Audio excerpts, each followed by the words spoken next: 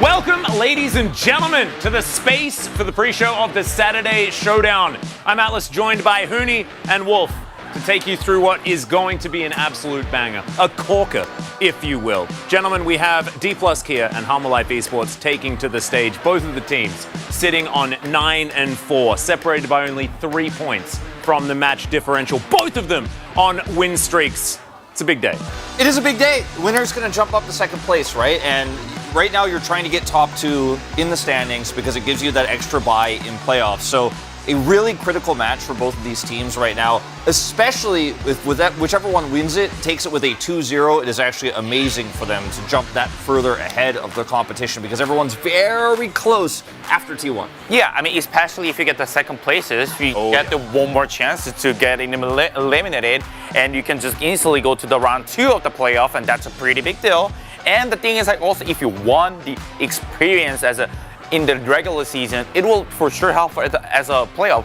Yeah, 100%. Like, this is actually super huge. Getting that bye, allowing you to have a losses. Let's have a look at this. We mentioned it already. 5-win streak for Hanwha Life Esports, 3-win streak for D+ Kia, and both of them sitting on 9 and 4. This is so extraordinarily close. The winner here will be in that second place. Not something that a lot of us were expecting for Hanwha Life Esports, although I think the expectation definitely was there for D+ Kia at the beginning of the season. Yeah, Hanwha Life Esports really turning the season around, though, in a big way. The most recent opponents weaker than D+'s, but still looking very clean, having our second fastest game of LCK history, and our fastest, of course, of the season. Just really showcasing that they've evolved in terms of synergy, pushing those early game advantages. Yeah, we were actually just discussing about like HLE, this type of them. Some was really impressive. So they're doing well. Yeah, they are definitely. Historically, though, has not been great for Hanwha Life. I mean, you look back to D+ and Damwon's entry into the league. 2019, they had the better of them. Of course, 2020 was their great year where they were able to 4-0 in summer and then go on to win Worlds. So,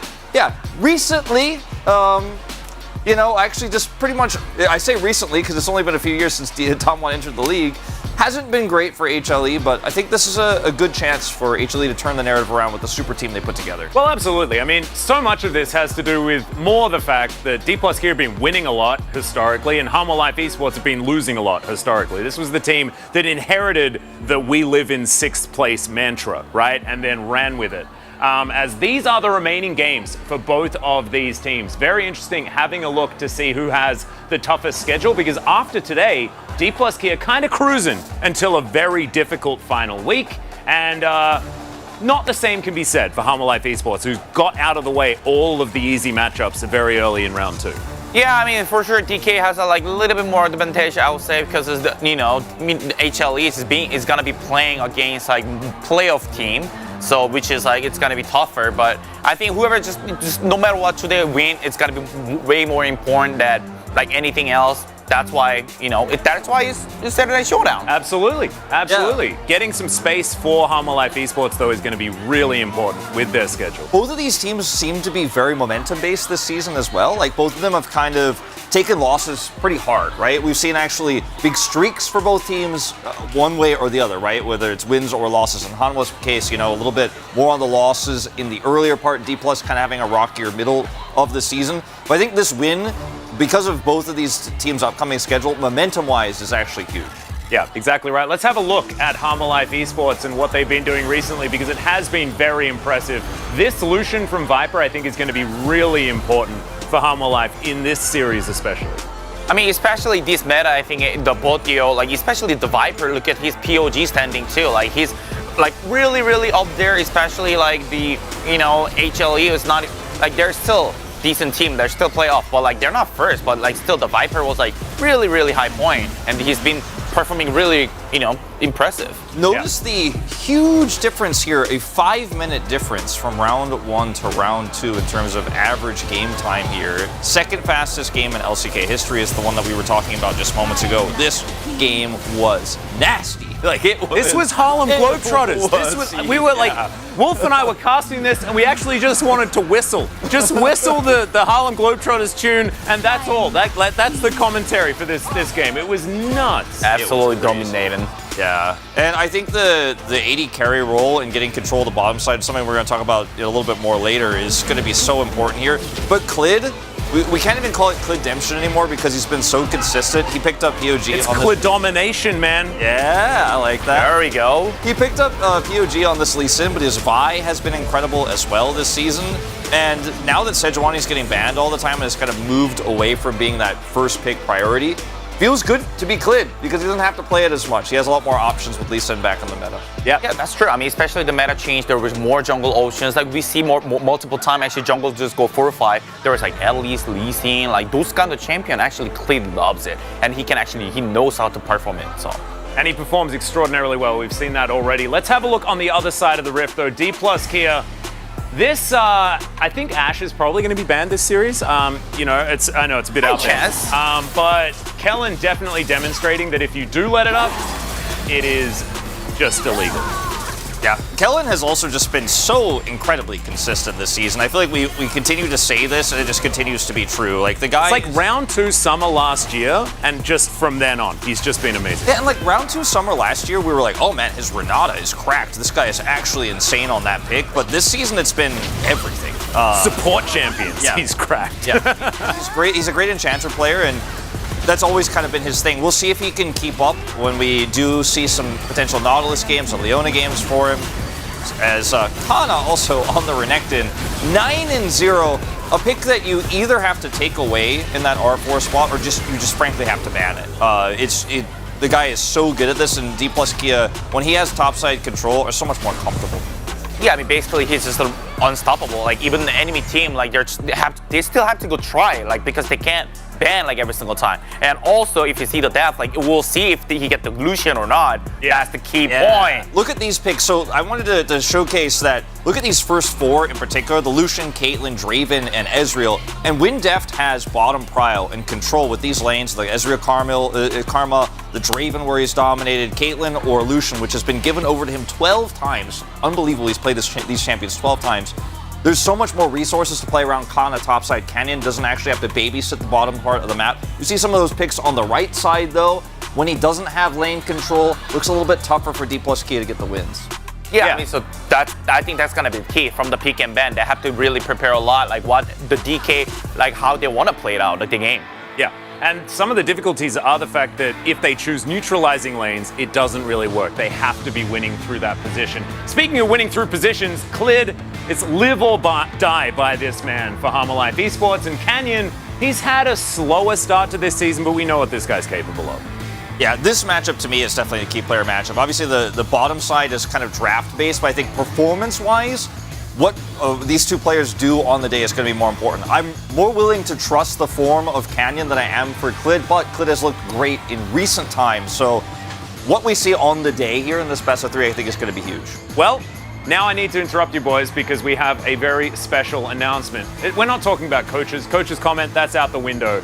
It's time to let them cook. Let them cook! Exactly. Woo!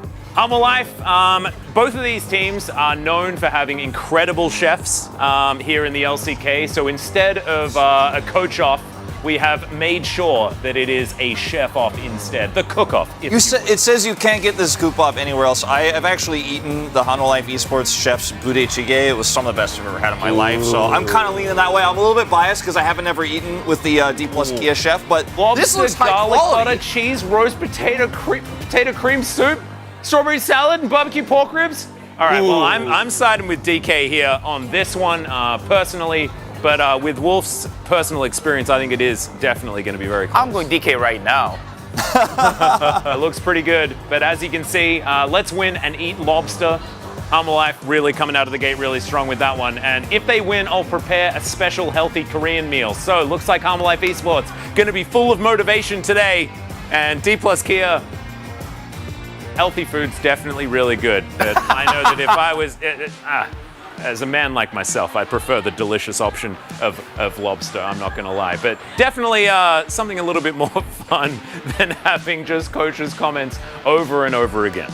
Yeah, no doubt. I like sometimes I just want to have that Korean meal, you know. So Yeah. I liked what they had before the rice, the kukbap there, but like in terms of winning, I'm like I just want the healthy meal after a win myself. You know, I don't need Ooh, lobster. okay. I'm down for that. So A little I'm bit more leaning fresh? towards D+ on the winning side there. I mean, personally, I'll just win the game. That's it. Let's win the series first, and then afterwards it's going to be all right. All right, ladies and gentlemen, thank you so much for being with us here on this pre-show for the Saturday Showdown. Let's get into the intro and then get into all of the action.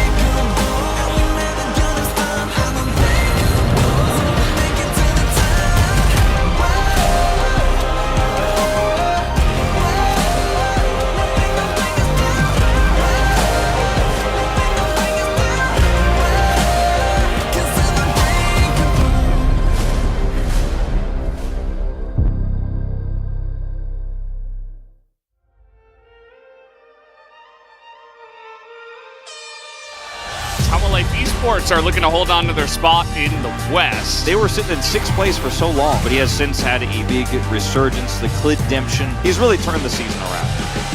DK holding ground in the West. We've had our ups and downs throughout this split, but on our best day, they're ahead.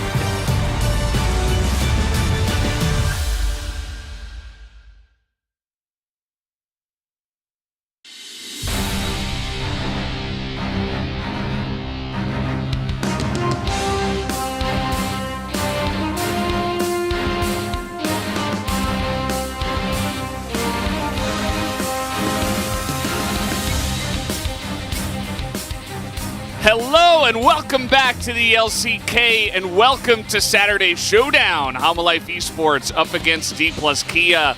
This one should be a very fun and close match. If it doesn't go 3 games, we were robbed. I'm Valdez, with me as Chronicler. What do you think about this one? At the beginning of the split, it felt like we had a pretty good grasp of where D+ would be and where Hanwha would be. But as the weeks have passed by, D+ have had a lot of ups and downs, and Hanwha, while they started fairly low, have been trending upwards very, very steadily. This is one of their bigger tests that they've had in recent weeks, and I'm really excited to see if they can continue the improved form that they've shown here in round 2. Yeah, I think they will, honestly. I think they have kind of proven in the last couple of weeks that they can get it done. D+ looking strong as well. Both of these teams 9-4, tied with Gen G, who is sandwiched in between them with the game score. Again, that KT win has changed so much. It's made it so much more interesting because not only did it make Gen G drop, it also means that KT is hot on the heels of whoever loses here. So even Sandbox, like their game score is pretty substantially behind when it comes to game score, but few wins left and right, and anything can change. Yeah, and that could be the difference between 2nd place and 6th place. You know, it is so close in the middle of the pack. Rank 2 upon victory, speaking of which, rank 4 upon defeat, as 2 of the 9 and 4 teams are looking to set up themselves for playoffs, and we'll just have to wait and see who's going to have a better day today. My money would be actually on D+, but you don't know because Hanwha Life Esports have been playing so well in the last couple of weeks. And with what we have seen from both these teams towards the top side of the map, things have been looking pretty one-sided when it comes to great performances. I think Kingen is the same player that we know he always has been. His Ornn remains extremely strong. And that Renekton from You mean Kana. his Kingern? Well, I'm glad you did it. Thank you for that. As the Kana Renekton also very big as Clid regains his memory. It's one of my favorite memes. Connected. And it's true.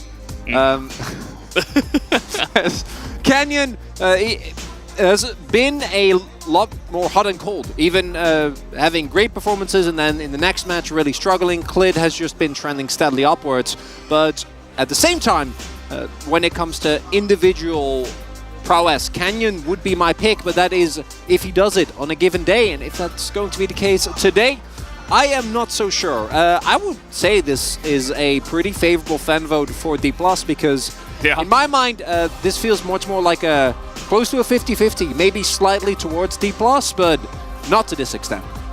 This is a meme from K-pop that I actually know. Wow. Yeah, it's, I don't know the name of the song, maybe it's Love Dive. But this is Hold Your Breath and Dive Bottom.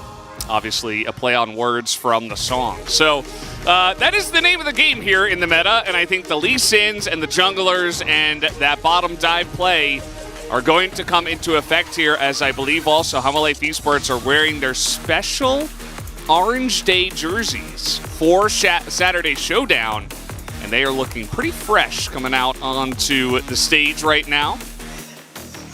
National color of my country. Thank you, Hanwha. Appreciate it there greatly. you go. I know. Very nice gesture. Hanwha Life. Coming into the split, we were very curious to see what this team could do. And at the beginning, they did not live up to it. But as the team has gotten more used to each other, we're slowly starting to see the power that we knew could be there. We have Zeka looking more and more comfortable on picks that aren't just the Akali, as I love that. That is adorable. Yeah, and confirmed Orange Day, by the way. As here's D+ Kia on the other side. And these guys have been looking incredibly strong, especially on the backs of Canyon back on aggressive jungle picks, which I always like to see. The Lee Sin, the Nidalee. And of course, Kana's Renekton. Connectin has just gone undefeated so far, 9-0. Will this guy continue to keep that undefeated streak on that champion and get everyone across the board? And of course, with the guys on the desk, we're also saying the space about how strong side for Deft and playing stuff like the Lucian Nami for their bottom lane certainly can put them in a good spot in a lot of their games. And while the Kingen versus Kana matchup, I don't expect to be extremely volatile one way or another, barring giving the Renekton over. This is what I want to talk about, because the main issue, as the desk also highlighted, is that if Deft is not in a great space, then generally D+ struggles. And he's playing against Viper, who has had an insane split. Even when the team was struggling, he was kind of the light in the darkness, together with, depending on the champion, Zeka. But Viper has been there from the beginning. He's performed insanely well, and seeing these two players fight with one another for leading in the stats is really cool. And I can't wait to see what we will have today. I think the bot lane meta is at the precipice of a big shift. We have seen that the Lucian Nami Zerilulu, even though it still exists, is slowly dropping on the priority. We've started to see some Zyra Khan. I personally would not be opposed to maybe seeing some Veigar bot lane. You know, a man can dream. Sure, why not? Would not be opposed to that. Whether we're actually going to see that is, of course, a whole different thing. The one thing that I do want to see here is that Renekton gone. Because Renekton, to me, not only works in how D+ used to play, but it also works great for the current iteration. It is a self-serving pick that gets insane leads with no attention. And giving it over also frees up Canyon to maybe play something with a little bit more damage threat. And that is always a big risk. Yeah.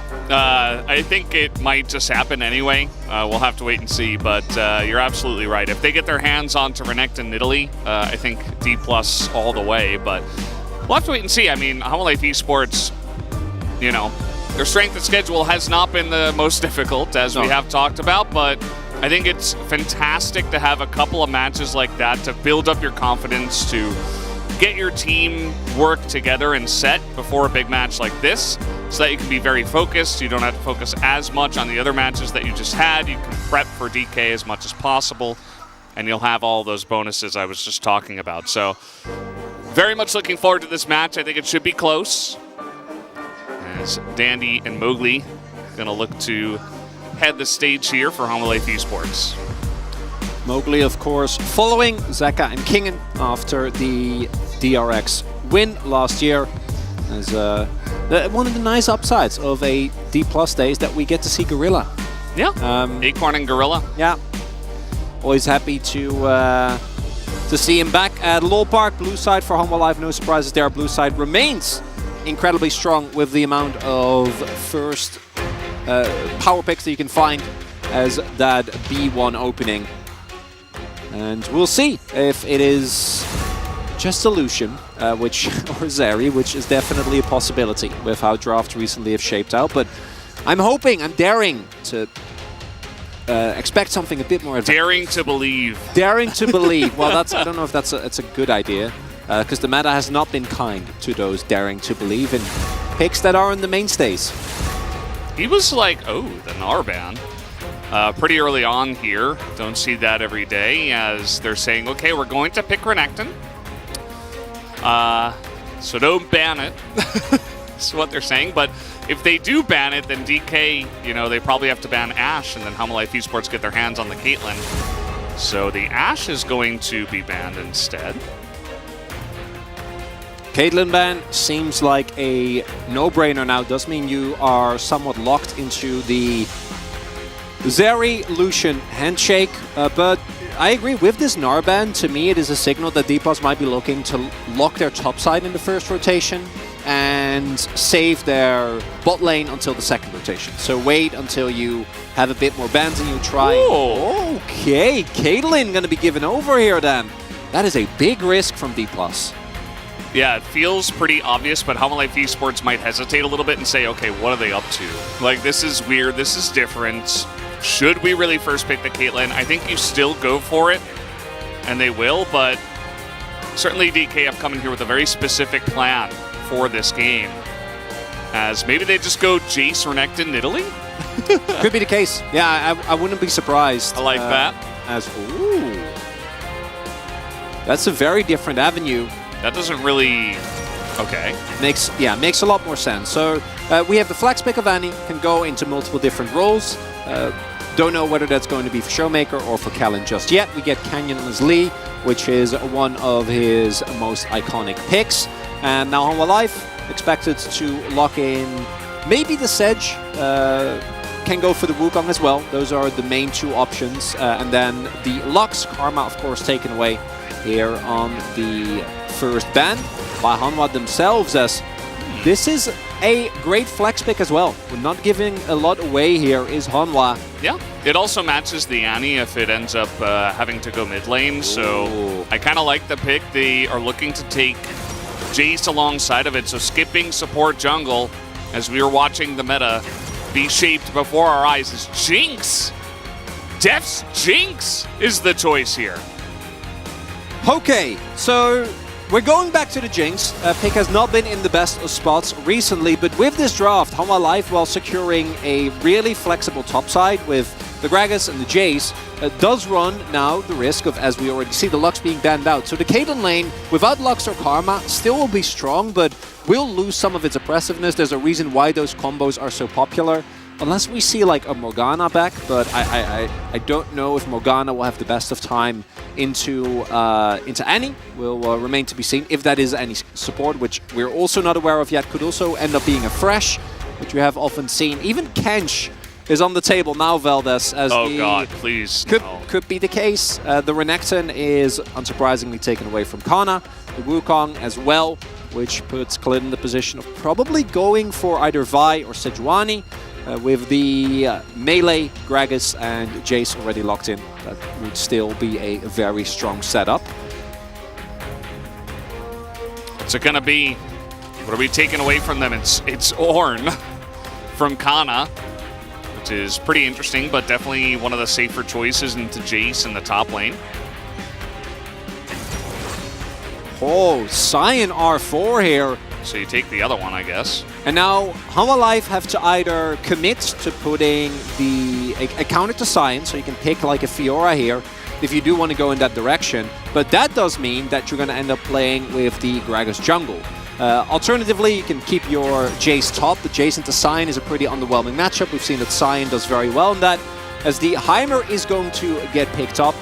Still a pick that will ensure priority, but not to the level of some of the other picks that we've seen combined with the Caitlyn Heimer. Also a lot more fair on this patch after the continuous nerfs that have come through. And this seems to confirm that it will indeed be the Gragas mid for Zaka, the Jace top, and the Vi in the jungle for Hanwha. Yeah, like the pick. It's very strong nowadays. You can just press your button on a Jinx or onto anyone, and it offers you the ability to just 100 to 0 people, which is so strong in this meta. And durability update be damned. And with the Heimer pickup, the Kench is going to feel a lot weaker as... Okay! All right. Kellen's like, take a look at me, by the way. I've been playing all this cool stuff recently as well, slowly but surely. And it's Jinx Kalista. So, Fate's Call. Immense value against Cask, against Assault and Battery, all of this stuff from the side of Hanwha Life Esports. And everything's about bot lane this game. Canyon and don't Khalid. say. Well, we've had some games recently where there's been a little bit of variation, but not in this one. It's a little bit, yeah. Just a little bit. It's Jace versus Cyan. In top, there is no way that any of our junglers are going to pay attention with Kalista and Jinx. If that lane falls behind into the Heimer and Caitlyn, like it's not playable. And in general, Jinx should benefit from the item changes. An earlier spike is something that she has struggled with in the past, has been for the longest time a classic free item AD carry. Could now be looking to be a bit more powerful in 2 items, but Jinx has not been in the best of spots in recent times. And with a Kalista in particular, you have a little bit of added safety with the Fate's Call. That's a free get out of jail button. But outside of that, I still struggle to see how Deft is going to have the space that he needs in late game team fights into the Hanwha Life composition. Some of these fan signs are super cool. That was a tank shooting oranges for Orange Day. Of course, when Hanwha Life Esports plays on Saturday Showdown, it's Orange Day for them. They wear their orange uniforms, representing the Netherlands, not actually. But do like the orange colors either way, as these comps, very interesting. Love the R5 support pick here for the side of DK. We'll see if it works out as we hop into the Rift for game number 1.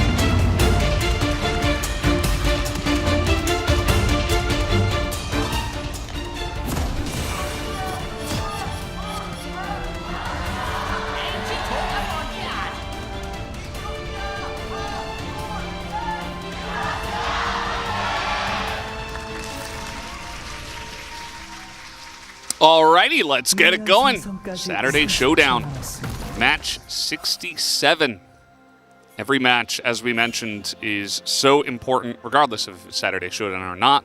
As we get closer to playoffs, it is that time of year where every match we have to talk about playoffs. It's so interesting that the teams are effectively, not mathematically, because Brion still has a chance, but effectively locked in. But who ends up where is still a complete toss-up. T1's probably in first, barring a complete collapse. You know, we can pretty safely say that with the game lead and the series lead that they should be good. But everyone else have like 2 bad days, and you could drop from second or third to 6th. Yeah. It goes very, very rapidly. Or 7th, as you mentioned. Well, yeah, But still possible. very low chance. As Sion is a very helpful guy. Aw, Kana, sweet. Yeah. Sometimes it's about Kana getting big leads on the Renekton, and sometimes he just plays Sion and he, you know, smashes the Raptors. One to highlight, Kana also going for Comet here. So a more poke-oriented build makes sense into the Jace. Try and get the maximum amount of damage from that. Also went for Scorch, so trying to have at least a little bit of laning pressure so that Kana doesn't have complete control of the early game here. As yeah, this bot lane, we already have Canyon pathing towards the bottom half as Deft, his Jinx win rate, still good. Yeah. Did take a couple of hits. Oh, level 2 hit first. Flash forward as they're getting on top of Life and Viper. Will they get the kill here? I'm not so sure. As even with the pressure, it's not quite enough to get the kills, but they do get the flash here out of Life.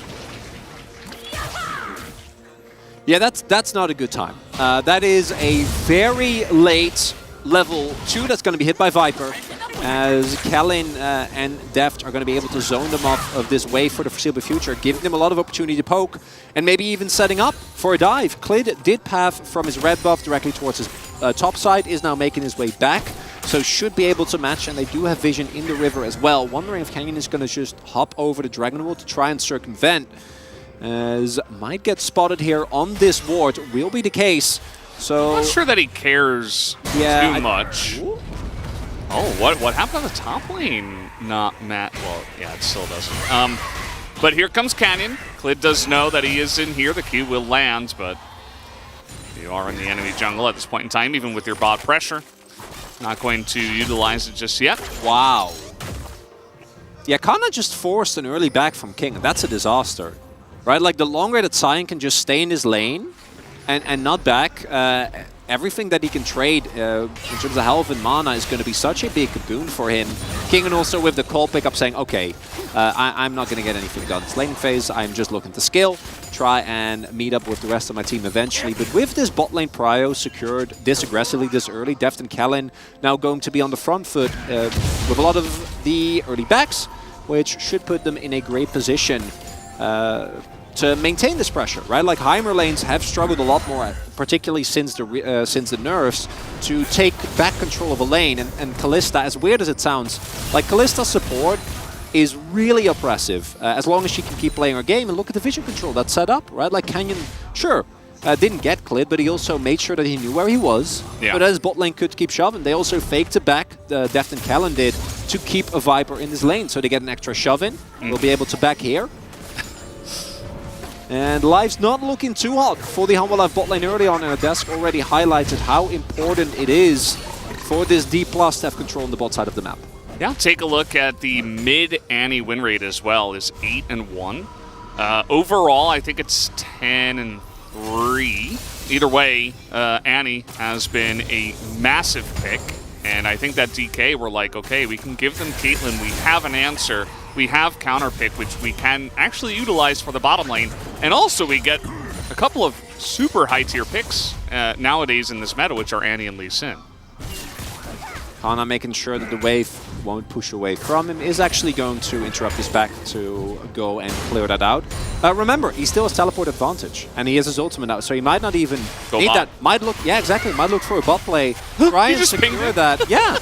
Well, of course, you're level 6. You have your teleport advantage for your laning, so just run down towards the bot lane.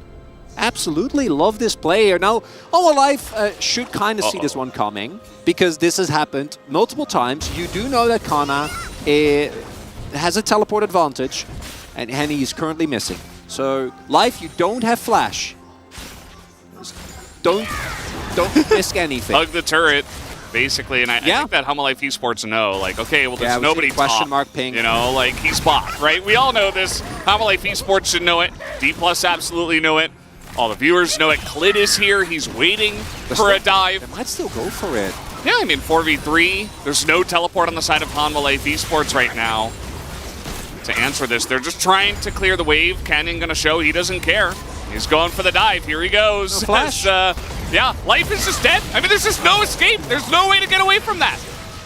There's no counterplay, literally. As, okay, now Showmaker's top. It's kind of interesting, as they're going to use this play on the bottom side. Remember, Chronicler, you said the only thing that matters in this game is the bot lane, and take a look at it now. 20 CS diff for Deft over Viper. And an extremely well-prepared answer here. Like D+, as mentioned, you know that Caitlyn pick is going to come through 100% the moment that you leave it up, because that's what should happen. Caitlyn has been incredibly successful, but this Kalista with the early level 2 that they were able to hit has been in control of this lane together with Deft. Now they have the mid play. Showmaker catches the top wave, and as a result, Kingen gets A played, which is nice, but Kana still holds on to his TP as well. So D+ looking quite strong early. Grenade on top of Kellen, and he is just dead. But can they trade it back here? Viper has flash. Flash forward from Deft, but it's blocked. The zap. Life is going to get in front of it. As Deft will push them out and trade flashes, but not able to secure the kill. Sklid will get spotted there. Important ward on that Dragon Pit. Could have been a disaster otherwise. Now going to be the case, very nicely done there, and there is the risk that you do run with Kalista support. There's a reason why we generally slap the only play if your carrier sticker on this, because one mistake and you get taken down. The Caitlyn and Heimer lane still has that power, but while that was happening, right, Klid showed on bot, and immediately D+ used this opportunity to try and make a play towards the top side of the map. Yeah, it's just really cool what they're doing, but Canyon in a little bit of trouble. He is going to bait him in, essentially. A Showmaker going to cancel the stun a couple of times, as now, you know, Kellen not really able to chase him alone, so Showmaker not going to throw down a flash tippers or anything, as he wanted to land the Q with the stun, maybe a little bit greedy there, as he got fooled by the vision. And so that's not going to amount to a kill onto Kingen.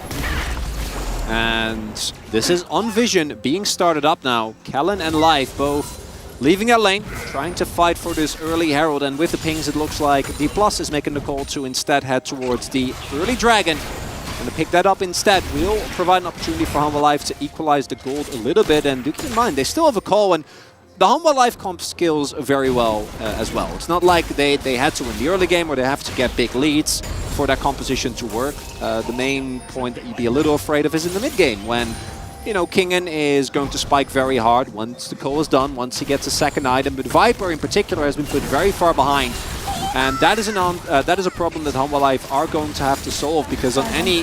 Oh, not again. Kellen is just getting burst down, has to flash behind Deft in the lane. This is not what you're looking for as Viper, you know. He's like, well, I've been put behind the 8-ball, so let me just single-handedly try to shut this down. Well, and with that kill, he's not even that far behind anymore, right? Like, he's even in levels now, because Life actually did leave the lane for a pretty substantial amount of time to secure that topside Herald. And D+, for all their early game dominance, are now finding a way back into this game. Keeping themselves in it at the very least, as Life, no flash, not a lot of counterplays this one. And then this is such a big moment with Kellen just getting hit by a grenade. It's as easy as that. Doesn't have his sums available, ends up going down, and then Deft crucially doesn't find... If he finds the pick on Viper, that's 100% worth it, right? Like, that's an even trade, but Deft gets the farm. But because that's not the case now, that early CS lead that you built for yourself is gone. Humble Life with some great individual play towards the bottom half of the map. Now, equalizing the score, as Showmaker is just not going to be able to interrupt. Zeka there does have his Rod of Ages done now, and I assume Zeka will get it just at the tail end of this TP. No, Ooh, doesn't actually finish it. That is pretty rough. That's going to be a toughie down the line. It's going to substantially set you back a couple of minutes on that 10-stack power spike. Yeah, there are a couple of pings in the brush that Klid is in. He is a Vine that's level 7 and who has flash and ultimate. So he's like just chomping at the bit. He's like, please give me one option to ult. I just want to press this button, please. And bottom lane, it felt like D+ knew it was coming, so they played it very safe. They got pushed in, okay. They're not going to get ganked by Klid, so Klid's still looking for that option of a lane to gank. Would love to go bot with no flashes here for Deft or Kellen, but was denied there for just a moment. And in mid, nothing much of note has been happening. Both Showmaker and Zeka have been involved in plays, but mostly just been farming mid, moving around the map, trying to catch wherever their opponent or their team rather needs them. Canyon gonna be here waiting, but he's just shadowing, right? Yeah, it's so hard to gank Gragas, right? Even with the Annie, like the setup is great, but with Flash, Cask still available and no knowledge of where Klid is, you don't really have an angle. So looking just waiting in case Klid goes for the gank. Yeah, counter gank opportunity there could be big. Not going to be the case, and Canyon will be moving towards his topside jungle. So now Klid is like, maybe we can gank Sion with Flash? Like, I don't know, man. He's not finding any angles here. No, I don't think Kana is going to be too bothered by this.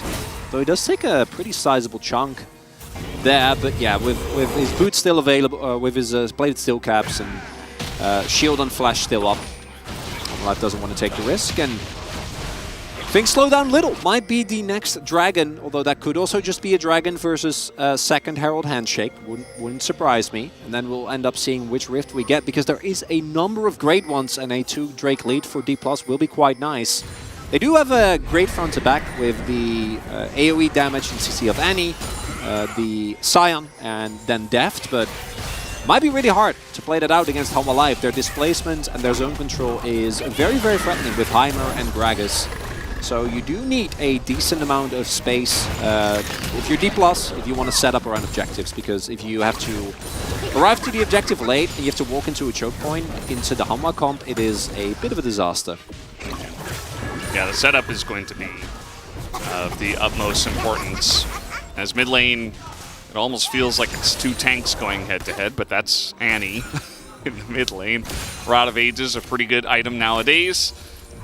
As, yeah, things slowed down. D+ played around the vibe pressure and essentially, you know, gave up some control of lanes to just play it a little bit more passively so they don't get ganked, wait for their flashes to be back up. They're feeling pretty okay with that. As the Ocean Drake coming up here in 30 seconds. Showmaker going to have to go for a back right before this.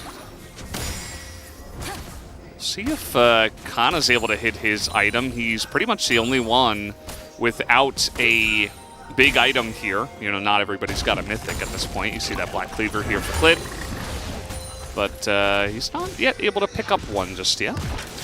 Yeah, a couple of legendaries. We do have the, as you point out, the bot and mid lanes now with their mythics done. Zeka also got his finished, even in the plates, and paints a very great picture of this early game. It is pretty much dead even early on here. Fate School now available. That's a big cooldown. It does mean that for Klid, actually getting on top of Deft is going to be a lot harder. One of the issues that I can see the D+ run into, barring what we mentioned earlier, is that their pick potential is great, but their engage can be somewhat lackluster. Just relying on Sion is not going to feel amazing, and as long as Showmaker has Flash available, you have the Flash Tibbers. But outside of that, can run into some issues against the poke that is available for Hanwha with the Jace and the Caitlyn as well. Kind of out there in the lane by himself, but even just one Q into Kellen, who is a, again, support Kalista. He doesn't have a lot of health. This is not an engaged support. This is an AD carry, a Fate's Call bot as the game comes along, and a Rend bot, I suppose, as now going to be starting this one up of the utmost importance, but it does look like Hanwha Life Esports will just let them have it at this point in time. Yeah, bot prio is there for D+. They were able to secure that, and as a result, will now find their way, and that is a Cloud Dragon. Oh boy. Which, if you're Hanwha, I think you're going to be fairly happy with. If it is a Mountain Drake, or particularly Infernal, like any with Infernal or Jinx with Infernal is very bad news. Mountain Sion is also not fun to play into. And the Cloud Soul out of those relatively low value.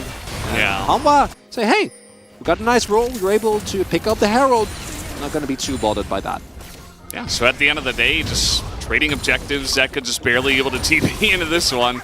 And we will well and certainly fall into a little bit of a lull state. We've already been in one for just a bit with all of the trading going on. Yeah.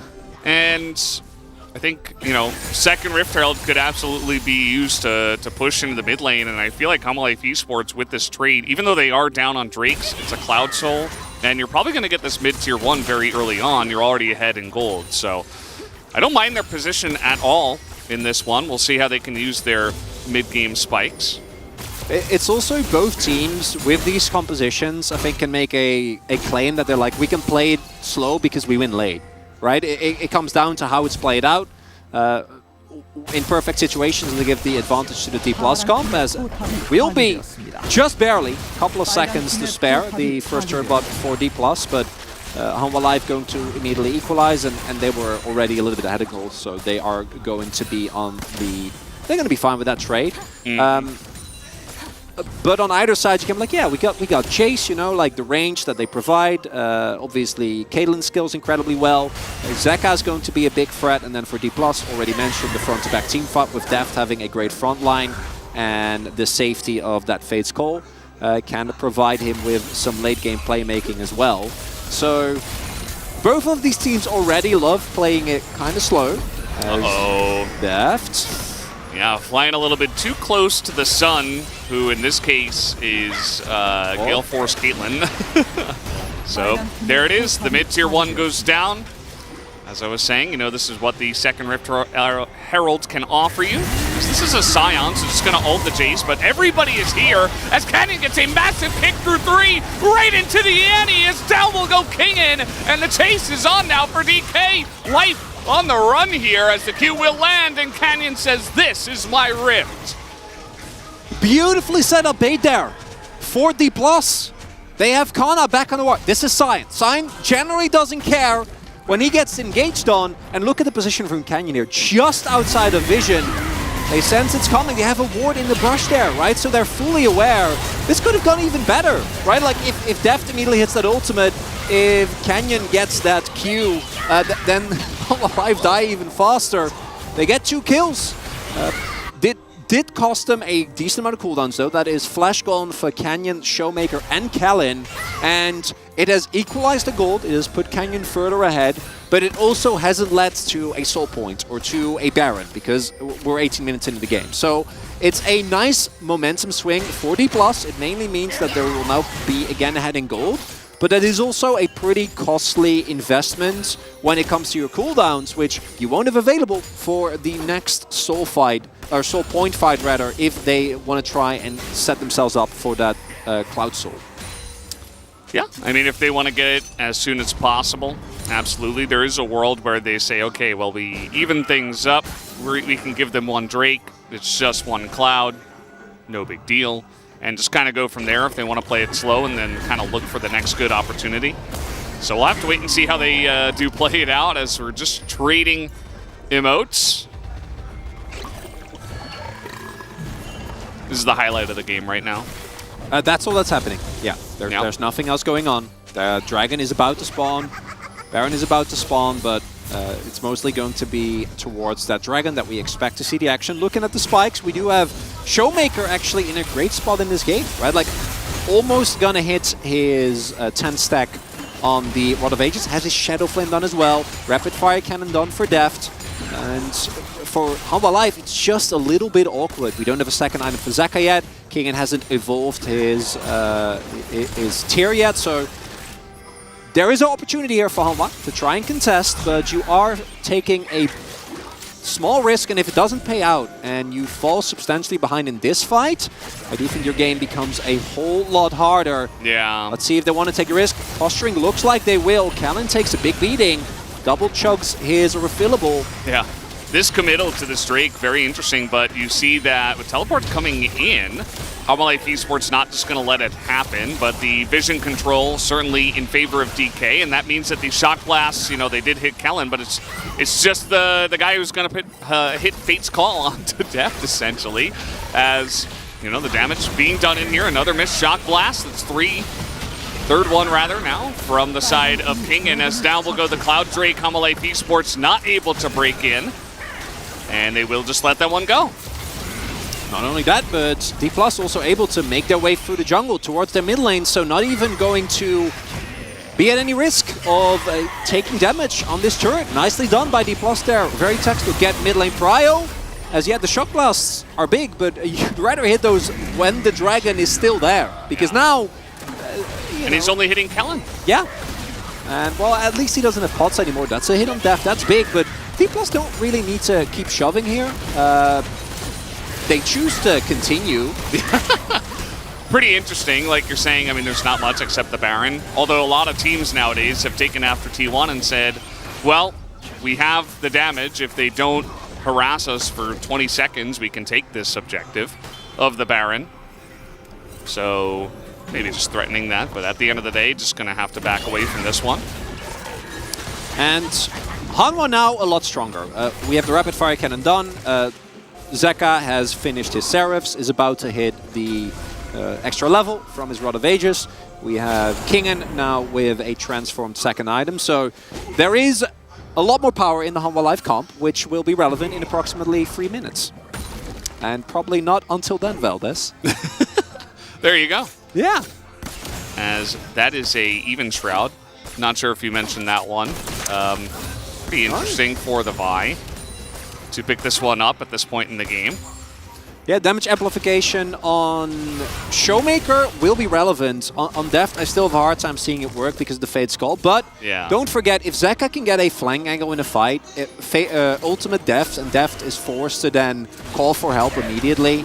As long as you don't layer too much EC, I do think the Hanwha Life comp will have a way of getting on top of Jinx if Deft ever mispositions on this Jinx, which generally doesn't happen. There's a reason why he had a, 90% career win rate for a really long time. Took a bit of a beating last year, but still fairly high over the course of his career. So taking him out will be a big boon for Hanwha Life. As if we're going to just let the side lanes be and fight for mid prior, I wouldn't be surprised if a fight breaks out a little bit earlier here. Well, Deft is not enjoying the poke. And anytime that he gets hit by that, he doesn't really have a way to get back his health at this point. So that's going to be a way for Hanwha Life Esports, you know, once there are some crucial objectives, to just go ahead and do that. Instead, they elect, with not much available, to just, you know, push up mid, see if they can get a little bit more chip damage and see if they can roll it into something more. But yeah, just a very low action game outside of a couple of early kills. We saw the dive on the bottom side, and then we saw the canyon play in the river. And that's been it. That really has been. And as the game goes on, I do think that the poke from Kingen will become less relevant, because right now Deft is what I assume will be building into an IE. IE third is an incredible spike for Jinx for as long as we can remember. But once the BT comes in, that's when the chase poke is not going to matter as much. And even if it does hit with a single wave, Deft can then heal back up. Kana is going to become beefier and beefier. So as the game progresses, I do think that for Hanwha it will be harder to then leverage that Jace poke into a really big lead and objective, and that means that it becomes more down to, can Zeka get on top of Deft somehow? Can Clid find an ultimate onto this Jinx?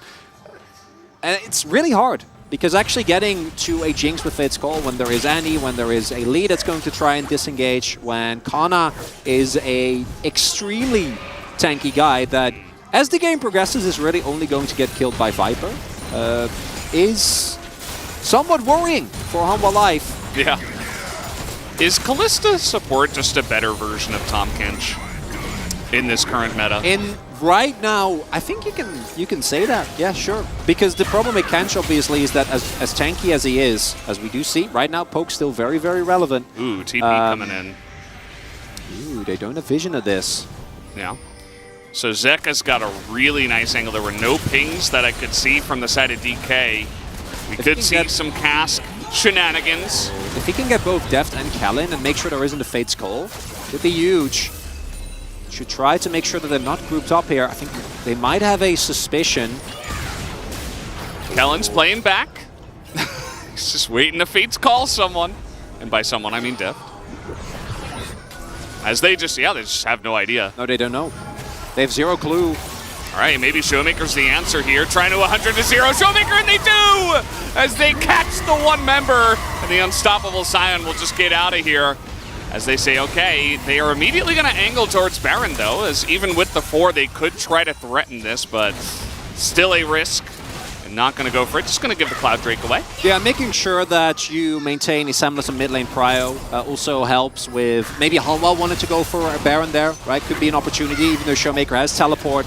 The T1 would try. I'm fairly certain they would run towards that Baron and give it a go. Not going to be the case. Beautiful flank there by Zeka.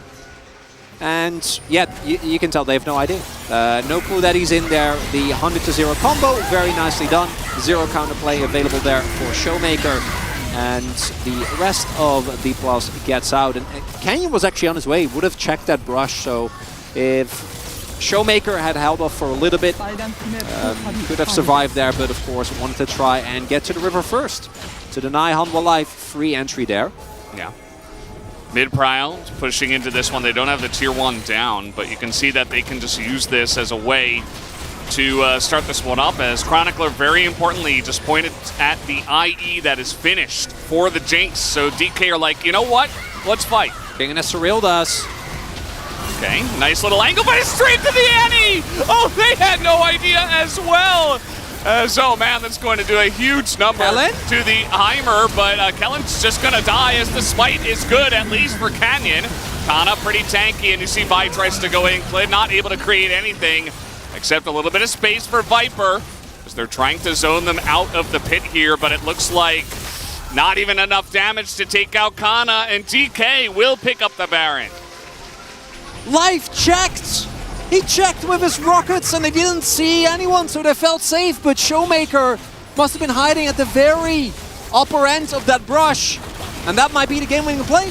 Right there, that one play, a 2-man ultimate. Annie with a ton of damage to come through. Look at this. Because obviously, DK is very aware. Yeah, he's ready. And if you don't find an angle like that, if you're Hanwha, you can't really fight this. You need to try and get into the backline. Yeah, it's very funny. Kellen actually not able to get over the Baron wall. I think he was also maybe trying to offer Canyon like a jump target, but... yeah, it could be the case. Could be waiting. And it could also be... you instead, so... He could also be wanting to try and make sure that Deft could be still pulled. Because as long as he's alive, Deft really doesn't die. Yeah. But that play from Showmaker might end up being a game-deciding play, because now the Baron is available and it doesn't perfectly lead into this objective that's about to come up in 2.5 minutes, which could give Soul. But at the very least, it will allow them to take a ton of map control as the flanking continues. D+, though, taking it very safe, right? Like they're grouped. Good luck trying to collapse on Kana. I don't think you'll take him down. No, I don't think that's not a thing. No. Yeah, no. But I mean, sending King into the other lane to push when you feel like you can't stop this Baron push is probably a good idea, just to trade some. But might not be here for Showmaker, who still has his flash engage. But not really going to open that one up, and with Kana just in mid and no one to answer the Jace, I think he's just going to get an inhibitor. Yeah, we'll somebody has to go back. Okay, there we go. Great play by Hanwha. Actually, really nicely done. As you point out, I don't think they can hold off on the siege of the inners. So, putting King in the side lane, allowing him to pick up a ton of extra gold, and getting the most out of this Jace. Nicely done, Baron power play. Not going to be game-breaking in the slightest. And with no mistakes made and the amount of ranged wave threats available for Hanwha, they are holding on tight. And once Viper finishes his IE, it will change. The one downside is that with how far he has been put behind just through game state and the early attention that was paid by D+, like, Kana's not dying until he finishes Lord Doms, which is a full item away still. Yeah. So, I don't know if Hanwha Life are going to be able to really contest for the Soul. And Soul, not the end of the world, as mentioned. If it was Mountain, you have to all-in or you lose the game. That's not really the case. Or anything else, but Cloud has really changed this game. Yeah, Hextech and Infernal are not much better. Yeah. Hextech, Infernal, or Mountain were the other choices, so... Those all would have had to been fought over, even for individual Drakes. So... Teleport from Zeka does come through. All right, Jonas Strong is hiding the vision. That's when you know something is afoot. As, yes, the Vi was behind them. But still, position here on the streak for the side of DK, 16 seconds away. As Kana just looking for the angle. Showmaker has flash. That's big. Yeah, he's just waiting for an option. As Viper, he's getting pretty close to the sun. Anytime he steps up, he is within range of the Annie. Yeah. It's just sad. Oh. Oh, no. Oh, that ward might be important. Okay, well, I mean, they see the Vi. Last plant down. Play just going to go away as the cask is not enough to steal it away, and Cloud Soul is gotten here by the side of DK, and Life almost dead. By the end of all of this, as Q is in, you see Canyon, he's real fast. He's looking for that one as here comes the Scion ult. Looking for whatever he can see, but gonna just go onto a trap instead. I don't know. I think they might not have seen Kingen there. Kingen actually going back into the copy. Now they're running towards Clid.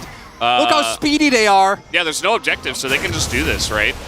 As jungle on jungle action, Canyon is up 2 levels and so much faster. Nice ult from the side of Clid will save his life. But not the most comfortable situation right now for them. And with the soul going over, D+ not that ahead in terms of raw gold, but the extra movement speed going to be pivotal. I'm pretty sure that Deft will have the BT on his next back, and that's a really big moment because it makes it so much harder for Humble Life to have a damage stick on, at this point, the most important character on D+'s side. There it is indeed. Yeah, that's gonna hurt. And up until Viper has his Dominix, Kana isn't dying either. So would be a great window right now for D+ to try and hard force this Baron. Their hard engage is not amazing, but their turn can still be great. And Showmaker, again, still has flash. And with flash, Annie is just so terrifying to play into. Yeah. But look at that. Zeka. Oh. Deep flank here. How does he keep finding it? How does he keep getting these angles? That is the Showmaker brush, though. So I feel like somebody's going to check it as... Now they know. Okay, well... Yeah, they should know that something is afoot. We'll see him. Something is indeed afoot.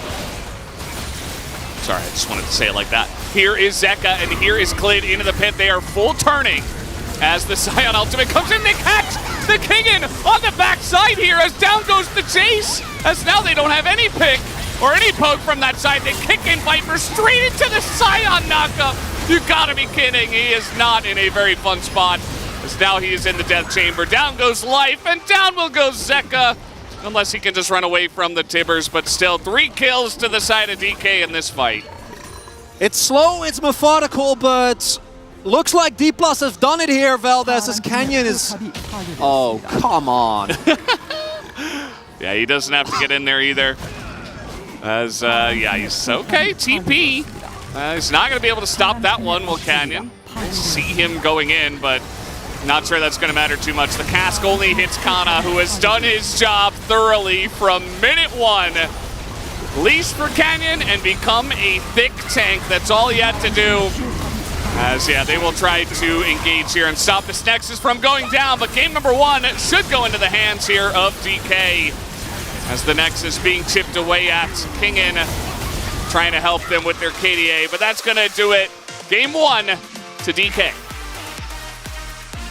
It is not the fastest of games, but we knew that might happen between these two teams. They are trying, they are prodding, they are looking for an angle, but whereas Humble Life had one great moment when Zeka found that flank, when they took down Showmaker, when they got that dragon, almost any other objective, either D+ knew what was trying to set up, what the attempted setups were, or they already had a setup themselves. That Showmaker play towards the Baron, that's the one that really sticks in my mind.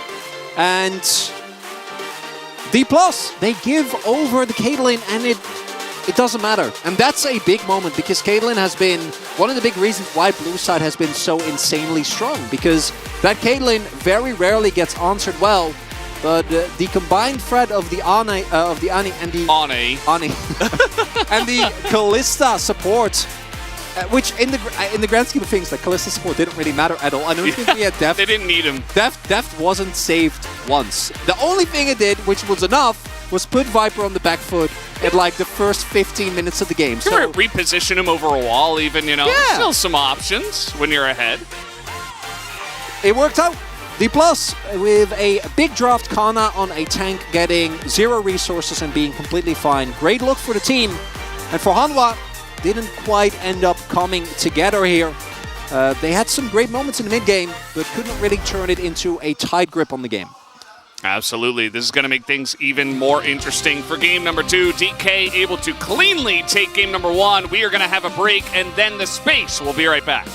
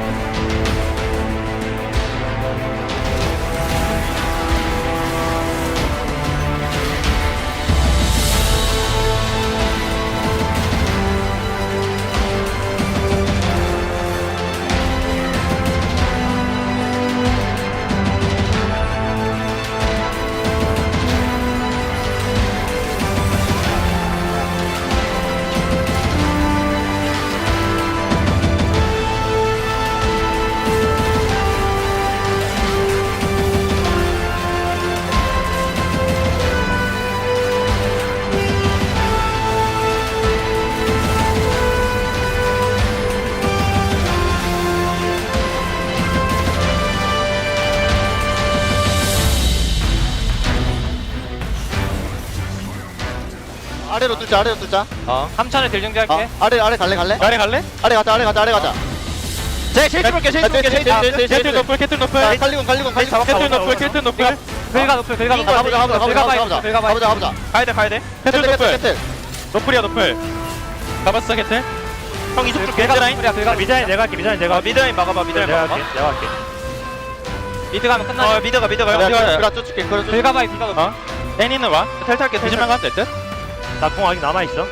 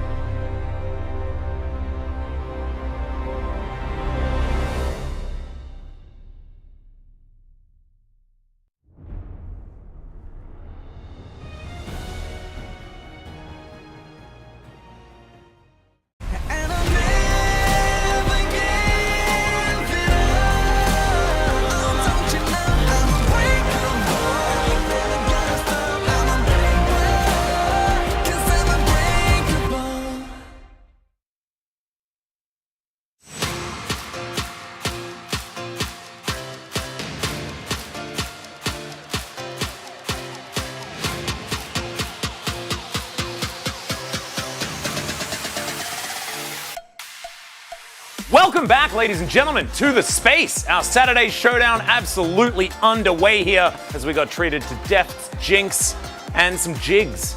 As we can see, not zigs, he wasn't in this game, but some jigging from the spaces here.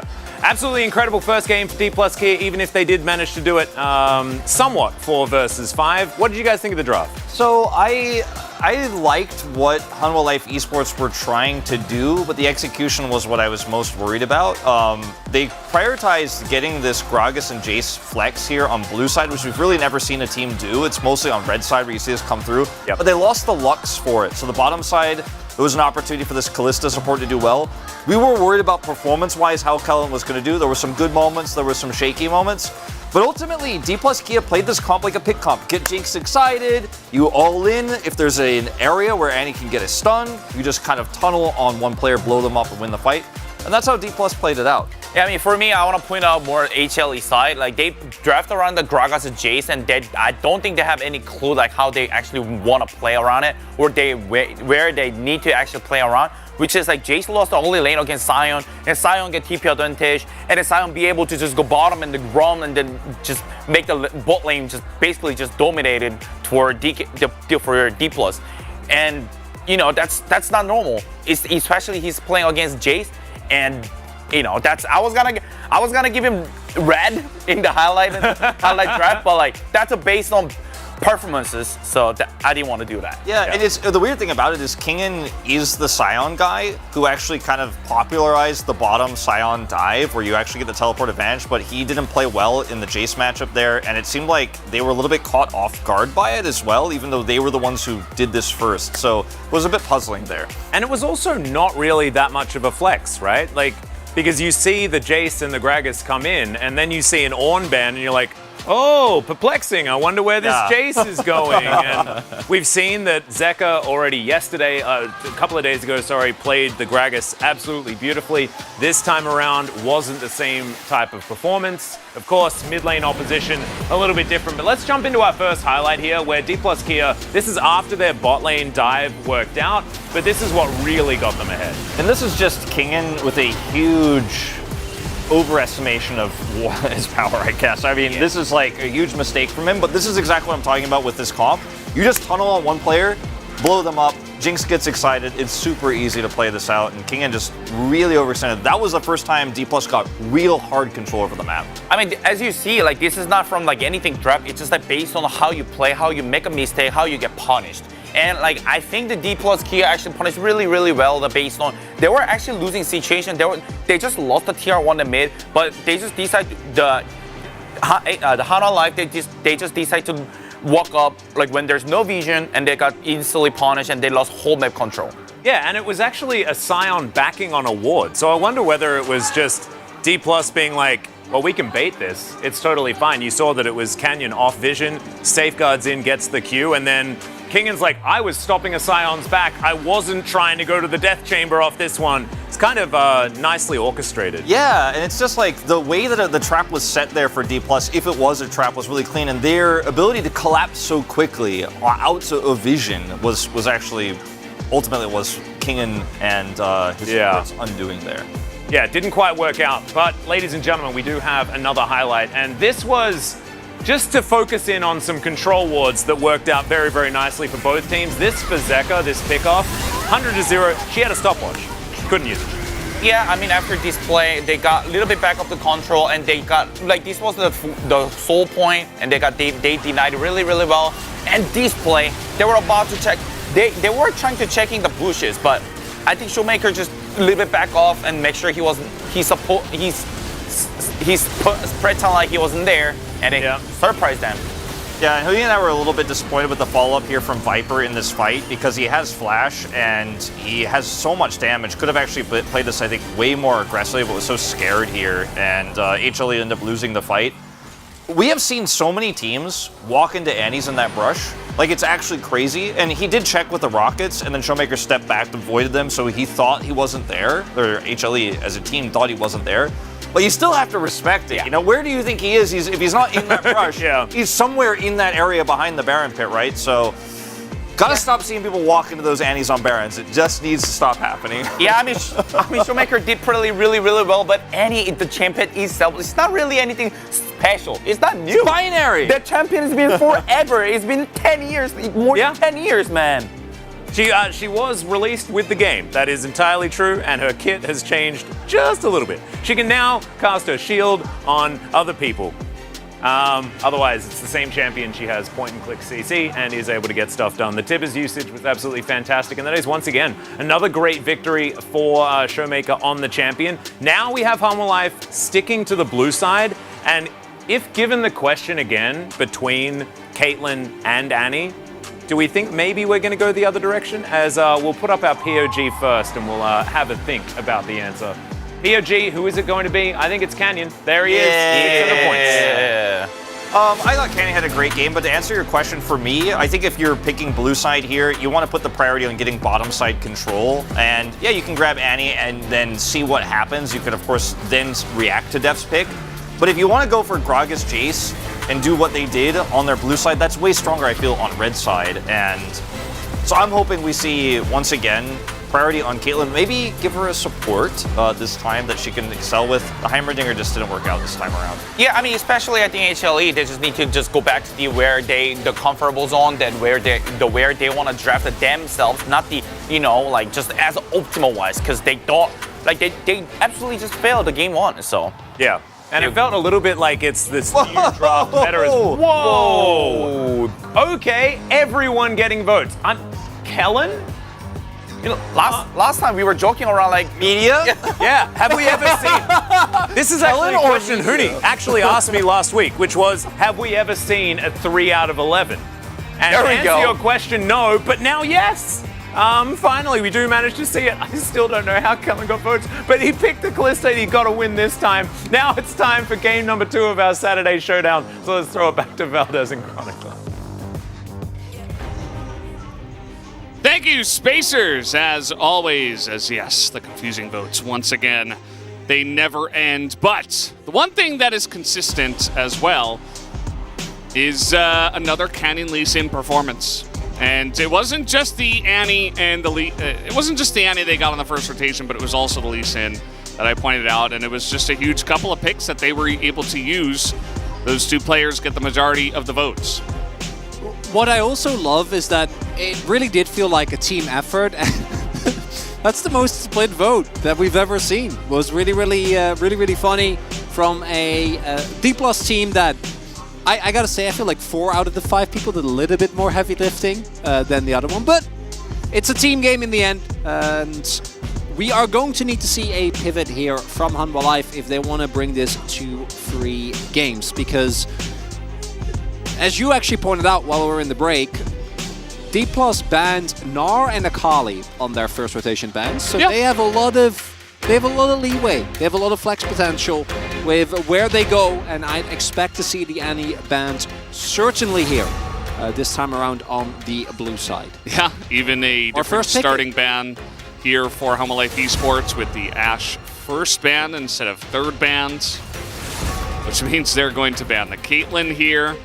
They are certainly mixing it up, as they do not want to first pick Caitlyn in this game.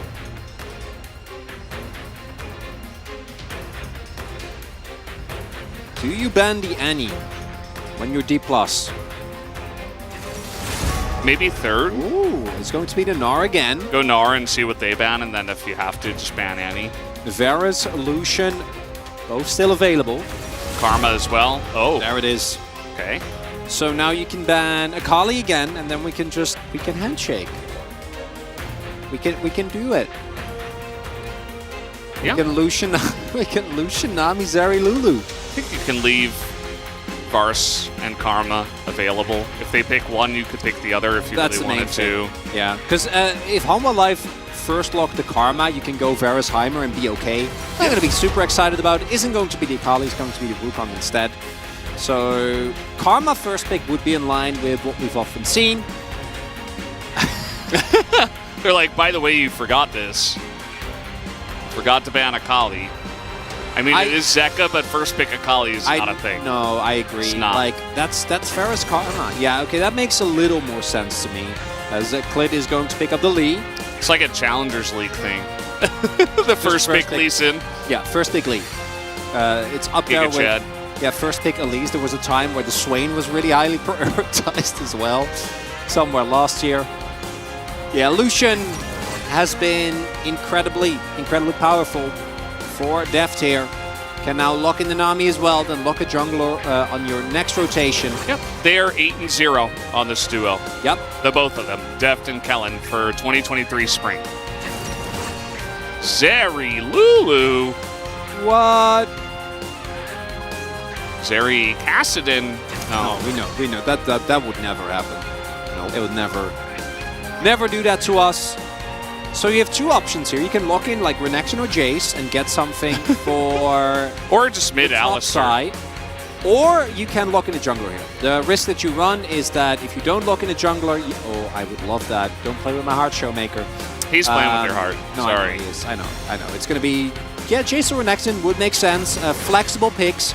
And you force Hanwha to ban away either or Renekton and Nidalee, because we know what happens if D+ gets a combination of those champions. Jace also still a flex pick, so the D+ setting themselves up with a lot of power here in the first rotation. The only risk that they do run is getting pinched out in the jungle. But Canyon has been, throughout his career, so happy to just pick a wide variety of champions that I don't know if, barring Nidalee, do you think you have to throw that ban? one out? Yeah, Nidalee, Renekton ban. I think both make a ton of sense. Absolutely. And then anything With you on else, that one. Yeah, anything else you can see what they end up with, but it might not be as high in a raw power. Is this where Canyon brings out the the AP Maokai again? Like we saw yesterday, they're like, well, we don't have any choice. This is the only AP jungler. I mean, of course, they can still put the Jace top, so. Yeah, I would not enjoy that. So that would make me very sad. I'd much rather see Gragas if you are really wanting... How about Lilia? Maybe? Well, this is somewhat of a telegraphed Renekton R4. But I'm sure Humble Life know this as well. And will respect it. If you do ban the Nidalee here, D+ might not go for the Renekton, because then they run the risk of running into a AP jungler problem, because Elise is gone. Just play Lilia. Okay. Actually. I mean, I wouldn't be... Beams aside. Well. Is it R4 Nidalee here? Now with no Renekton, certainly, I think he said Nidalee. No, that's not Nidalee. Neither is that. We're hearing the oohs and ahs. Let's not get ahead of ourselves. Viego. Ooh. They could just pick an AP mid and go with that. Yeah, this is clearly setting up for the ASO R5. Clearly, yes. Clearly, yes. Clearly, there's no other option. No. Yeah. I feel like we got Atlas on the desk again. Does mean that the expectation is that this is going to be a top Jace, which means that for Humble Life they can now go for a counter pick, because otherwise you're going to end up with an AP top, and we haven't seen those in a decent amount of time. And it's going to... Ooh, Lilo Blanc, do love that combination. Ornn for King, and it's self-explanatory. It is one of his best picks. He has been exceptional on it for a long time, even when DRX was struggling, could always rely on King and on his Ornn. And now, how is D+ going to tie this draft together? You need something with a substantial amount of AP power. Victor wouldn't be exciting, but it would be good. It'd get the job done. Lissandra. That is a powerful combo with Viego. Oh, wait. Atlas just typed that in the chat before it happened. He knew. Before the Viego was even picked. He's like, yeah, Viego, Lissandra, please. He knew. And take a look. It's Viego, Lissandra. Well, I love the combo. I've been a big fan. The amount of upfront burst and single target assassination that D+ have available to them is mind-blowing. And Just a Kill gets the resets going for both Canyon and for Showmaker. You can soften up targets with the Jace. The obvious downside of this composition is that if you either don't get a lead or you don't snowball, come late game, find and pick off one target is not going to be a great great toolbox generally into Ornn and, and Lulu. Yeah. So definitely an expiration date, but we have seen D+ take these type of compositions and run enemy teams into the ground with them. This sign says Zeka. And the other one was like really strong Homolife or something like that. That's Showmaker in the middle, if you couldn't tell. Also Canyon there in the bottom left. Definitely tell that one. Very cute. There's a little flower. Yeah, it's Polar Bear with the flower. Polar bears are vicious creatures. Generally, they don't have flowers in their hair. They don't have hair, but you know what I mean. In their fur? Yeah. All right. Early game pressure points in that mid-jungle duo for Hanwha, but this is a snowball win game type of draft from D+. We'll see how it all goes as we hop into the rift for game number 2.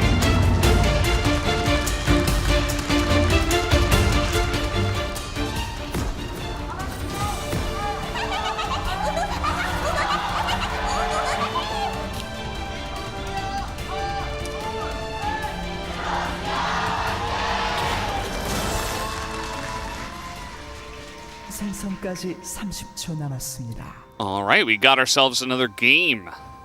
If you were wondering what that noise was, I'm pretty sure Life was just spamming Lulu laugh as we loaded into the game.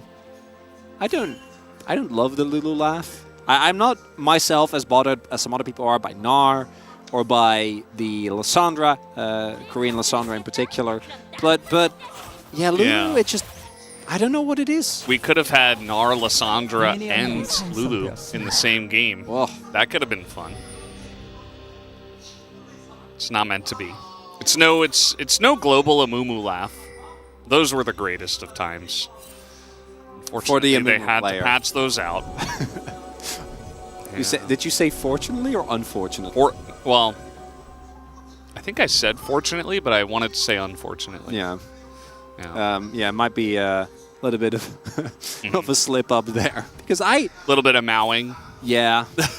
Well, no, I'm actually on the opposite. I think that internally you did not want it to be a thing. Internally you actually are happy that there are no global emote spams. I like global emote spams. I'm a fan. I'm a fan of weird things like that. Weird Easter eggs as well. Can't relate.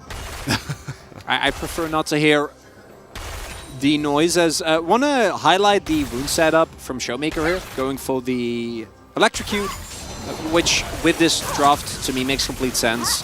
We have seen some Spellbook, we've seen some Aftershock, but the Electrocute allows you to really go for the short bursty trades, which as we're seeing is already paying dividends here in this mid lane. Zeka and Showmaker going in really hard here on the early trades. But also, when you're trying to 100-0 target to set up for yourself and for Canyon, that is what you're going to be looking for, as this matchup we have seen a decent amount of times, so I'm going to withhold any... Showmaker. Okay, he's going to flash away, but doesn't matter. Clid's got the Q, and he's got the kill in the mid lane as well. Canyon's just going to come over the wall here and look for the kill onto Zeka now. Distortion would love to know the cooldown. Not going to matter, as Canyon is just going to get chained up once again. Canyon didn't necessarily have to flash there, but you know what? It's all good. Main thing there is that with the flash force, Zeka was forced to flash. The kill pickup going over to Showmaker nonetheless is nice. With his teleport, we'll be able to make his way back to the wave. And with no flash on Zeka, once the Glacial Prison becomes available, or the perma... Yeah, well, no, it is Glacial Prison, right? We've casted so many Sejuanis. Frozen Tomb? Glacial Tomb? Frozen Tomb. Frozen Tomb. Okay. Well, I had two of the right. I was in the right When direction. you cast so much League of Legends, both, that it's too much. It's getting to me. Yeah. But you know very well done. Things.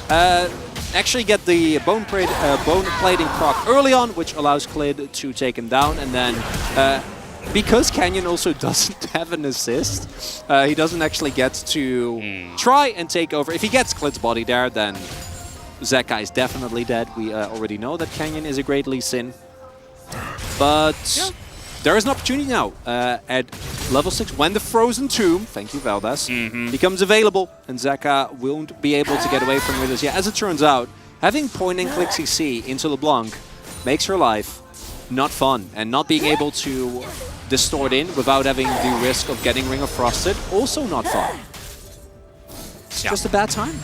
Lissandra is just, it's like the perfect champion for this exact moment, right? Like, you don't see it every day, but in this exact moment, against a strong 2v2, against a LeBlanc, you've got a Viego in the jungle, it's like, what better? This is just the perfect champ. I mean, Annie was banned already, so... yeah, just really love it. And Showmaker going to be looking to pull off some Faker vibes, perhaps, and make some plays on the Lissandra. As Orin's fine, you know, don't worry about him. He's just... This is what he does. He'll get behind 10 CS, TP back to the lane, and that'll be just fine. There's a little bit of a skirmish here in the jungle. Nobody has flash out of this 2v2, so... Lid in a little bit of trouble, and he's going to be the one that gets collapsed on first. As down he will go. So now Canyon is Lee Sin. He finally got there. Hey! They tried to take it away from him with a B1 pick, and this is a pretty worst-case scenario, because when Lissandra starts snowballing like that, this comp is going to work. There is only a single AP source here, right? It's just Showmaker. So if Lissandra gets fed, you have the option to try and itemize into what is a very AD-heavy team, or you try and itemize for like the one Lissandra. So it doesn't feel great as, what can we say? Showmaker is a little earlier on the roam. Canyon procs his Conqueror very early on. That's the power of Viego. Is fighting in his... I don't know. It's like the one reason why you pick Viego into Lee is because he can actually do great in skirmish. Like, that should not have been taken by Clid, essentially. No. He didn't have Flash, he didn't have Red Buff, which Cannon also had, so... You're fighting on... You're never winning that fight. No, you're fighting on the Shroud as well. So, like, Canyon has a ton of attack speed. It's not a good look. It harkens back to the dark days before the Redemption happened. We might need another Cledemption. Well, you can't. Hey, you can't. Cledemption 2, Electric Boogaloo. You can't. Hey, no, we can get it. You can't come up before you've gone down. Yeah, exactly. KT have shown us many times. Started from the bottom, now we're here. Exactly. But it does mean that D+ is getting along very nicely with their win condition, which is snowball early through mid and jungle. And Deft also going for the early Dirk, so really showcasing what the goal is here for D+. It is snowball the laning phase, take every single objective on the map, starting again, by the way, with a Chemtech Dragon, which bodes well for their soul. Yeah. And I'm very excited to go back to the space and hear Wolf just talk about Deft's solution again. I mean, this... It's a good point, yeah, and it needs to be made again. So I'm just really excited to hear it again, because maybe teams need to hear it again. That you should not give Devolution at all, ever? Yeah. Yeah. Generally, that's a good bad idea. Because even in this lane where we've seen Zeri's and Lulu's take over, essentially, at many different stages, we're just not seeing it. And Viper had to go for barrier for the lane, and even that's not helping, you know, as he's going to pop it here. And now trying to trade it back, but Deft and Kellen don't seem to care as level 6 is hit first. The culling is massive as Life is not 6 himself, and he's just going to have to back away. Oh, Kingen is on his way with Ignite.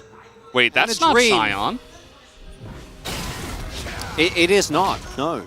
That is just Ornn. Thought maybe he was going to like try to set something up. Yeah, Deft has to crash. Well, they're turning this into a pretty nice lane swap, so I don't mind it as much. Rotating Viper and Life over towards the top half of the map. It's a pretty low-risk play. Like, now you're going to be able to contest heavily for the Herald, and if Deft and Kellen make a mistake, then you can get a kill. So, gonna work out here. There is the option for D+ to rotate Showmaker down, as his teleport will almost be up, and then still contest. Doesn't look like that is going to be the case. Instead, Kana just going to be making his way over towards the bot side, and D+ going to match this, but Kingen does have priority here, of course. Is now shoved in that bottom wave. Is a cannon, so Kana will get the resources, but might mean that Humble Life will still be able to get themselves this Herald. Yeah, I mean, certainly setting up for it at the moment. There are 3 control wards around that area. As you see, that Clid is looking to just start this one up. Maybe clear out some of the vision that was there. Sparse vision for the side of DK. As Kingen has Ignite. So this is just going to be a straight-up 4v4 as in goes Zeka, and out will go Zeka as he is trying desperately just to survive. Frozen Tomb used by Showmaker along with his flash. Not able to get the kill, though. And Zeka gets away with his life, but actually contesting this Herald now should not be a possibility, although he does teleport, so might get a round 2, and that was a lot invested. Showmaker, no flash, no Frozen Tomb for this upcoming play. Won't have it available as we keep panning towards King and taking a beating, but they really need to get this Rift Herald, you know? Yeah, D+, their snowball is going to become unbearable. But Showmaker also made his way back with a TP. With Canyon's position, though, it doesn't look like they're actually going to try and contest this. Yeah. So, very big moment for Hanwha. Yeah, they really desperately needed this one. With the amount of plates going into Jace, the Lucian getting ahead slightly here. The 2 kills already onto Showmaker. They needed some way to pull this game back into their favor. And that will be one nice step in the right direction for Hanwha Life Esports. We do have an Infernal Drake up next. Not going to have a chance at the Infernal Soul this time. What do you think it's going to be, Chronicler? And any predictions? I'm feeling Ocean. Ocean? Yeah. I think it's going to be Ocean as... Oh. What happened here? Oh, that is... Oh, so they wanted to swap back, yeah. And they're missing 2 waves. Yeah. Because actually, I don't think they even showed the bottom side, but there was also a normal-sized wave just going into the turret down there. And there was a massive wave up here going at the turret. If this is the price you pay for Herald, it is no longer worth. It's a bad deal. Yeah. You know, you thought you had a great deal. You know, it's the 1+1, and then you get to the paying area. I don't know, Velvis. Anything about bad trade deals, Chronicler? Maybe like the worst? Well, in this, no, that's not where I was going at all. I'm just, you know, you're trying to buy a nice snack in the convenience store, and then you figure out that the deal has already expired. Oh, no. Yeah, it's a bad feeling. Well, let's see if they can trade up for a 2+1. No. Just going to get the crash as everybody groups in mid, and guess what? You grouped in mid, you didn't get anything bonus, so Jace is just getting more free plates. Deft is bot. I mean, I guess Viper can pick this one up, but yeah, it's okay if your Ornn gets behind, but like, not this far behind. Well, it's also getting behind in CS is one thing, but what is also happening is that Kingen is missing out on so much EXP, and Ornn really wants his levels for obvious reasons. Once you get access to the later stage of your passive, you start to dole out a ton of free stats to your opponents. That's when the value of the pick really shines through. It's not going to be the case. It's going to be severely delayed here. Will hit level 10 now, but 30 CS deficit in the top side of the map and across the board. Hanwha Life very far behind. This is going to be a big moment. If this is a Mountain Drake for D+, it will be pivotal, because that means that the damage of Hanwha will be mostly reduced to just Zeri. LeBlanc hates playing into a Mountain Drake, takes away a lot of her poke and her all-in potential. And yeah, suffice it to say that Ornn and Lee are not going to fix your damage issues. If they could get some of those Mountain Drakes, though, then that would be very nice. Yeah, well, that I mean, at that point, I think D+, their comp is already done. It's already very, very bad. Yeah, let's see what it's going to be first off, as this Infernal is free to the side of DK, so even the single Infernal is great. And it's Cloud Soul again! Double Cloud Soul back-to-back, a windy day here in Seoul. And Cloud Soul is better than Ocean, so you'll take it. The Cloud Soul still will allow you to maybe find some extra angles, particularly with Deft and Kellen in mid-game, where don't have the mandates and the Guild Spike just yet, but once that comes through, expect them to rotate towards objectives, try and look for aggressive prio, and see if they can 100-0 a unsuspecting anyone really on Hanwha. It's tough to lock down Clid and Zeka, but Viper and Life both will be at risk. Bubble. Culling comes in, Life at half health. This is pre-spike, as you mentioned. This ward not going to scout the other ward that we did just see. But either way, that's totally fine. See the difference in the plates. Not only is King fallen behind in gold and XP, but Jace got 700 gold worth of plates, which is very, very nice for him. Kind of feeling pretty good about his position in this game. The upside is that when you're Hanwha, you have an Ornn, so any gold lead for D+ eventually will wash away with time. And the Soul is not of the instantly game-winning variety. As mentioned, a Mountain Soul would have meant that even with you having what will be maybe like a 1.5 item spike when the next or the final possible dragon comes down in about 8.5 minutes. Right now you can let that one go, and then you can wait, bide your time for Elder, and try and flip on that instead. And you do still have a substantial amount of power. And the D+ composition is doing great, but they haven't really broken open the map just yet. And the Herald, second Herald that's going to spawn in about a minute is going to be big. The next Dragon are all going to be very important for setup, because this D+ comp, if it doesn't snowball, will definitely struggle. But they haven't really hit their like strongest point yet, and already Hanwha is 2k gold behind. So I am worried, because once Depths and Kellen get their Mythic, and Kana is going to go back with the insane amount of gold that he has and get a very early Muramana, I don't think things will go well for Hanwha Life for about 5 to 10 minutes. Yeah. It's going to be rough for them. I think they just got to kind of turtle up, like hunker down, wait until Zeri has items, and hope that DK can't force the issue, because you're going to be taking massive poke from the Jace. You're not going to have many options yourself unless LeBlanc and Lee Sin catch someone off guard. And your win condition is not going to be in the Cloud Drakes anyway, so just sit back, relax, farm up, try not to die. Kind of like that win condition for the side of Hanwha Life Esports. As Herald is about to be contested here, top turret already has fallen, and mid turret is the big one here. That should be available to D+ if they do get this Herald. I don't think you can contest here if you are Hanwha. If you do, you're basically flipping the entire game on the single fight, because if you lose this decisively, then you are in really deep trouble. Deft does have his skill first available. No mandate for Kellen, which I'm pretty sure he would have gotten it if the boots were not nerfed, but they are. Can't sell those anymore. I thought you were going to say if he bought less control. No. Oh, man. Anyway, memes aside, here we go. Hanwha Life Esports in position, as already the poke has begun. See that Zeka's trying to do his part. Played and gone. Played on the flank. It did get spotted there. You see him, though, the kick into his team. Yeah, Showmaker's going to be fine with that. No problem. So now Clid doesn't have flash or kick, as Zeka just going to be pushed back here. Kingan's got a nice angle for this engage, but there's no follow-up there. So the smite just comes in. Showmaker now, he's got an angle. Gets into that backline. Double bubble. After this one, as Viper just gets dunked on by the Jace, as everybody is caught in the pit, and DK will take the big fight. And Hanwha had the opportunity to just let this one go. They did not. They lost the fight horribly.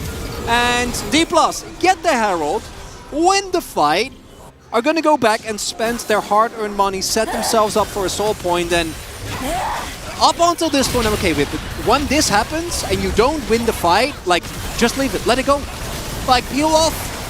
You didn't get the kick. It's fine. It happens. It's okay, but instead, even with Zeka taken to like 40% HP, they're going for it regardless. And then yes, like Showmaker doesn't actually get that much done here with his Flash Ring of Frost. Hey, yeah, he hits Viper. Kingan gets it true, and yeah, Kingan gets a nice knockoff.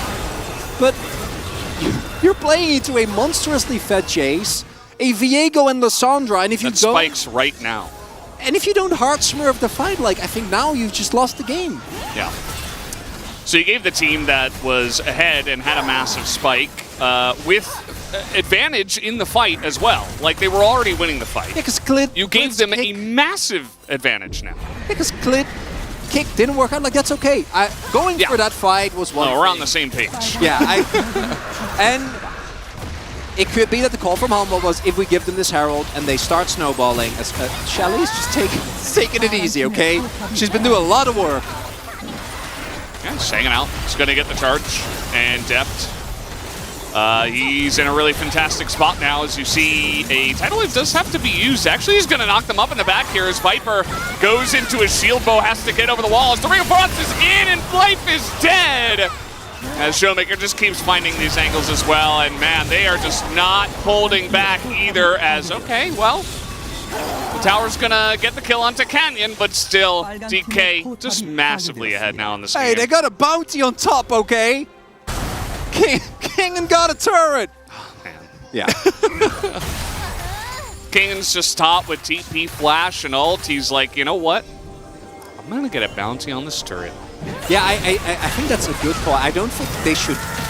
I don't think Kingen should TP here, because I don't think you're winning this fight the same way you did the last one. Well, don't try to defend your inner then. No, I know Valdez. I am a frustrated caster. No, I get it. Canyon, unfortunately, doesn't quite get the Lee in time, so dies while trying to possess the spirit of one of his favorite junglers. Not going to be the case. And the game state is just disastrous now, right? Like, you have Showmaker who can build a Magi's as the sole AP Lissandra with went Shadow Flame as well, and I was somewhat worried when he went for Rod of Ages that he would go for a more like, you know, like Rod of Ages, Sonya's type of build, go a lot more utility. Or no. He has Shadow Flame, and I would be shocked if he doesn't pick up the Magi's. 8 stacks, yeah. Yeah, and might as well. I mean, you just want to keep the snowball rolling. Yeah, of course. Deft gets his rapid fire cannon. We know that he's one of our best AD carries that actually playing around this. And also do note, D+ are not falling for the traps. They see that Kingen is playing very far forward. They're like, we don't trust it. Just like game 1 with the Vi timing of level 6 of Clid trying to gank and bot. They're like, no. Oh, no. And now they waited out and they're like, okay, well, maybe Kingen will stay. And yes, he does. This is an Ornn, but I don't think DK really care. They can kill pretty much anything at this point, and they will. They're going to take down Kingen on the Ornn. They know that Homa Life can't rush a Baron at this point, so everybody just parties in the bottom lane and gets their Jace even farther ahead. And this is both a beautiful showcase of D+ when they look good. Like, they're snowballing. Really good. Yeah, they look incredible.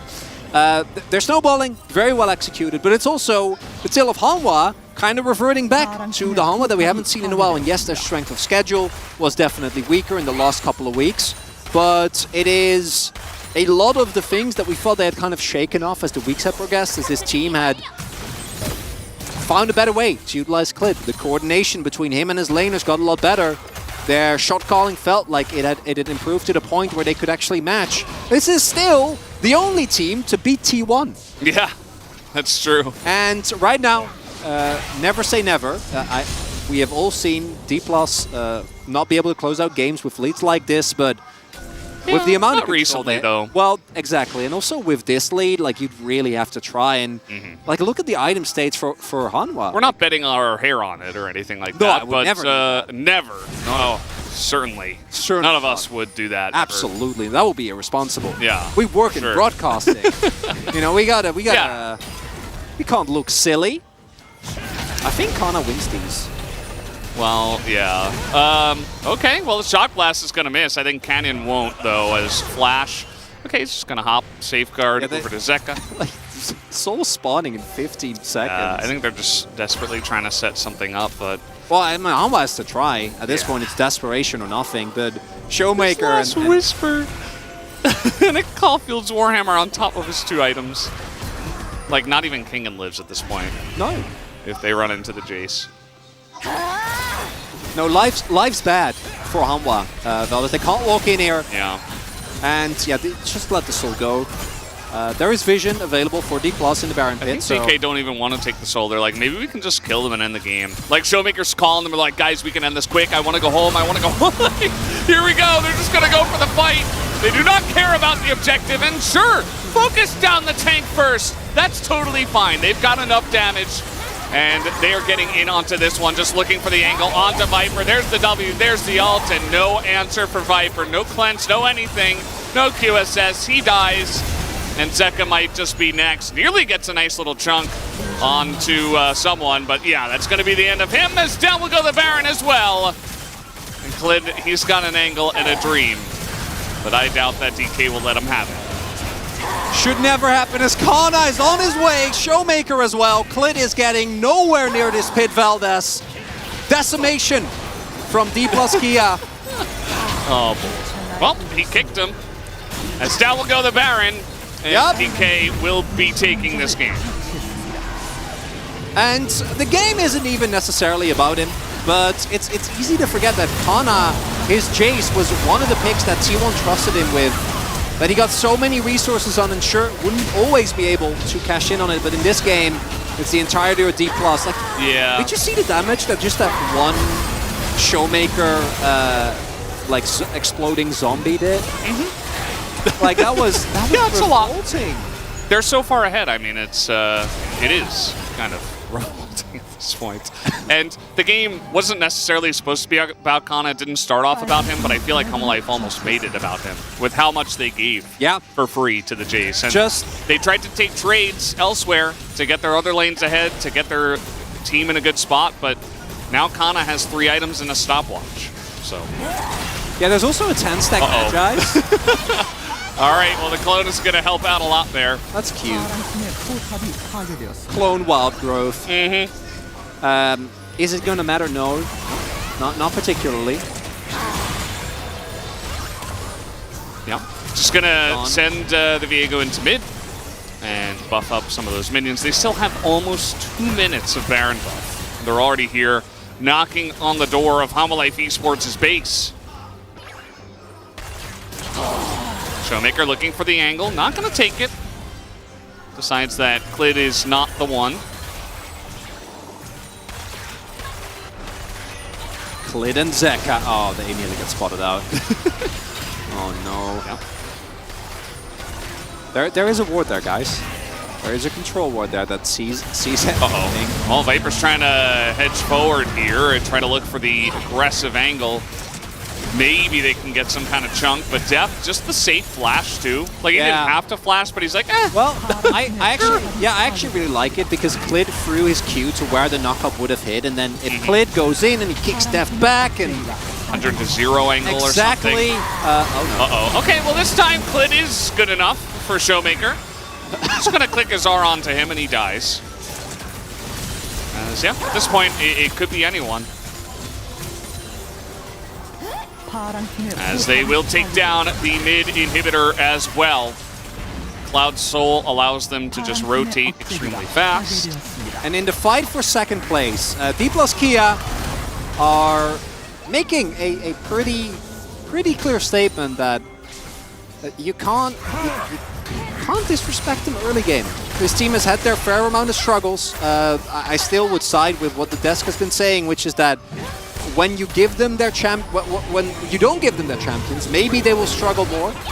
We could see the individual kind of oscillating form of Canyon and Showmaker become a problem in playoffs. But if they do get their champions and you give them an early lead, they will obliterate you. And this game is not a great look for HLE going into the stronger end of their round 2 that they're about to face. We mentioned, like, HLE right now, they were fighting for second. Yeah. But take 2 losses like this, and you're 6. Yeah, next week they have KT and T1. Yeah. Yeah. Well, I feel like at this point, KT is definitely weaker than DK, but T1 still on your schedule is a rough one for HLE Esports. DK also kind of had the weaker end of their schedule. So there is that, but certainly making this matchup extremely clear. Zeka's just trying to look for any angle at this point. Canyon just holding down the fort in mid lane. As he can rotate quickly with the mist at any point. As that will be the 3rd inhibitor here going for the tutorial victory. Trying to take out every single building. So here we go. Gotta pull the trigger. Def doesn't have flash, but he does have a dash. He does have a Gale Force. Oh my god. That is a massive amount of damage at this point. Kana already level 16. in this game. As okay, looking for the angles here is Clit, not quite able to get in there. Not in range for the kick flash as in they go, pressing all their buttons. Viper goes down, Kingen goes down, and down will fall the Nexus in just a moment. Zeph wants just a bit more. Kennen is playing Zeri now. As oh no, they're gonna let him die. Down he goes, and down goes the Nexus. DK taking quick 2-0 tonight. What a game from D plus Kia. Come in here. I was expecting a close series. I was expecting a free gamer. Well, boy, that did not turn out to be the outcome for tonight, as Hanwha Life have to go back and reconsider some things. Giving over Lucian is one. Trying to take that fight around the Herald is what sticks out in my mind, because falling behind against this comp is what you accept as that draft comes through, the Viego and the Sandra. They need someone there to say, this is not a good idea, guys, let's move away. As Kana, oh, love it! Simple, but very straightforward. It's like, you do not compare to me, I am Kana. And where the first game was about this man on your screen, Canyon, not a ceremony type of guy. He's a polar bear. He just rips them to shreds and then he goes about his business. This game was about, again, Showmaker and Kana. Like, the Lysandra in the early to mid game, and then the devastating amount of damage and the resources that Kana was able to gather for himself. A couple of really big early rotational mistakes from Hanwha Life, leading to wave after wave after wave going into the turret. And Callan, yeah, he had a perfect KDA on Nami. That's nothing new for him. He is. I wonder what is like combined KDA on Nami's at this point, because every time that they get Lucian Nami, like it will be. They're only 9-0 on it. Exactly. Chronicler. Don't overreact. Yeah. Both of them, obviously. It's Showmaker's showtime. He didn't play a TF this game, but he could have, if necessary. This is where both Showmaker's reign as the Queen of Frost starts, and Klid's unfortunate downfall begins, as that play by itself was mildly favored towards D+. This is where things turn disastrous quite rapidly. A Lysandra with 2 kills means that any fight that you follow up on needs to be impeccable. Like, this is, he has bone plating, he has his ultimate. It's just not gonna happen. And then this is where I'm sure the space is going to remind us that this is where the game is done. Yeah. This is where it ended. I don't know the highlights, but for me, this is highlight 2. And we saw this in highlight 2, and then the game ended. Yeah. Just the whole decision. I mean, DK, very nice positioning. And Hanwha Life kind of just play into their hands, you know? And it ends up being a pretty clean one from there on out.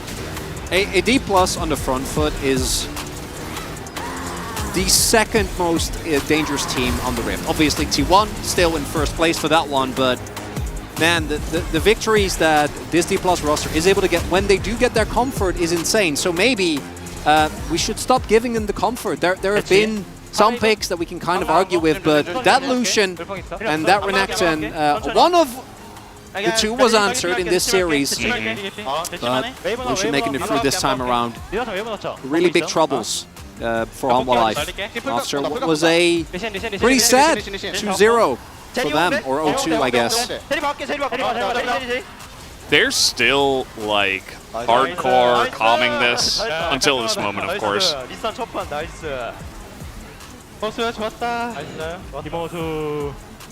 Great job, Showmaker, said someone. Kana. Thanks, Shisun. Ooh, okay. Yep. Yeah. That definitely does actually tell the story of this game. Keegan, his damage it's actually his damage pre-14 doesn't register. Yeah. On the graph. I mean, makes sense. He was busy lane swapping, unfortunately. Yeah, multiple times. Wow. Okay. Okay. Well, that was a series. That was our Saturday showdown. It was more like a Saturday beatdown this time around. DK looking incredibly strong. But guys, we are done here for the first series. Let's hand it over to the Space and see what they had to think about that game number 2.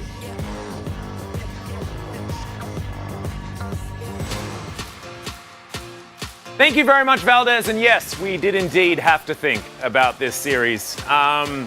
Didn't involve too much thinking, though, to be perfectly honest, as it was pretty cut and dry from D+ Kia. Pretty exemplary performance, honestly, from them moving into this one. And it all started off in the draft, where I think they got everything right there, too. Yeah, the Lissandra pick we saw a mile away. Like, as soon as the LeBlanc is locked in as well, you're like, okay, this is just so easy, so free. But they gave Deft and Kellen, Lucian, Nami. Again, you first picked Clid's Lee Sin for this. You wanted to scale up. You wanted to play the Zeri game. Clid's performance on the Lee Sin, leaving us wanting a lot better than what we saw. I mean, game one, surely Kenyon actually he had a great game from the gift performances game one. But the thing is, like, the Lee Sin is not OP in this meta. Like, it's not like Lee Sin. If you pick Lee Sin, you will just. It's not like you will win the game. And also, you know, the fourth pick they picked the Viego, and then you still go LeBlanc, and there we go. Everyone knows that Lissandra and Viego knows it clearly has one of the best synergy mid jungle deal. And the thing is, like, we were about to just give the LeBlanc red, to be honest. Yeah. But we were trying to be like a little bit more positive, so that's why we decided to go with the Lissandra green. It's Showmaker. He's gonna play Lissandra. He's just gonna do it. Canyon's already locked in the Viego. As let me do my Clid impression, or my Kenyon impression about how the top lane went. Yeah, I think that pretty much sums it up.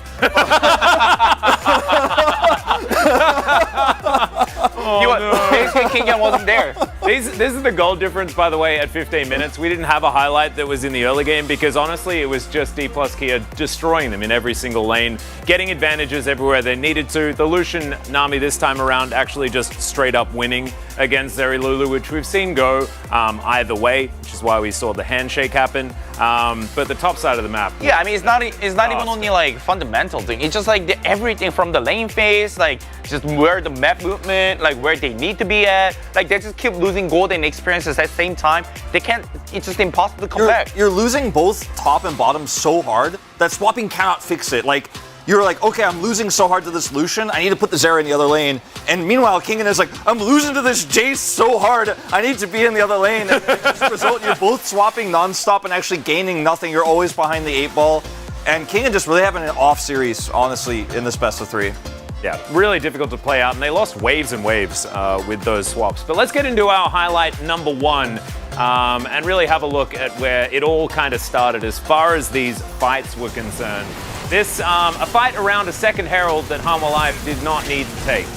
No, they didn't need to take this fight, and the setup here was really poor as well. And trying to force fights like this with your composition at this stage with Zeri into what is arguably one of the best engaged comps that you could even fathom, plus the lead that D+ had, it just wasn't the right call, not even a little bit. Yeah, I mean, I was like at the backside, like when I was watching. Meanwhile, I was like, oh, they're just waiting until this game loses, like fight just loses. They're just trying to they're just like waiting. Oh, just engage on me, man. Like, I don't know what to do. Like, that's what happened. Like, you can't do that. In the pro scene, like, enemy team also D+ Kia, they know how to punish it. They're not like, you know, you can't just wait for the enemy team to just make a mistake. They seemed really lost. And we even saw one thing I wanted to point out too in the draft. They like highlighted Camille. They were like, either we're gonna do Camille or Ornn, like 2 completely different identities to try to control this top side, which means you just didn't come into this draft with Deft having control of the bottom side in mind. And you're like, can we punish Jace or should we just weather the storm on Jace? Yeah, I just feel like they weren't very well prepared, honestly. It does seem a little bit difficult. Let's go into our second highlight here and see what it all eventuated in, because this was honestly a slaughter. We really shouldn't be showing this again, but we didn't have much else. And moments before this, the casters pointed this out, like Valdez was very upset, like you couldn't defend your turrets here. You were losing a fight trying to defend turrets between inner there and outer, and then you stick around here in an even worse scenario where you don't have your turrets, where you know where the enemy is, there's no objective you're contesting. You could be split pushing elsewhere where there's gold available, but just kind of walked up to lose it, and it's really frustrating. This, of course, just leads to Baron and the end of the game. Clid, I mean, good try, man. But yeah, but I mean, it's just like thing is like from this highlight, it's not only this sequence, like the other sequence, the moment that HLE didn't know like what to do, like basically like they just they don't know. They just don't know how to recognize the play, like where they need to be at. Like if they think that they're losing a Drake fight or anything, like any skirmishes, they gotta know. And and they gotta find out like what they need to do, like other stuff. Yeah. Have a bit of a plan outside of it, but it was a very dire situation that occurred there. Let's have a look at the POG. Bring them up onto your screen here as it will be. Showmaker on the Lissandra. Absolutely fantastic play. Those frozen thralls getting stuff done. And love to see the good old Lissandra Viego duo back at it again. When you think about this play here too in mid, it almost felt like HLE realized like, oh, this Lissandra is a problem we didn't see coming. Let's try to punish this early, but trades a kill back. And then just has phenomenal follow-ups for all of the engages. Starts several of them himself, and you can see just how easy it is to play Lissandra in this comp from ahead. Especially with the Nami bubble, and there's so many CC, and the DPS, like I think they were already fat, and the deep, like it's just Lucian Nami already really good. You just need to bring the CCs on it. Yep, a few votes going over to Canna here as we can see. Deserve it. I think he played very, very well, especially you know, in the laning phase, really blocking King out of having any fun whatsoever. But it was a tale of two teams here this time around, and one of them showed up, and they showed up real big. The other one, not going to be eating lobster this evening, I do not think. I think it's back to the drawing board for Hanwha Life Esports. But it's back to LoL Park for us, as we do have an interview on our hands. So take it away, Ji-sun. Thank you very much, guys. We are here joined by Showmaker and Canyon for the POG interview. D plus Kia, with this win of the Saturday Showdown, they have locked in their spot at the playoffs. Congratulations. Congrats on the clean 2-0 win over Hanwha Life. How do you feel, Canyon? Right now, every win matters, you know, every game win matters, but I'm so happy that we were able to get a 2-0 win, which means a lot for the win score as well.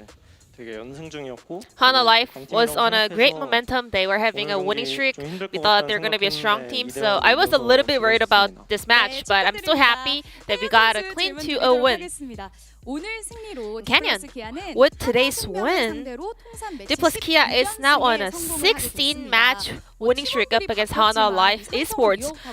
And we are aware that the lineup has changed so much. However, this year, you guys were also able to repeat the victory over Hanwha Life in both round 1 and round 2. How do you think that was possible? Well, I think our performance has gotten a lot better. We are, you know, getting a lot more confident these days. So I think the confidence was the key, you know. Indeed. Having the confidence to go up against Hanwha Life Esports must have worked so well for D plus Kia. And this was a perfect, you know, game score for you guys. It was 2-0 for sure. At game number 1, you guys had a very powerful comp for the bottom lane. That had his Jinx back on the roof together with Kellen's Kalista. Tell us about this duo.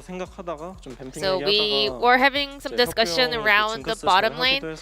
You know, Deft obviously is really good at Jinx, and he also wanted to play Jinx today, so he was pretty vocal about it, so we wanted to, you know, give him a go.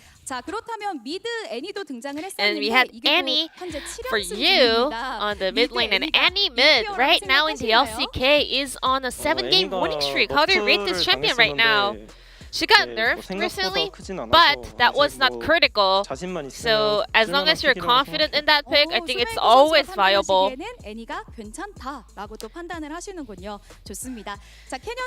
Canyon, looking at D plus Kia and Hanwha Life's comp, both teams actually took Lee Sin for the first pick. I guess Lee Sin was one of the key champions coming into this matchup. Did you pay attention to this pick going up against Kled? Kled, his listen is really good, and also I am also very confident in Lee. So I thought, you know, securing that pick would be pretty good. And also, just right now, in general, compared to other jungle picks, Lee Sin can actually create and settle for many plays. So I think Lee Sin is one of the best tier picks right now. Canyon, your Lee performance was just showing off all the cool mechanics today. And Helios even said on the Korean analyst that said, imagine being that good in Lee Sin. So Canyon, how does it feel to be you? So good at Lee Sin?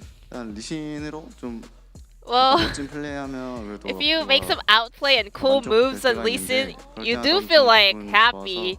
It feels good, you know. It's awesome. So I only play Lee Sin in solo queue. I'm just spamming it. 또 즐겁게 즐기는 캐년 선수의 모습도 좋고 그 플레이를 보면서 Kenyan might be creating some Lee syndrome here in Korean solo queue with this crazy performance today. And Kenyan, in game number 1, actually we had a very split POG vote result. Every 5 players actually won POG, and Kenyan, you were the one winning the POG by winning all the casting votes. Who do you think deserved the POG in that game? I think, well, Kana on Sion did a great job early on because he was like, I'm winning lane so hard so I can actually rotate towards bottom lane. He was creating those plays for us, so I want to say I would like to give the POG over to Kana. 맞아요. 그 초반 다이브 장면이 정말 멋졌다고 생각이 됩니다. That early dive was definitely super effective winning that game. Showmaker. So we had Listen LeBlanc comp on the side of Honda Life. So you guys decided to play Viego Lissandra, a very popular mid-jungle duo from last year. 르블랑 상대로 Listen LeBlanc, you know, mid-jungle duo 솔직히 많이 없어서 are pretty strong. So we had to come up with champions that actually has priority up against them. And I was just looking through all the you know, icons on the client, and I was like, yeah, maybe Lissandra, Viego could work. And you guys were able to play up to that theme. You know, you guys were creating a lot of advantage early on by utilizing on the early priority those two picks have. 일단 초반에 그 미드 쪽에서 So early on, actually during the laning phase, they went for, you know, a play on the mid lane. And however, we were able to trade back some kills, so it was a great start for us as well. And then the moment I got a kill onto the Lee Sin on the bottom side river, it was pretty much on my favor. So the game was pretty smooth from then. And Showmaker, I actually found out in a recent interview that you said I just listened to whatever Kenyan says. Did you listen to everything Kenyan said today as well? 네, 뭐 오늘도 Of course. When I was playing Annie in game 1, whenever Kenyan makes a shot call, I just like follow him. And then like also on Lissandra, he was like, I'm fighting on the bottom side, so I was like clearing lane on the mid lane, but I just abandoned my lane and just followed him. Kenyan, how was Showmaker following your shot calls? He was winning lane pretty much, so we knew that we were in a pretty good position to open a fight on the bottom side. I think Showmaker and Kenyan has great teamwork based on the time they have been playing together. And Kenyan, you're just 1 kill away from getting your 1000th kill in the LCK. Well, I like, you know, I mean, hitting, you know, 1000 kill is cool, but I think like closing, ending on 999 kills is also pretty cool. So I'm happy. It's pretty nice. Kenyan super happy with the triple 9 kill record today. And if you can hit 1000 kill in the LCK, you will be the 4th jungler in the LCK to actually hit that milestone following Score, Ambition, and Peanut. I was not aware that I would be the first ever player, jungler, to actually get 1000 kill. And you know, time flies. You know, I was not aware. But this kind of hits me. I kind of realized that I've been around here for a bit of a time. And also, Showmaker, you guys are able to display great play throughout the series thanks to the Team Shaft on the side of D+ Kia. You know, he promised to make you guys a good, healthy Korean meal for you guys if you guys can get the win. Is there any specific dish or menu you want? Well, 그렇게 식욕이 많지 않아서 그냥 I don't really have a really big appetite, you know. I just like eat whatever he serves us. I'm happy with whatever. So yeah, I'm excited for the healthy dish he's gonna prepare for us. Any message over to the team chef? 감사합니다. Thank you. 오늘 파스타 맛있으셨죠? How was the pasta? 파스타. 랍스타 맛있었죠? Pasta and lobster. 그래도 was 셰프님께서 good. 또 맛있는 It was 음식을 alright. 주시면서 선수들이 힘이 나지 않았나 싶습니다. 이제는 이렇게 Now, 4연승까지 D+ 성공을 Kia is 하셨는데요. on a 다음 4-match 상대는 winning 농심 streak, and your 레드포스입니다. next opponent 2위를 is 지키기 Nongsim 위해서 Red Force. 꼭 This is gonna 승리를 be a 가져와야 must-win 하는데요. series 각오 한 for you 말씀씩 guys to hold on 들어보도록 to that 하겠습니다. second 먼저 place 캐년 spot 선수. in the LCK. 일단 저희가 1승이 정말 중요한 Just like I said, 상태여서 every 다음 game 경기도 win 준비 matters, 잘해서 so 꼭 we will do our best 이기도록 in that match 하겠습니다. as well 네, in order to 좋습니다. get the 슈메이커 win. 선수는요? 이제 1라운드 때 제가 So I think I got solo kill in the first round, and Fiesta, his laning is pretty on point. So I gotta, you know, have a great game up against Fiesta in game number 2. Looking forward to it. And this will be the end of the interview from Showmaker Kenyon from D+ Kia, and I'm gonna pass it back to the space. Thank you. Thank you so much, Jason, for the beautiful translation there of Showmaker and Canyon. The duo back at it again, picking up POGs left and right.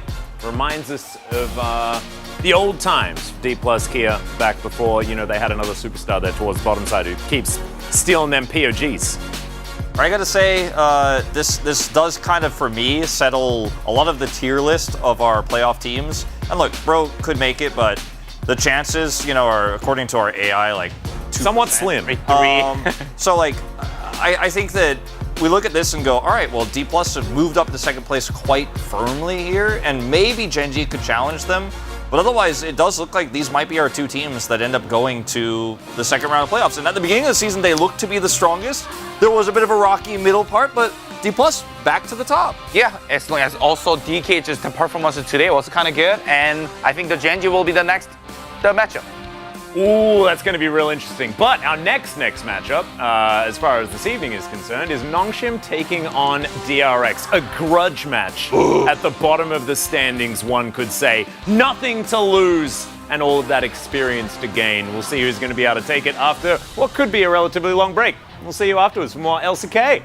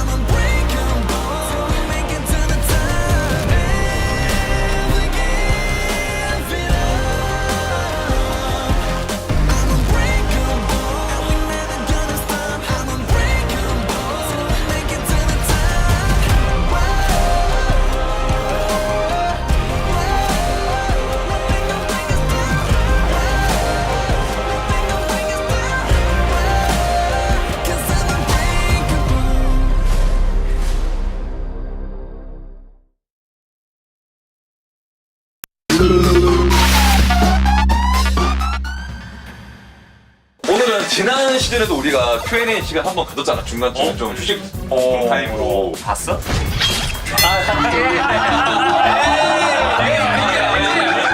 그럼 첫 라운드 Q&A 게임 외쳐볼까? 돌려 돌리판! 야, 둘, 셋. 설명드릴게요. 지난 시즌이랑 동일하게 브론즈, 실버, 골드, 그랜드마스 4단계로 질문 수위가 나눠져 있고요. 보라색 케이틀린의 저격은 한 사람을 저격해서 답을 해달라고 해주신 것들이 있어서 그걸 뽑으면은 자신한테 온 저격 질문에 대한 답을 해주시면 됩니다. 저번 시즌에도 그걸 대답을 잘 못했을 때 우리가 벌칙을 받았었잖아요. 그거에 버금가는 벌칙이 기다리고 있기 유린스의 하이평에 답변해주시면 되겠습니다. 근데 호동아 이거 조심해야 되는 게 진짜 답변 잘못하면 위험한 것도 몇 개 있어. 특정 팀의 문제는 뭐라고? 순위가 어떻게 된다고 생각하시나요? 아무튼 뭐 가보자고요 그럼. 순서가 가위바위보. 가위바위보. 가위바위보. 내가 마지막으로 할게. 나 3, 나 2. 빨리 돌려! 덜 낼게. 아니, 이거 진짜 잘 만들었다. 누가 만들었어요? 세게 돌렸네. 세게. 뭐야? 오! 제발 골드. 제발 골드. 오! 실버? 아니야. 한 번 더. 그만?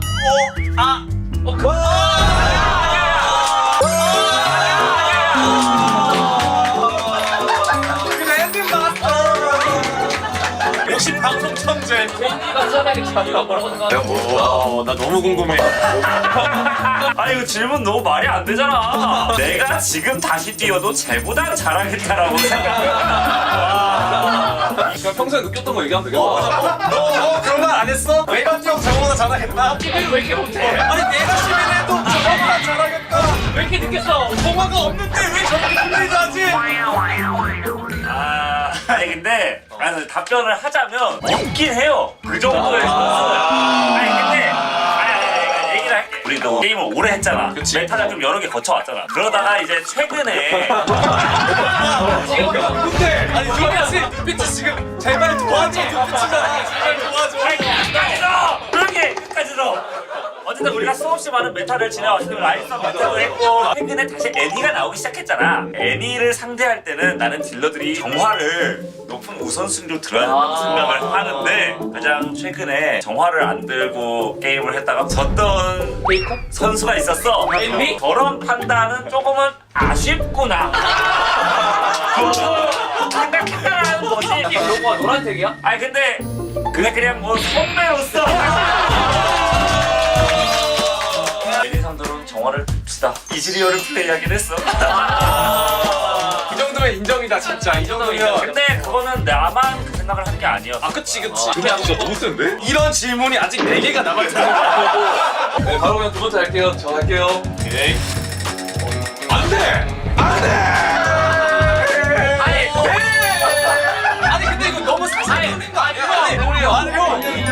프로 게이머들의 음주 문화가 궁금합니다. 주량이라든가 술자리 인싸들이요. 지금 프로 게이머들은 아는 애가 없는데? 지금 알아가볼 생각은 없어. 그러기도 힘들지. 지금 T1 선수들이랑 술 마시러 갈 수 있어. 아니야. 그래서 이거는 저희들이랑 알려드릴게요.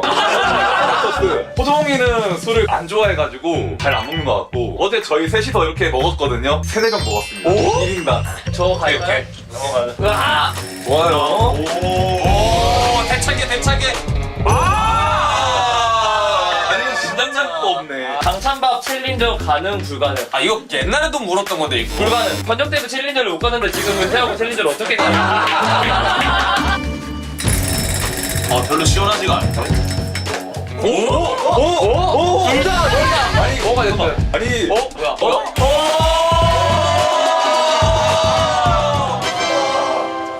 근데 이거 되게 무서운 게 이거 이 라인 만드신 분 누구예요? 아니 여기가 왜? 셀 수도 있고 약할 수도 있고. 와 미친. 헬리오스님은 분석 데스크 같은 곳에선 중립적이어야 하지만 본인 마음속 깊은 곳에서 응원하는 팀이 있을 텐데 그 팀이 어딘지 궁금합니다. 전에 젠지에서 일할 때 욕을 좀 먹었던 게 이 새끼 젠지 그거 아니냐고. 마음속으로 응원하고 있는 거 아니냐고. 이런 거 없고 지금도 중립이고 다. 근데 응원하는 팀? 브리온 좀 응원하고 있어요. 브리온 좀 선수들 되게 호감이어서 최근에 경기 이기고 팬분들이 되게 좋아해가지고 막 눈물 흘리고 낭만이 좀 있지. 거기도 낭만 있고 영상 편지야. 브리온 선수들 보고 있나요? 보고 있다면 저한테 그냥 편하게 DM 주세요. 대화 이제 진짜 부담스럽다. 술 먹고 약간 갑자기 너랑 술을 먹자고? 아니 그럴 수 있지. 아니 근데 실제로 선수들 중에 닥터스 보는 사람들이 꽤 있어요. 사회적인 예의 아닐까. 아니 근데 우리도 그 사람들마다 원하고 있어요 이거잖아. 야 나도 있잖아. 나 유튜브 관리 안 하는데 가끔 나 만나서 유튜브 잘 보고 있어 하잖아. 그럼 다음 Q&A 게임 다 같이 외쳐볼까? 이거 에반데. 자, 다음 저희가 제가 아끼는 블랙카드를 어렵게 공채해왔어요. 대단하다. 어떻게 만나셨대요?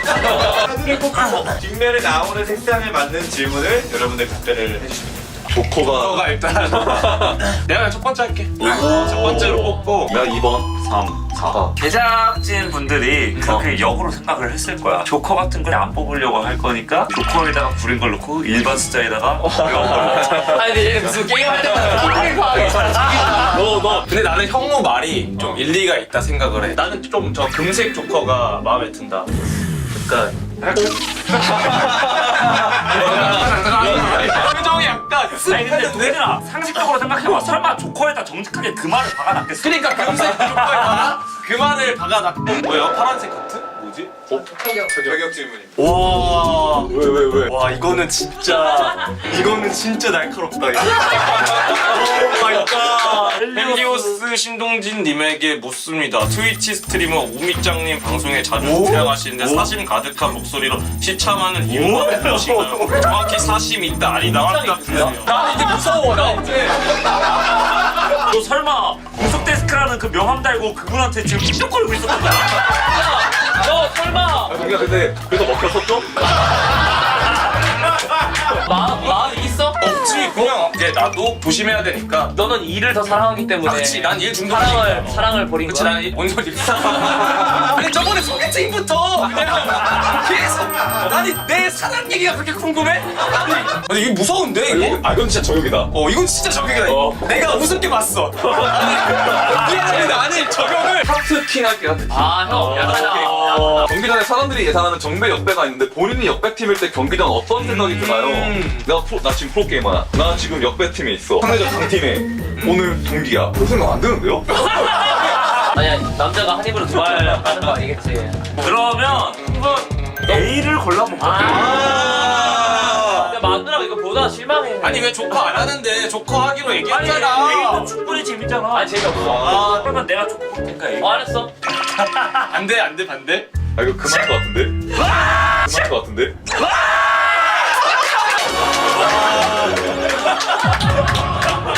아니 이거 너무한 거 아니야? 영원한 클리셰다. 현재 폼으로 아시안 게임 로스터 5명 꾸려주세요.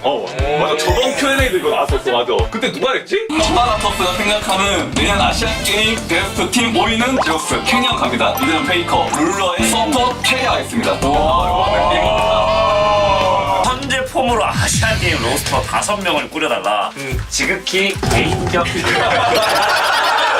원딜은 베스트. 미드는 페이커. 정글은 빨리 해. 아니 지금 개인적인 의견. 이거 전혀 문제가 안 되면 나 이런 컨텐츠 많이 했어. 정글 추천 좀 해줘 그럼. 정글은 피다. 이유는 bench 플레이를 제일 잘 만드는 선수 중 하나. 카메라 서포터는 지금 성적을 잘 내고 있는 데우스 선수 캐리어. T1의 의견이 좀 많이 들어갈 수밖에 없을 것 같아. 지금 성적도 제일 좋고. 감독 코치니네. 형 거기에는 질문 내용이 없어. 아쉽다. 에이 뽑아야지. 에이 솔직히 그만. 뭐야? 근데? 왜?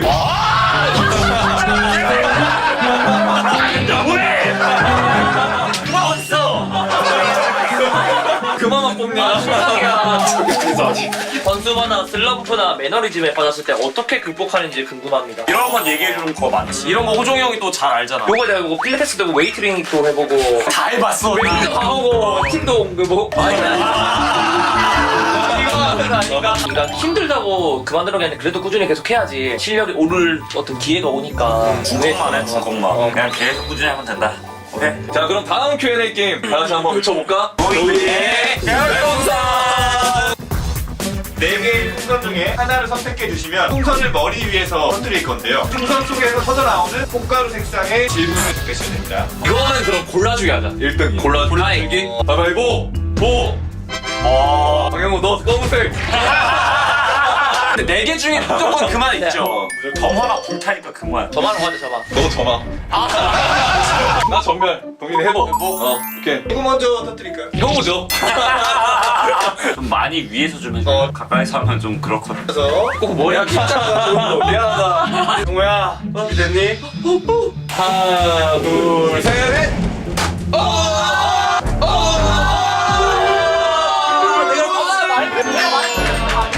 내가 검은색 할걸. 경기에서 패배하면 기분이 어떤지 궁금합니다. 워낙 경기를 많이 하시니까 수백 판 중에 한 판 진 것처럼 대수롭지 않게 여기시는지. 당연히 패배하면 기분이 좋은 사람은 아무도 없죠. 10판 중에 한 판처럼 대수롭지 않게 여기는 거? 이렇게 되면 애초에 은퇴를 해야 돼요. 대수롭지 않게 되면. 나도 실제로 은퇴할 때쯤 되니까 뭐 경기 무난하게 지나갔구나. 그래서 올해 안 갔어? 그래서 빠르게 해설로를 가라고 했지.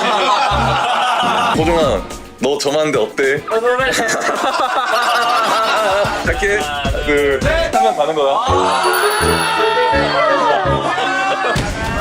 둘, 셋.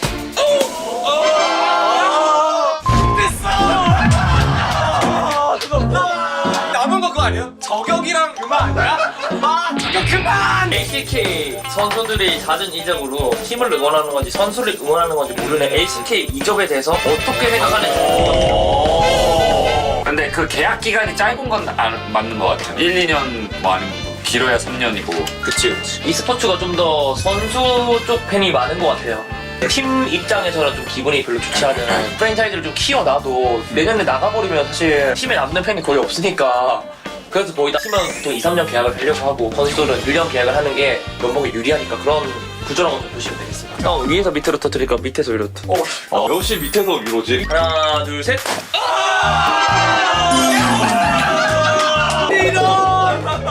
이제 뭘 좀 질리나요? 네. 너무 질려요. 이게 왜 골드예요? 너무 질려. 근데 이미 알잖아요. 꼭 터뜨려야 돼요? 알지만 꼭 터뜨려야 돼요? 참고로 오늘 벌칙은 오늘 여기 청소를 하고 가시면 금마가 있다고 말하는 걸 믿지 마. 아 그런 건가? 네. 하나 둘 셋 하고 터뜨릴게. 네. 하나, 둘.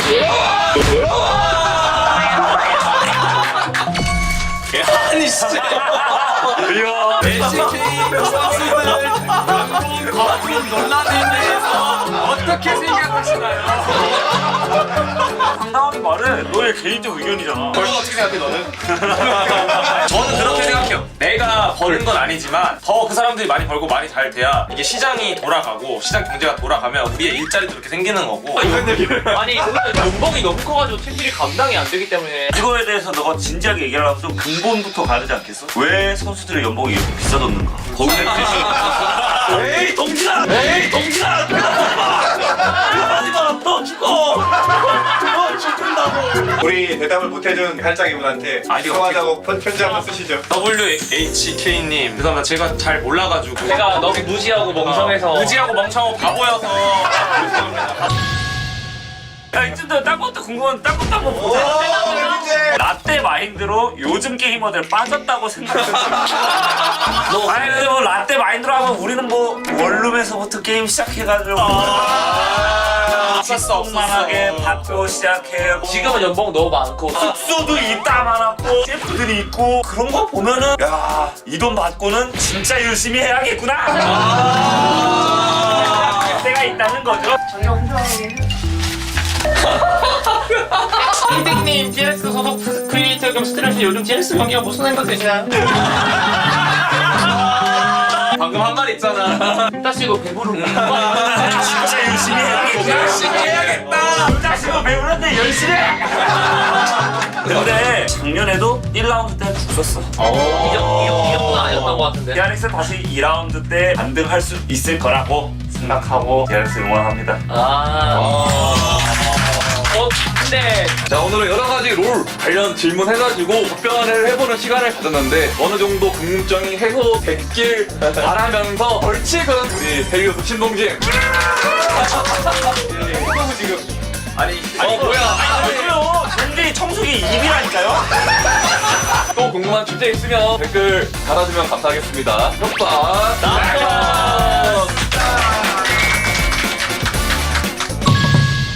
근데 이거 나는 도구 없어요? 없어. 동진이 도전 조금만 더. 아니 성현이 형 같이 가야지. 그냥 항상 응원한다. 어디 가세요?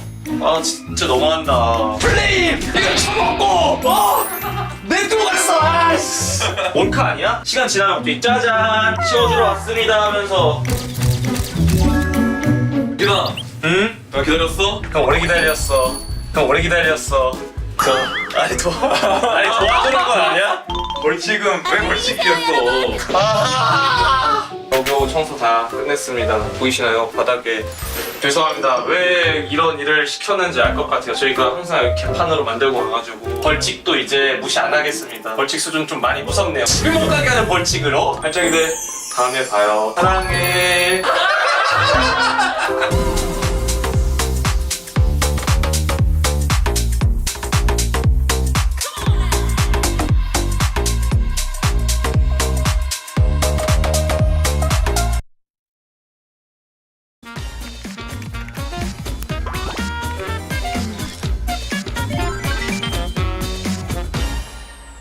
네, 여러분 안녕하세요. 목요일마다 찾아오는 리뷰 데스크의 헬리오스 신동진입니다. 오늘 함께 해주실 리브 샌드박스의 카일 선수와 클로즈 선수. 안녕하세요. 리브 샌드박스의 미드 클로저 이재현입니다. 안녕하세요. 리브 샌드박스 서포터 카일 김진홍입니다.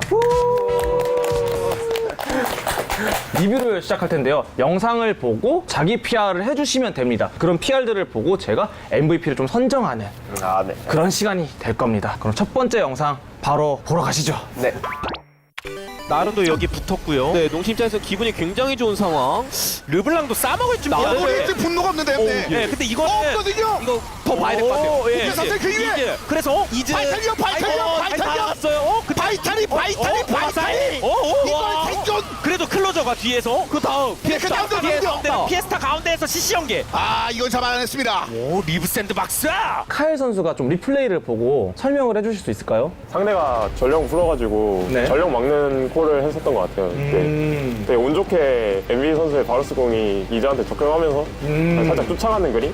CC 맞고 이런 식으로 킬 따졌던 것 같아요. 운이 좋았다라고 해주셨는데 이 장면 말고 자랑할 만한 장면은 없을까요? 무조건 있죠. 제가 보여드리겠습니다. 일단 초반 부분부터 제가 상당한 활약을 했는데 처음에 이렇게 선빵을 당했음에도 불구하고 1렙부터 제가 플래시를 빼놔요. 심지어 이때 세주한이가 저한테 갱을 한번 놨거든요. 아칼리가 풀 없어서 풀어줘야겠다. 이것마저 제가 반응해요. 그래서 초반에 미드 정글이 쌍플래시가 빠져서 이득을 되게 본 순간인데 잭스 선수까지 미드로 오는데 1대1 교환을 해냈다. 초반에 제가 엄청나게 기여를 했다고 볼 수 있죠. 내가 다 했다. 네. 초반에 그냥 흐름을 제가 다 바꿔놨다. 이 플레이 때문에 탑도 편해져. 정글도 편해져. 근데 바텀은 솔로킬이 나왔고. 근데 1, 2렙 타이밍 때 이견을 진짜 잘했거든요. 상대를 진짜 완전 못 나오게 했거든요. 숨도 못 쉬게 만들었다. 네. 근데 이거 MB의 바루스가 그래서 이견 끝내놨는데 너무 앞으로 와가지고 이걸 너무 많이 맞아가지고 이거는 제 잘못이 아니에요. 이거는 내 잘못이 아니다. MB 선수의 잘못이다. 이거는 조금. 이 세트에서 다른 장면 보고 싶은 거 혹시? 저 하나 더 있어요. 이제 서로 전령 대치를 하는 상황이었거든요. 저희가 치면서 상대방 마음이 굉장히 급한 상태인데 여기서 제가 시야 없이 숨었다가 잭스가 전령을 딱 이제 받으러 와요. 이땐 전 딱 이거를 이용해가지고 솔로킬을 여기서 따내거든요. 뭐 내려가진 않았지만 이미 이것만으로 팀에 큰 기여를 하지 않았나.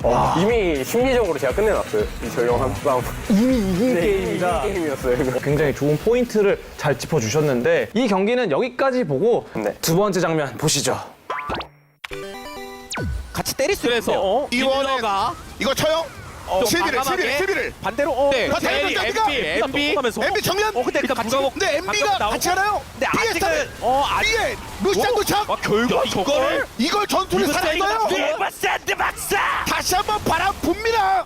클로저 선수가 좀 이 영상에 대해서 설명을 해주셨으면 좋겠습니다. 앞으로 들어가서 안 될 것 같았는데 뻘공을 한번 날립니다. 그리고 여기서 이제 바이 선수가 방심해서 들어와요. 아지로 공 빠졌다. 좀 나가보자. 하는 순간 바로 움직. 방심을 유도했다. 네, 방심을 유도했다. 저희 바로 위치 포착하고 잡아버렸죠. 먼저 딱 점사가 된 순간 저희가 되게 이기기 편한 싸움이었는데 사실 이 장면이 오기 전까지 제가 진짜 잘한 부분이 있는데. 그럼 오히려 그거를 보셔도 돼요. 이거 좋아요. 빌드업이. 이 장면이었거든요. 페이스 선수가 롱소드랑 충전용 물약을 사왔어요. 근데 피가 다 갈리고 포션이 하나도 없어요. 근데 코르키는 지금 미는 라인이란 말이죠. 그렇죠. 여기서부터 일단 코르키 선수가 상당히 압박이 돼요. 사실 코르키 입장에서 2레벨에 집 가서 텔포 빠지는 거 진짜 너무 손해거든요. 그렇죠. 말도 안 되죠. 네, 말이 안 돼요. 그런데 여기서 어떻게든 코르키 선수는 지금 라인이 이래서 라인을 밀고 싶을 거예요. 좀 그래서 여기 당겼죠. 근데 이 순간 그냥 400원. 이건 내가 만들었다. 이건 제가 50의 활약을 미리 그냥 입에 집어넣기만 하면 끝난다. 이미 라인전이 끝난 상태였어요. 지금은 언급을 안 하셨는데 와드를 깐 걸 핑을 찍었더라고요. 아, 네. 와드 핑도 네. 무빙으로 이제 아래에 와드 한 것도 뻔했고 그다음에 이게 계속 이쪽 무빙을 치면서 라인전을 하더라고. 근데 이제 저희는 50 3캠하고 라인전이 답이 없으니까 거기서 제가 이제 불러서 그냥 꽁킬 정글 줘버리는 심리로 라인전을 해서 저희 팀을 우리 키웠다고 편도 볼수 키우고. 있죠. 네. 네. 혹시 카일 선수는 보고 싶은 장면 없으신가요? 바텀에서도 첫 딜견부터 루시안이 대시각 나오는 거 보고 EQ로 상대 못 들어오게 막아준 것도 되게 잘했던 부분이었던 것 같고 이 다음 턴에서도 되게 스킬을 깔끔하게 잘 날린 것 같아요. 큐도 맞춰가지고 분당 붙여준 다음에 더 못 들어오게. 그렇네요. 그리고 안무빙 치면서 계속해서 때려주는 모습까지. 그냥 이 장면이 좀 잘했던 것 같습니다. 근데 카일 선수의 이런 라인전 디테일이 요새 또 리브 샌드박스의 바텀 듀오가 굉장히 잘하고 있잖아요. 혹시 선수분들 좀 더 자기 PR을 할 수 있는 뭔가 좀 그런 게 있을까요? 상대가 미드 아마 잡고 나서 아랫무빙 칠 수 있다라는 걸 듣고 근데 이 전 타이밍 때 바텀이 딜교환을 세게 하거든요. 네. 저희가 좀 더 좋은 구도로 나오는 거예요. 그래서 바위가 오든 말든 궁 빠졌으니까 날개몰 하면서 앞으로 가는데 이때 바위 오는 거 체크하고 그냥 제가 일부러 변이 있으니까 다 맞고 그냥 큐로 두나까지 묻혀주는 그냥 여기서 게임 끝난다고. 진짜 좋은 장면을 이거 잘 찍었네요. 이거 얘기 안 했으면 큰일 날 뻔했어요. 클로즈 선수 약간 되게 흐뭇한 표정으로 보고 계신데 이런 부분이 있었으니까 되게 뿌듯하네요. 같은 팀 미드 입장으로서는 또 이런 장면 보면 힘이 나기 때문에. 그렇죠. 하지만 그 전턴에 어떻게 제가 또 바이공을 뺐기 때문에. 그런데 약간 그 눈빛이 내 것 또한 이제 얹기 위해서 빌드업이 잘 파고드네요. 이러니까 암살자를 잘하신 거구나. 그러면은 저희가 이제 MVP를 선정을 해야 되는데 항상 저희 좀 자체 부금으로 가거든요. 두구두구두구두구두구두구두구두구두구두구두구두구두구두구. 이번 주차 MVP는 클로저 선수입니다. 감사합니다. 감사합니다. 근데 진짜 저는 클로저 선수가 자기 PR도 너무 잘했고 제가 빈틈을 살짝 열 때마다 그 파고드는 암살 능력이 장난이 그렇죠. 암살 각이 기가 막혔어요. 물론 카일 선수도 굉장히 옆에서 잘해주고 그런 말씀 해주셨지만 아무래도 클로저 선수에게 이번 저의 팔이 좀 더 기우는 느낌. 감사합니다. 잘 먹겠습니다. 자, 이렇게 해서 오늘 리뷰 데스크를 함께 해봤는데요. 소감 한마디씩 부탁드리겠습니다. 저의 잘했던 장면들을 좀 더 부각할 수 있는 기회가 된 것 같아서 저한테는 되게 만족스러운 리뷰 데스크였던 것 같습니다. 진짜 하고 싶은 말 다 하신 것 같아요. 저도 잘했던 장면 다시 보니까 좋은 기분이 엄청 좋은 것 같습니다. 알겠습니다. 그럼 저희는 여기서 인사드리고 다음 주 목요일에 다시 돌아오겠습니다. 안녕.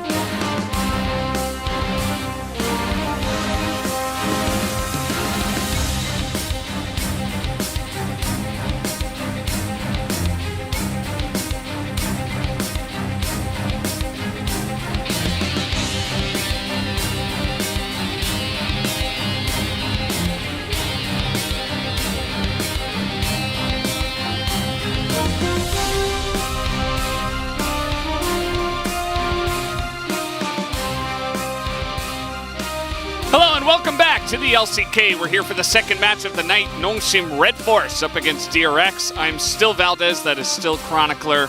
And the first series, very one-sided. DK able to smash down Homolife Esports. The second one, though, could definitely be a bit closer. That's what I thought about the first one, Valdez. So I'm not getting my hopes up. But in this match, this is a battle of the bottom, and both teams are, of course, knocked out of playoffs. But that doesn't mean that both these teams are not looking for a bit of a redemption moment. DRX for very different reasons than Nongshim, as we are looking at the game score isn't great, the series score isn't great. But for both of these teams, if you can win a series, this is as easy as it gets. So spirits should be high today, as hopefully we will see a spirited performance from either of them, because we haven't really seen that from Nongshim in particular recently. Yeah, I think that once they kind of got through round one, I don't know, a lot of the other teams got stronger, and with their experience, they kind of knew where to take it from there, whereas Nongshim, they're still trying to find themselves, right? As a team that came up from Challengers last year, still a lot of work to be done. DRX had a pretty horrific start for the roster that they have, and now they're hoping to just show that, hey, we're actually good, we can make this happen, let's do well in summer. And the only win that Nongshim did have was against DRX, but even though I wouldn't go ahead and call the current form of DRX great, they have definitely improved. We have seen that Juwon coming into the roster has been a big difference maker. We have seen Barrel's performance stabilize largely, which is very important because Dokdam didn't really get to play the game a whole lot, and that has gotten better, and hopefully his arm has as well, as Nongshim are very reliant on Sylvie, and in Challengers that was enough. In the LCK, he's not finding the opportunities, not finding the moments like he used to, as the level of play just so much higher.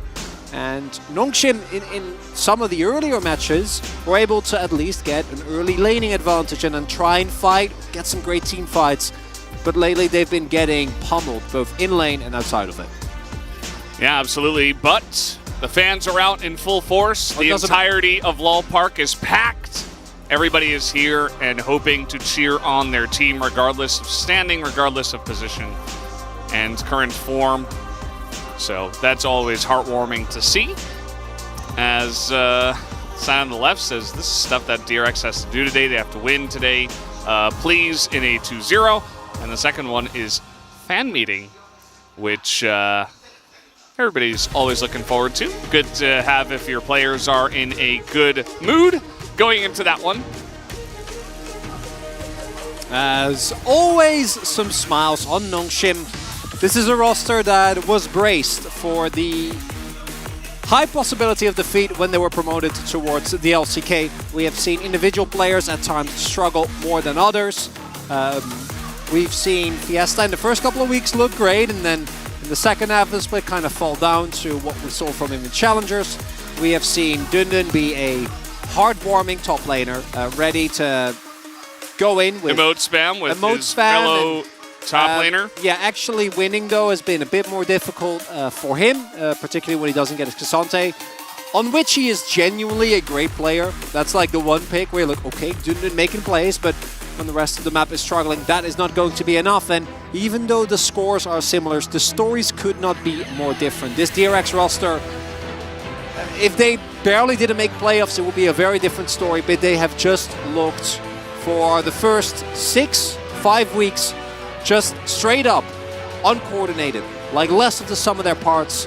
Nothing that they tried worked. The faith in each other seemed to be completely gone, and when you have players of this pedigree, that isn't really acceptable. Now, of course, we have seen Barrel in the past kind of drop down, but even players like Fate, players like Rascal have been, at times, fairly high regarded within the LCK, and we're starting to see glimpses of that. But I also do think that if they don't win here today, that then they're going to have to start from scratch again. That said, DRX is the best, by the way, with every player on every side. Nice. So here is our key player matchup. Fate, I think, is a good player to highlight in this matchup in general. He is up against Fiesta this time around, and Fate has been one of the more consistent players on the side of DRX. Has a pretty deep champion pool as well, has proven that he can play all sorts of different roles for his team as a mid laner, of course. Has the highest damage per gold out of any mid laner on DRX, which is kind of insane.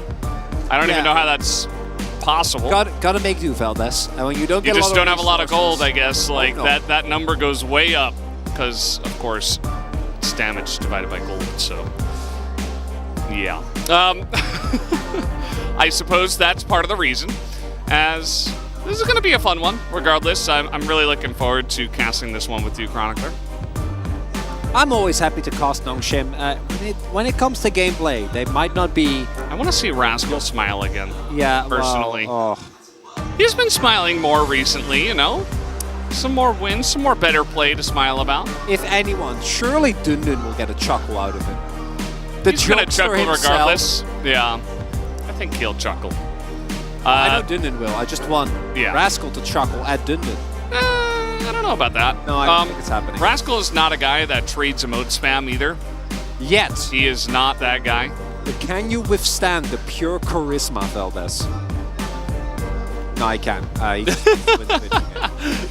I think so. Yeah, actually. Yeah, actually, I think he'll have no problem at all. As Peter and Vital.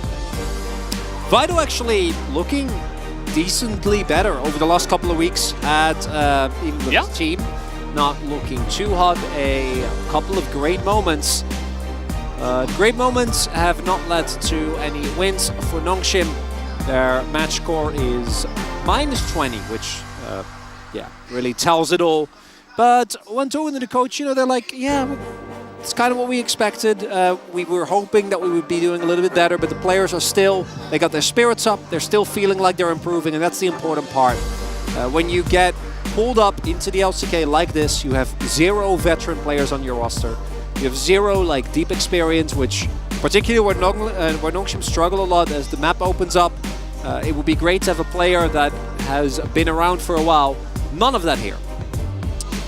Yeah, not yet. As we are ready to jump into our first draft of the day, or of this series, as we already had 2 drafts today, Valdez. Oh. It's okay, Veldes. I forgive you for making such an egregious mistake. That was good. Ashe, Annie, gonna get taken away here.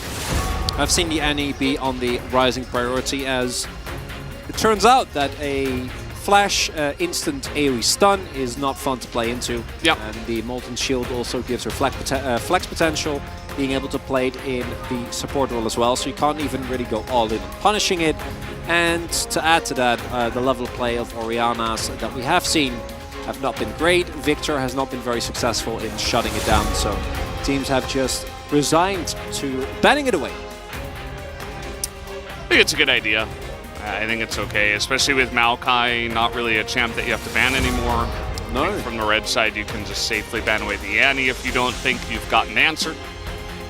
Or, you know, if you want to keep it open for yourself to pick on the second that's a Sari rotation. Isn't it? Yes. Yes. And they ban Lucian, so obviously Karthus is the answer here. Yeah, first pick Karthus, a staple of the 13.4 patch. Definitely. Yeah. Not even I'm calling from Karthus at the moment. That's when you... Any lane. Any lane. Support Karthus coming in hot.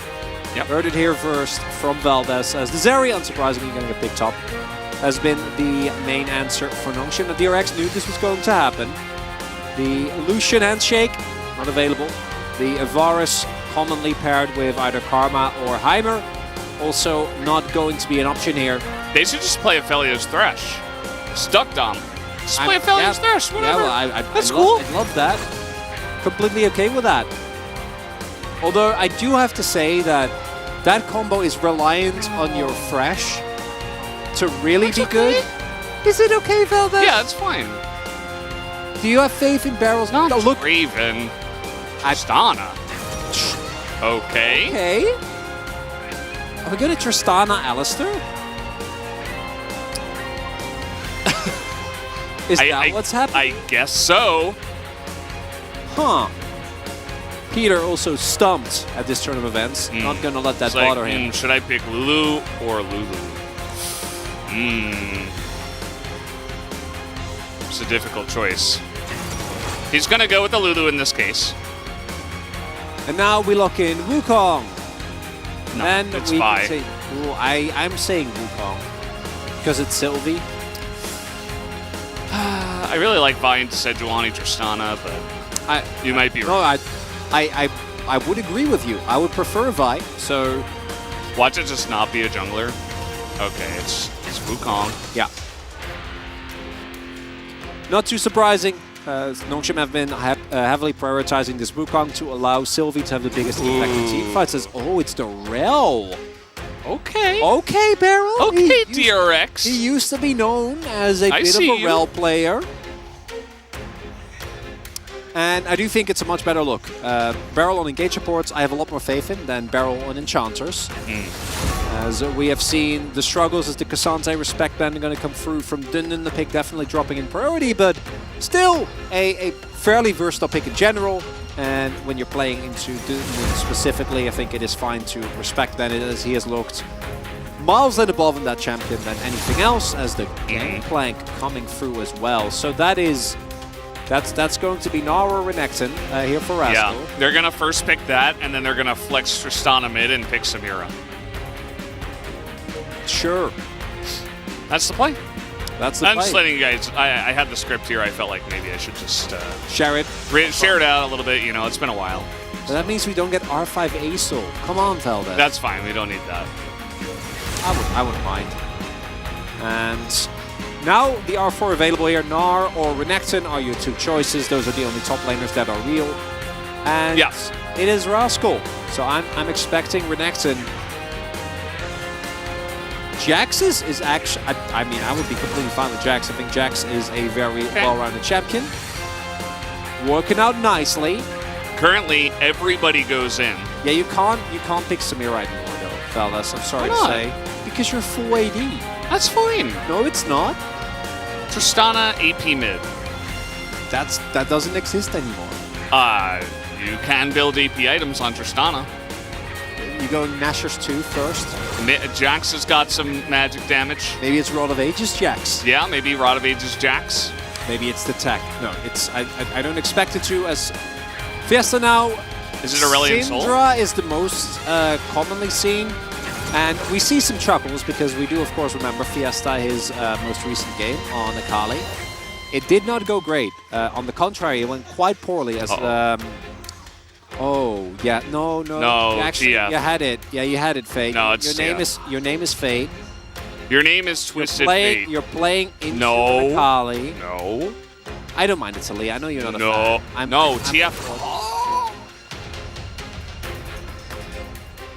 Where's Atlas? Let's get him up here.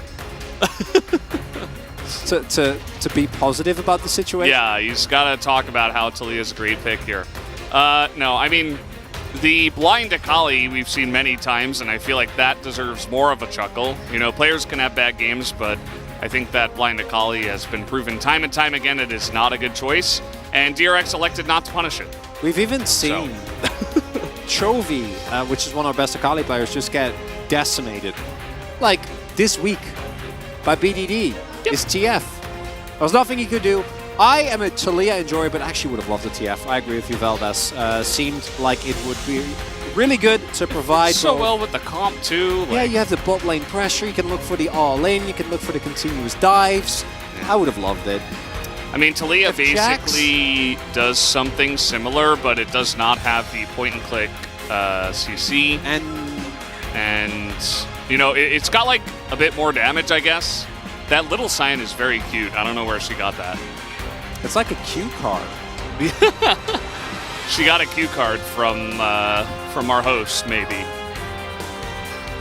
Very, very adorable. The fan signs, as always, looking great. But the Talia still provides a ton of value. Still should be able to assist the sidelines, but it's going to take a lot longer to get online. And doesn't provide you with the reliable way to get Vision of Akali as she gets into her Shroud. For Nongshim, this is about as comfortable as it gets. They've been playing a ton of these champions a lot, but I do really like the potential for DRX here if they can snowball that bot lane in particular. Absolutely. Well, guys, we got game number 1. Let's do it right now.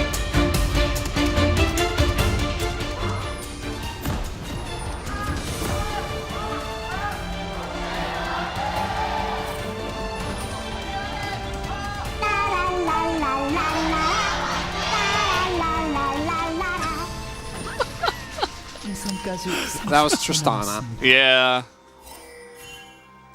You know, Aphelios Thresh is back in the meta, and Duck Dom's not playing Aphelios. I'm going to reiterate what I said earlier, Veldas, and I do think that it stands and falls by the level of your Fresh. And with how DRX have been playing recently, I don't know if Fresh is the right direction. But Tristana Rel is. Well, with Tristana Rel, you know, you go in and either you flip the game and you win or lose. You know, there's no need to continuously hit difficult hooks. You don't think this is like DRX's new tech to shut down Zeri lanes? The Rel Tristana? Yeah. Yeah, no, I quite like it. I do think that the... or Dundun, man. Yeah, he just wanted to have some fun. Rascal's not having any of that. Yeah, you can do this when you're Jax. Wukong is very weak.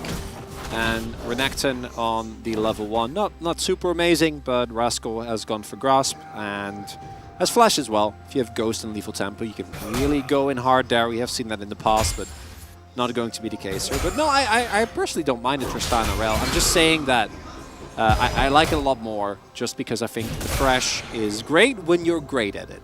And otherwise, I don't think the pick is providing you with that much. Juan hit rank 1 in solo queue. He has been doing really well. Yeah. And I think he definitely deserved the chance. Just not even talking about Krako, just the way the team is going, you know? I agree. So I'm really glad that he got a chance to kind of show his stuff. Team obviously still struggling, but it's a good opportunity even. You know, your team has fallen out of playoffs, you don't have a chance, so give Juan a shot. See what he can do. Maybe he can be your guy for summer. As you were talking about, Beryl on engaged support. Yeah, he was the Alistair guy. And he was the Rel guy as well when Rel came out after that. And yeah, he's 14-4 on the pick. Yeah, Rel, Alistair, and the Pantheon as Ono. Dundun is going to get dove here. Oh, hello. Here's Juhan in the top lane, setting up a very proactive dive. Gotta love it, but a slice and perhaps a dice to flash away. Juhan is going to survive, but Rascal, oh, nice flash away, and he will survive as well. Some unfortunate early trades from Dundun mean that he will go down here. Yeah, he's going to be able to teleport back, but that is a very nicely set up dive. Textbook. You know, Juhan making his way over, has the Aftershock, can take aggro and be fine, flashes out. And Rascal setting that one up with having a very strong early lane control. This goes back all the way to level 1, right? Like, starts trading aggressively, knowing that his jungler is pathing towards the top side of the map. Nicely done. Barrel and Dogtown, this wave is shoving into you. You don't need to go forward, and it looks like they won't. And DRX already starting off very nicely here. Strong start with Rascal getting fed is a splendid win condition, because I do think that in the 5v5 you can run into some issues if Nongshim can find their flanks. But if you have a Jax that is unbeatable inside, then things become a whole lot better. Yeah, it's going to be a good look. We're going to take a look at this once again. And listen in to Rascal. You tank it.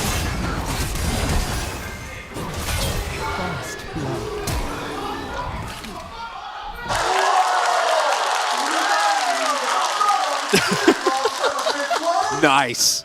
Those fans are just enjoying themselves. They got some food. They got some snacks. Great choice. Yeah. Just sit there, watch some LCK, eat your snacks. Oh no, Fiesta. Uh-oh. Well, there's no flash on Juan, so... I mean... Okay. Juan just gonna get on top of the Wukong instead. Forces the smite, which is totally fine. Still just hanging out on the top side of the map. Just making sure that the Renekton doesn't die again. Good coverage by Sylvie there. Able to get his Grump and make sure that, as you point out, the repeat dive doesn't come through. But with the knowledge, it also means that the rest of DRX will have a pretty decent idea of where the Wukong is going to be. And that might provide another opportunity for Dogdown and Beryl to play more aggressive towards that bot side. Would expect them to look for a very aggressive level 6 play here. Beryl's in mid. Maybe Fiesta makes a mistake. Yeah, okay, you know, like, hello. I might as well. Sure. As long as you are on your horse, you're relatively fast. Yeah, join up with Boar Lady and get some wards down, clear out some vision, keep your Talia safe, exert your control over the rift. Nice. Nice. Juan going to set up the vision here. They have Prio on the bottom half of the map. I would not be surprised if they want to try and go for the dragon in a little bit of time, but do want to make sure that they shove out this wave first. And with the explosive shot, shouldn't be too hard. Sylvie also not level 6 just yet, is ahead in farm by a little bit. Just gonna be a camp, nothing crazy. Juan early pathing has been pretty efficient. And something we haven't talked about for a long time, because Rel has not been relevant for a really long time, nice, is the ability for her to break shields, which into Zeri and Lulu is going to feel very, very nice. Going to be providing a ton of utility with that Q. And would not be surprised, as mentioned, if we see some aggressive plays, maybe Fade roams down towards that bot lane as well. She will be quite relevant. I do agree with you, Chronicler. As Giovanni's still level 5. I was not trying. You were just using the word relevant? Yeah. Imagine not making a pun. Well, I didn't even have the opportunity. To me. I'm very sorry. Just have the opportunity for a perfect pun. I mean, I guess you did make it, so. But it's the thought that counts. I don't think it's a pun if you don't know it's a pun. I think the intent is actually very important. Is that true? Well, no, it is still factually a pun. Yeah, the Drake gets taken. Still a pun. Well, yeah, but I think that for the pun to be funny or intended as a joke, it needs to be. They're not all funny. Well, I wouldn't say this one's funny either, but there needs to be a definitive intent. Hilarious. Okay, well, that says more about you than it does about us. I guess so. I guess so. Yeah, but it's cool to see Rel is back. I like Rel. Her impact on the early to mid-game skirmishes has been, at times, great. At times, because again, she has not been in the meta for quite a while. Although we have seen her in Challenger a few times, because they love their engage ports there. Samira is also a lot higher up the priority ladder. As is Challenger always leads the meta. You know? As is Neela. Well, I wouldn't say that that's true necessarily, but they definitely love to experiment, which is very valuable. You know, a curious mind. It's a powerful tool. And if you guys have curious minds as well, and you're thinking about checking out Challengers, we do it every Monday and Tuesday. Make sure to catch the English cast of that one. As we are doing a Rift Herald. Nongshim are deciding, okay, let's do it. As in they go, Cyclone onto the Talia, but immediately Fiesta is taking a lot of damage, but he's in this route. It's taken here by Juhan, as he does pick up the objective, but this is 2 kills now for Fiesta, who was just hanging out in this route the whole time, waits through all the engage, and now he's just going to be looking for a third one here. As I'm not sure if they can take down Beryl, but they will absolutely go for it, as Sylvie will take 2 himself. As yes, the Rift Herald does go the way of DRX, but Nongshim get 4 kills. That's a complete disaster! They all in on Fiesta in an attempt to kill the Akali, and then they don't get the 100-0. So then what do? Well, not a lot. Beryl didn't have his Magnet Storm yet either. Not enough lockdown, and the level 6 spike of the Nongshim comp is considerable. And take another look. Right, like, yes, you get on top of Fade and Juan, but that alone is not enough. But Fiesta just stays alive for all of this. Peter has his heal.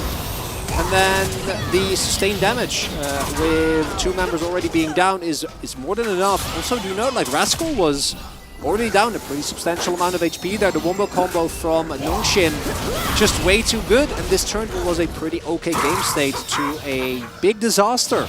Here for DRX, they got the topside dive, everything was looking good. They went for the aggressive test. Okay, looking for the punish here onto Fiesta. There are 3 people on top of the Akali, so a little shut down in the pockets of Juhan, I guess. That might be the turret even if, Sylvie is going to answer. But they're at the very least going to get free plates off of this. Yeah.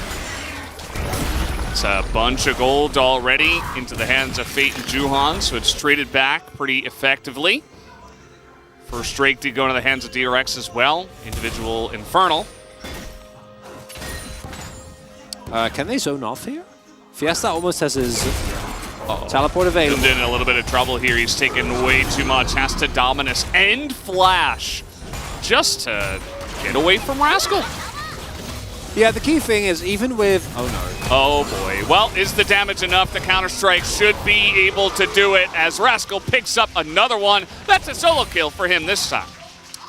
And our previous king of solo kills has faltered this season, Valdez, but right now, looking to reclaim his old throne, takes Dundun down, and of course this is DRX against Nongshim. I should not get out of myself, but man, I just love seeing Rascal solo kill people. It has been a long time.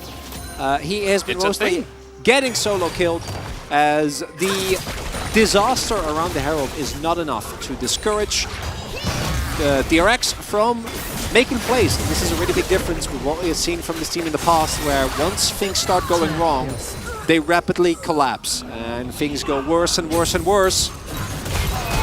Rascal, very straightforward. Gets the Counter-Strike, has Leap Strike available, so can get out without even a single problem. Or a word. Yeah, no, stone cold killer. And now he has Divine Sunder, and Dundun is just like, well, I'm trying to lane, but I can't. What do I do? No, this top lane is over. That first kill was one thing, and then Rascal died, so things were looking up a little bit, but Dundun crucially didn't get any gold, and now you are Renekton behind against Jax. And let me tell you, that's not fun.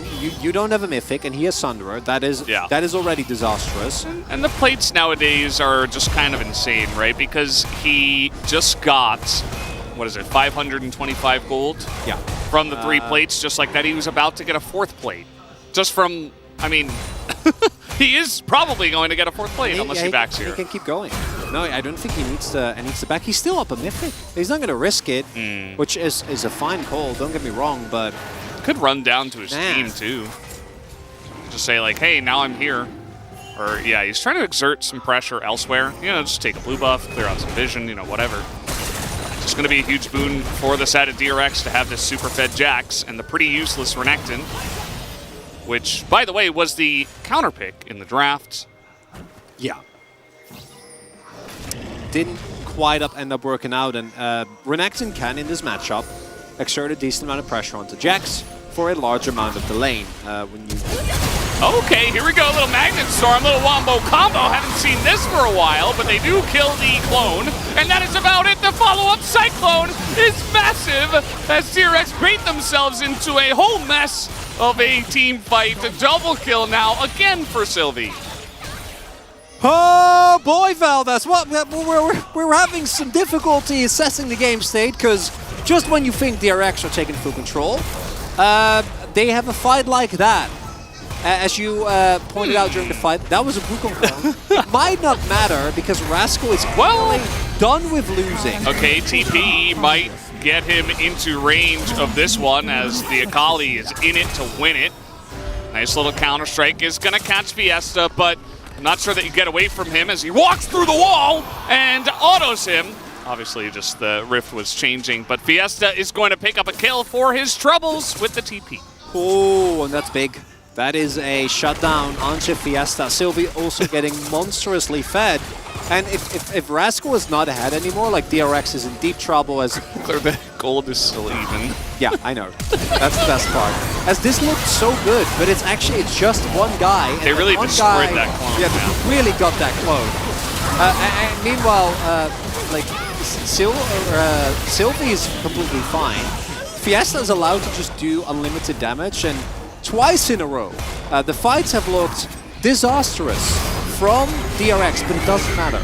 Because even with Rascal going down here, like, everyone be reminded that he did in fact pick up the first turret blood there by himself. And all 5 plates. Yes. Again, by himself. If he would have gotten away, it would have been a great escape. Fate really trying to save him, but not going to be in time. And that does mean that Fiesta is an even bigger threat. But this is still a Jax that is going to be obscenely accelerated. As that's the clone again, guys. That's the clone. Sylvie really bringing out the trickster in Warrior Trigger here. Very nice stuff so far. We're gonna flip the game to 5v5. Maybe we're just gonna keep fighting. Let's do it. Fight! Yeah, absolutely. Guys, Mid lane turret, who cares about that? We don't mind. Rascal has got a little sight onto the enemy Akali as well. So that's going to be pretty valuable. And DRX, they say it's a second Rift Herald. We don't have to throw it on here. We don't have to take this fight. It's a good call from them. Although they might just fight now. As here they go, they're going to find the Akali. As in they go, 100-0 down goes the Akali. And might get Peter here as well. Oh no, it's just a Lulu. That's not very nice. They're going to give the kill to Rascal, who picks up 2 more. 2 kills to Rascal. Yeah, this game's mayhem, Veldas. I wish the desk and the space good luck with this one, because right now it does feel like it's DRX that are grabbing a lead, but we do know that leads come and go in this game. Really nicely set up here. Beryl finds the crash down, then has the immediate follow-up from the rest of his team. Peter, in a desperate attempt to be a good teammate and save his friend, goes down as well, and both kills go over to the solo lane win condition of Rascal, who was already a complete menace, 50 CS. As yeah, this is a yep, that's a good gold graph. That's a really great indication of how this game has gone thus far. It's up, it's down, it's left, it's right. And by the end of it, it seems like DRX have a lead, but I'm not willing to make any conclusive judgments until we see. Oh my God, that's 2 points. That's yeah. So most of this gold is self-earned. You know, Rascal's a self-made man. He's an entrepreneur. He's a man of means. He got Juhan started the snowball. I got a dive. Yeah, but it was the Rascal setup, okay? He put himself in that position, Veldas. It's like the rich kid who gets a small $10 million loan from his dad to start his business. Yeah, he's self-made. Exactly.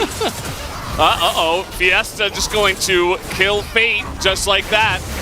Not much counterplay for him, as he elected not to flash or do much of anything. Just goes down.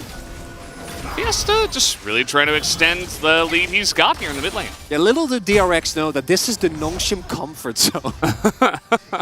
when nothing makes sense. Yeah, don't play a challenger team at their game. They will win.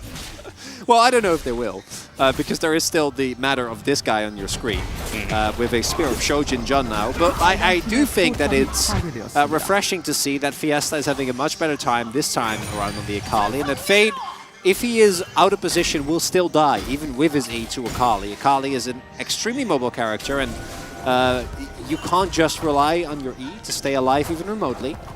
As we saw there. Remotely. Yeah, uses it on the wave, so you die.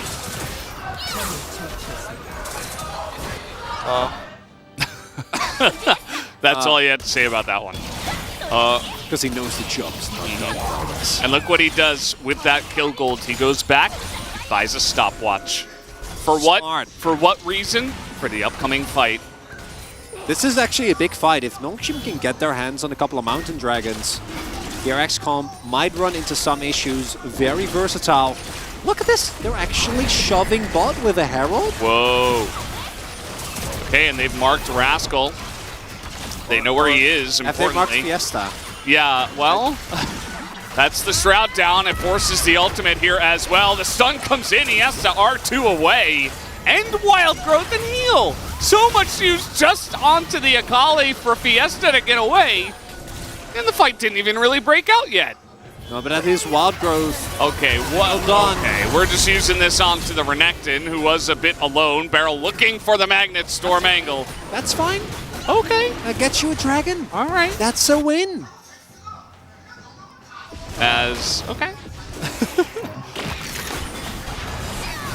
Surely did definitely try to salvage the situation for Nongshim, but not going to be the case. Catch in the side lane doesn't end up killing Fiesta, but it does the job. It makes sure that the rest of Nongshim is in an awkward position, unable to contest the dragon. And while DRX will still have angles if Nongshim starts stacking Mountain Drakes, Nongshim have no angles if DRX starts stacking Mountain Drakes. Because if you are unable to kill Fade and Dokdong in a single combo of your Renekton or of your Akali, and it's just Fido, like that's not happening, Valdez. That's not enough. That's the first Drake already going over as the Fiesta welcome squad is here. making their way over. But I think Fiesta knows. Yeah, better safe than sorry. You have some vision over there, but better to just back away, especially with the way the game has been going.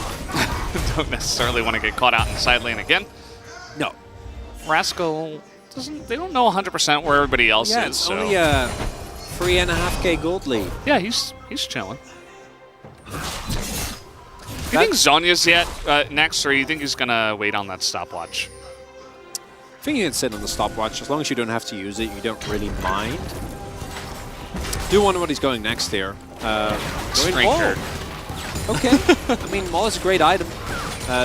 Personally, I think when you're this fat, DRX can allow you to play very aggressively, but might want to go into a GA or a Zonias. You know, could be either on his 4th item. So, and this also means that one downsides that Jax can run into is that into an Akali without MR, you can actually lose the 1v1. Like, even with how fat Rascal is, the benefit of Jax is that either against like AD or auto-based characters, or characters that take a long time, like even Fiora, the reason why Jax is a good matchup is because if he can get multiple empowers in, can get multiple counter-strikes off, and get a lot of hits on his ult passive, that's when he's really strong.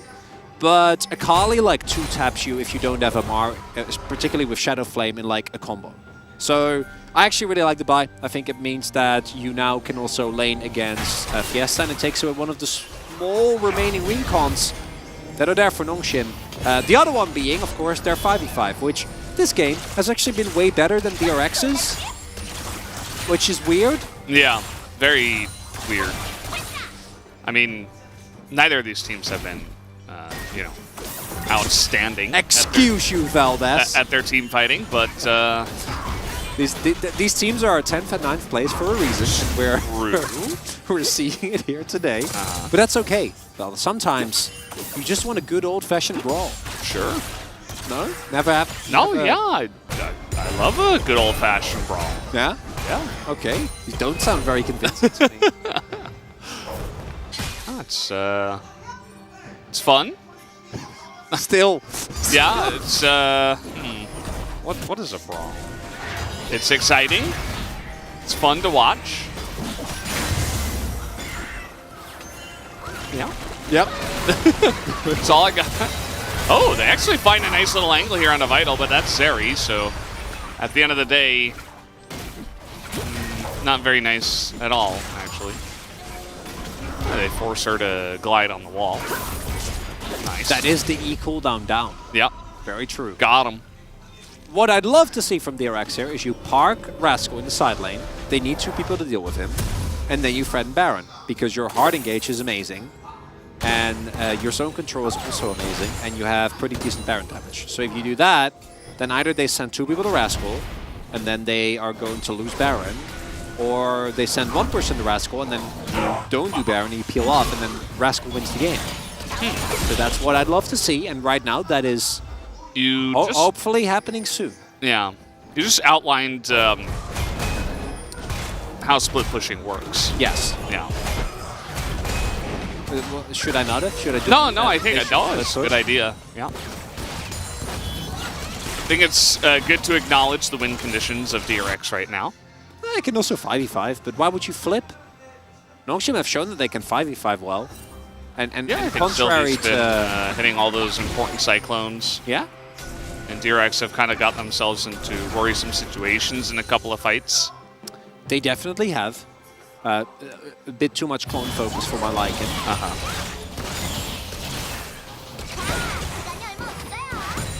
So we're just fighting for mid lane prior. There is a Drake coming up here, soul point possible for DRX, but a couple of crucial 2-item spikes hit. Sylvie, Fiesta, Vital, all very strong right now. Could be an opportunity for them to equalize the score in Dragons. If they can find their way towards this pit, which right now isn't happening. Rascal finishes small. We're 5v5, and he is going to get a very nice flank. Will it be pulled off correctly? There are a couple of control wards here for Nongshim covering their flanks. As okay, looking for it now. Where is the Jax? Over the wall he goes, is going to find Fiesta, but that is an Akali, so just going to get the Shroud out. Move over towards the Dragon now. Shroud cooldown, down. Yeah, much ado about nothing in that one, as we will have the back come through. Doc Dom, oh, that's quick blades. That's a huge spike. Understandable that they want to wait for that. And Nongshim are not aware that Doc Dom is back. This was off vision, so yeah, they had a window there. Didn't know they did. Yeah. And now you have a quick blades Tristana joining the fray. Yeah, and she's going to be a huge menace, especially as this game comes along, and of course she gets the larger range and, you know, all these shields. It's going to be huge. Like, nobody's really going to be able to kill her, and she's going to do so much damage. That is the power of Tristana in the late game nowadays with BT in its current form. Yeah, BT and Overheal, and also she's going to have a bunch of dragons. So, like, it becomes even more. Like, it becomes even better. Rascal doesn't have TP though, so you can hard force on Nash here, but I don't think Nongshim will, Veldas. Yeah, something tells me that they're not going to, Chronicler. No. I think they're just going to give away this Mountain Drake. Yes, that is accurate. Oh, I guess they saw Dindin backing in that brush and just wanted to make sure that he didn't do anything sneaky. So 2 Mountain Drakes now over to the side of DRX. A lot of members in their comp that will be enjoying all of those extra resistances. Yeah, both Rascal and Juan are never going to die. Juan also going for a more health-oriented build, going for the Warmox first. And if you have Warmox and a very big effective health pool, and then you add Aftershock and Frost Armor, and then 2 Mountain Dragons, that is a beefy piggy. That is not going down anytime soon, and it takes away a lot of the punish potential for Nongshim as well, because it's going to cost you a second or 2 extra to take down some of these DRX members. And I do think they are very reliant on their ability to single out and eliminate a target, as Vital isn't really online yet. Like, even with this Lord Dominix, which I think is unfortunately a necessary buy into DRX, you still need either Quick Blades or IE if you really want to threaten. Oh, you hit the counter-strike. Dindin in a bit of trouble here, as even the ult is going to be used. Flash and Dominus. Not enough to get Dindin out of this, as he's just chased down the lane. Gets the double dash, but who cares? Rascal is just going to chase him forever. And now he has TP again, so it's a 5v4. Should be no opportunity. There's even teleport for Rascal. Yeah. He can just join this fight, and based on his back, that is likely his plan. Didn't have the wave with him. It's going to be the Nash. And that might be the killing blow, Valdez. Didn't even necessarily have to use it, but just for safety's sake, to totally discourage Nongshim from making their way into the pit or even into the river. And yes, a Baron at this point, when your Jax is even further ahead, is a bit of an issue. Gonna force out the cleanse here from Vital, just to make things even more difficult.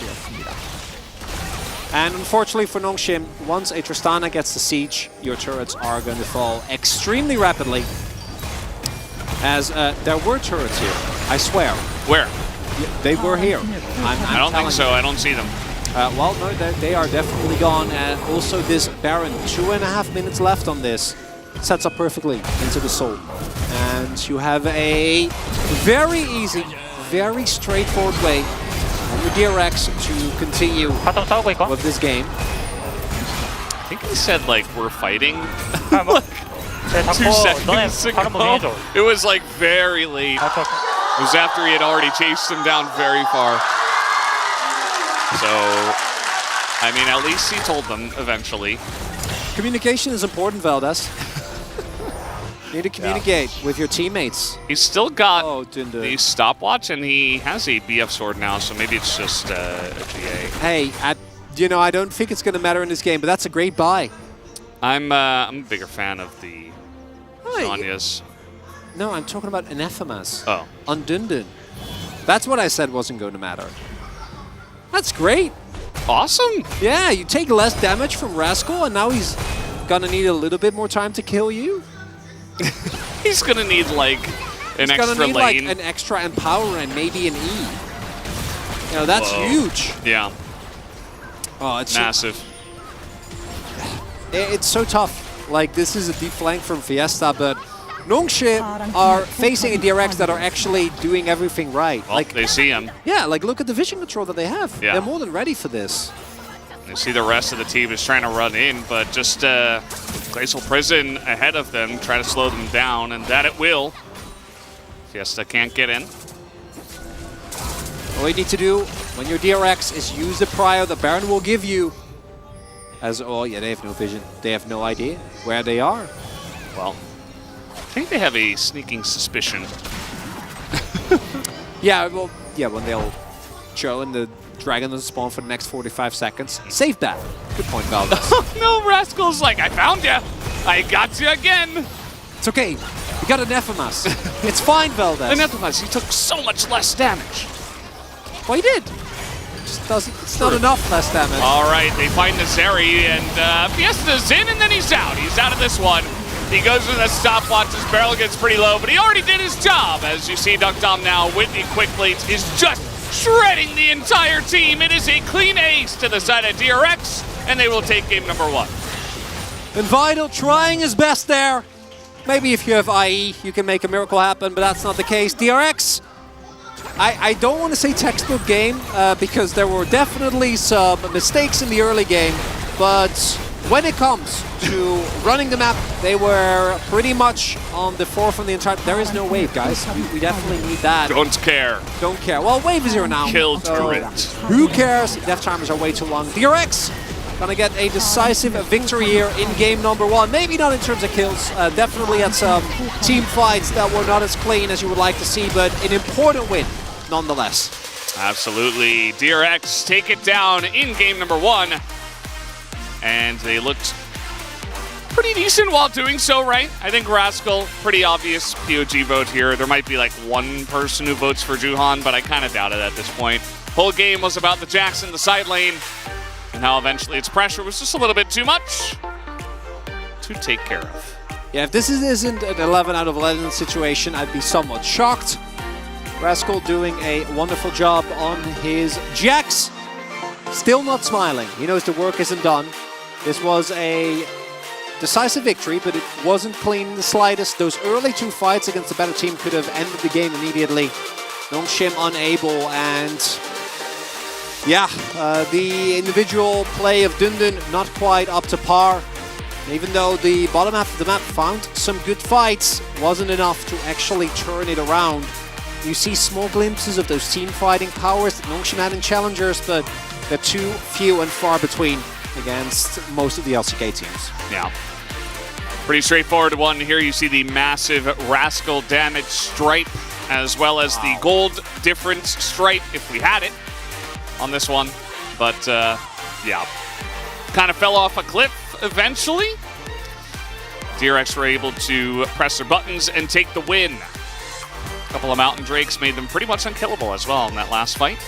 Not to mention their big gold lead, so DRX get it done in about 32.5. Rascal should be picking up the POG, but not 100% sure. Let's take a break, and then we'll go over to the space, and we'll see what happens.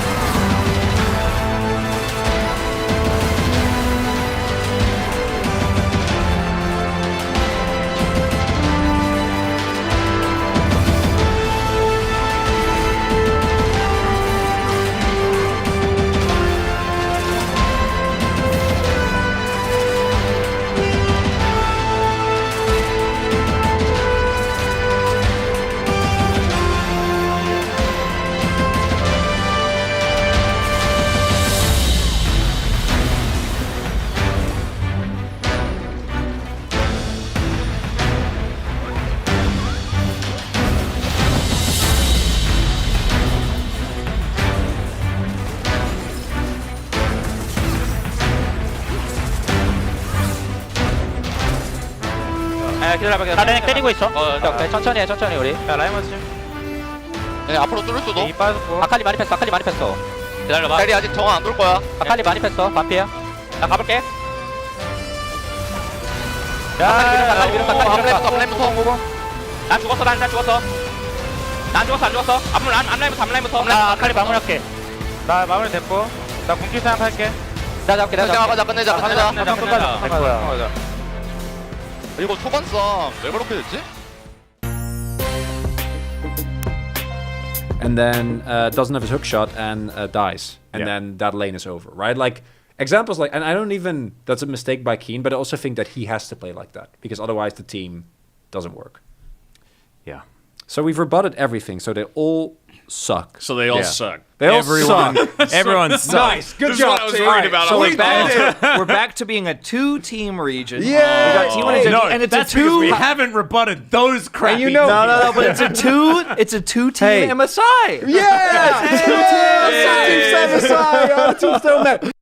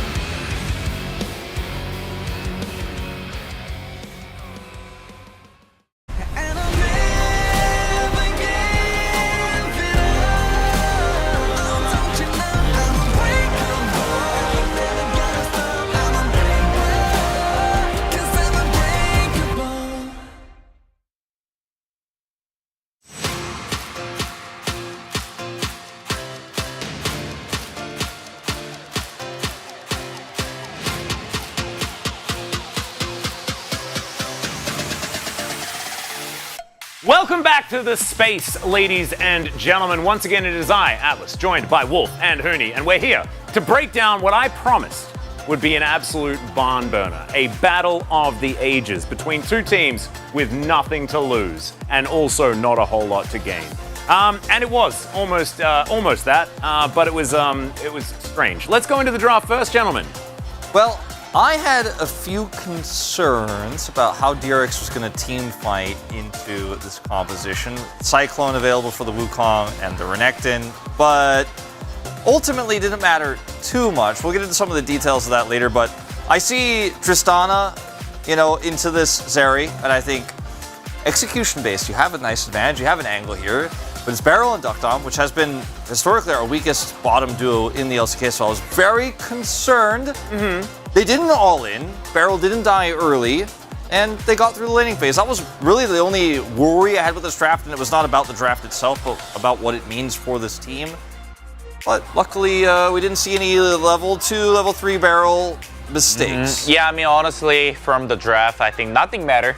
I don't think draft mattered, but I think it actually one thing mattered. Nongxin picked Renekton into the Jax. He tried to counter pick with it and didn't work. That's it. That's the whole sentence I need to say about the draft.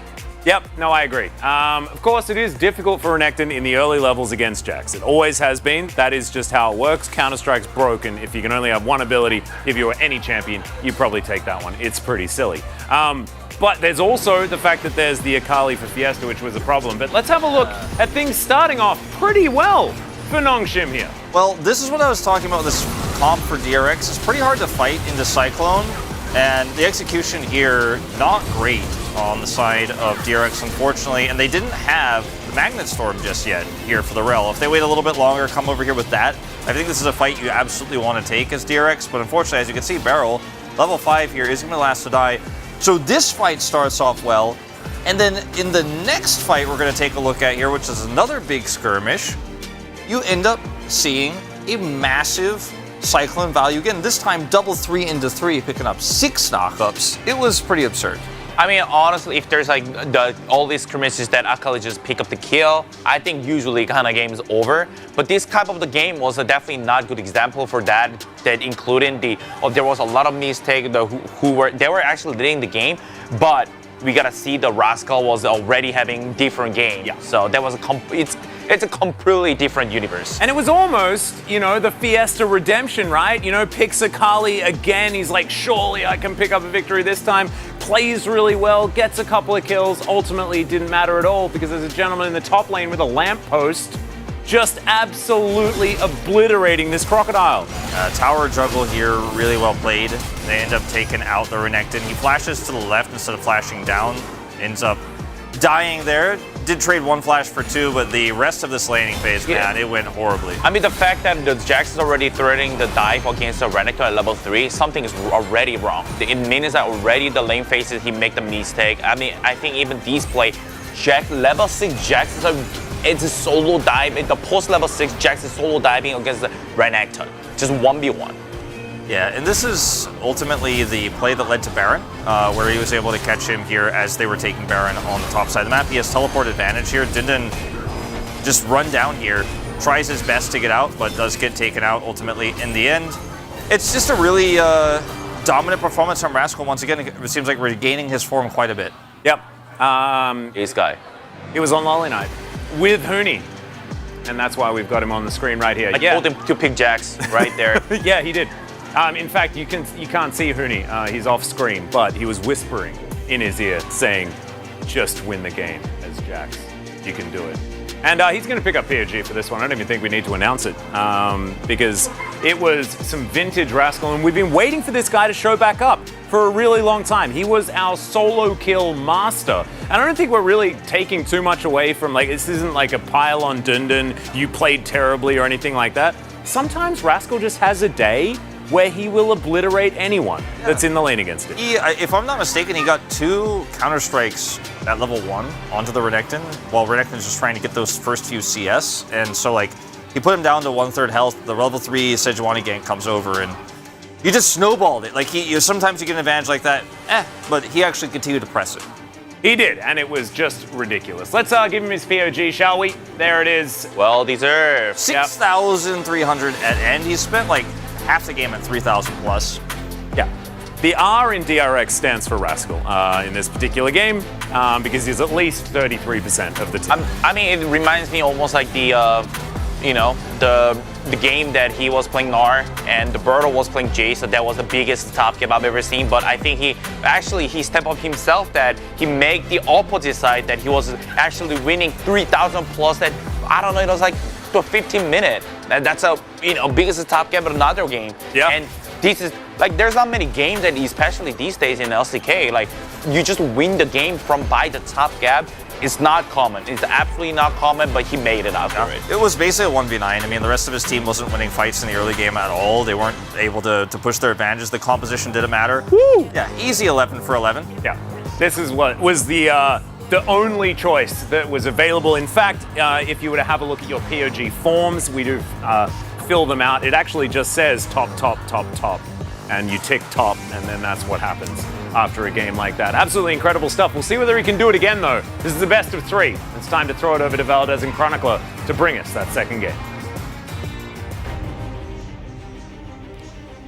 Thank you, Spacers, for that wonderful breakdown of the Rascal Space. As we are jumping into game number 2, this one could get interesting. You know, will Nongshim have an answer to this guy, or will they try something else? Will they even ban Jax? I'm not sure Jax was really the issue. It feels like more of a player issue. Really was.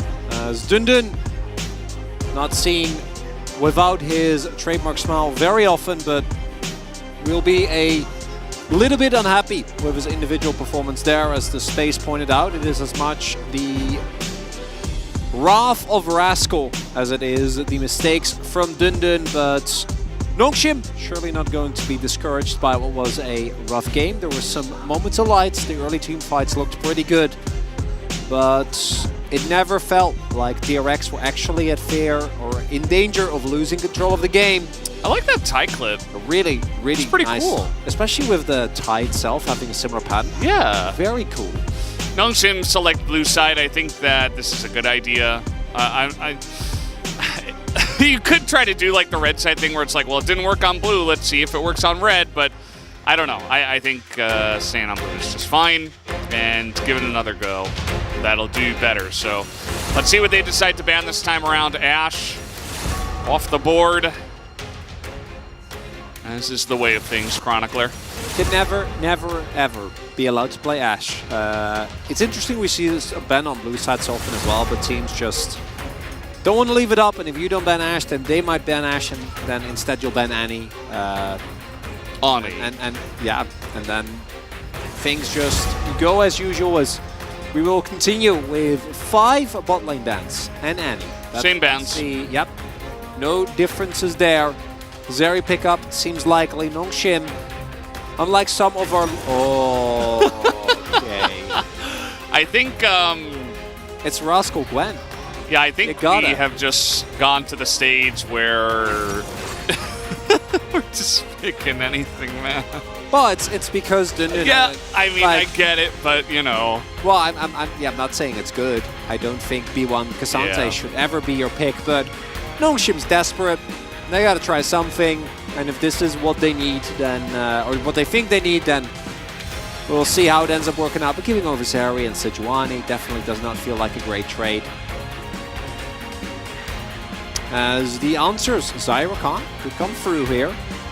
Would test Sylvie's champion pool. Can also just go for Xayah and then leave the support for the time being. But then Rakan gets banned. Yeah. So well, if you want the Rakan, pick it now. And what you mentioned, Chronicler, I mean, Sylvie's going to potentially have to dig deep for this one. Stop pretending you're not going to pick Lulu. Let's go on to the next part of the draft, okay? Maybe he actually will pick. I saw a little nod. Yeah, he's actually going to pick Renata Glask. I'm like pretty hyped about that. Because it's not Lulu. Because it's not Lulu. That is how low our standards have gotten here in the LCK when we see Renata. I just had to call them out, you know, and all of a sudden it's like not Lulu. Amazing. I'm happy as well. I've seen a lot of Lulu, and while I do think Lulu is a champion that actually has a fair amount of skill expression, it's not very engaging at all, as the jungle pool, unsurprisingly, going to get pinched here with The bot lane already picked up. There is ample opportunity to give Juan the best possible matchup. As please ban Gwen. We're gonna ban Fiora and Gwen. Well, and then, but okay, yes, but then Rascal is gonna play Jax. And with, I mean, no, I'm telling you, they're gonna ban Jax here. Yeah, maybe because of game 1. And well, it's both of them are really good with Sejuani anyway. Yeah, I still think that the Gwen angle is amazing, but just for Dundan's sake, I think you do actually ban Jax. Yeah, I think you do ban Jax here, right? Like I think Gwen is a harder counter, but I also think that this makes complete sense. As my God, it's coming back. It's Lee Sin top. I mean, it could be Sejuani top.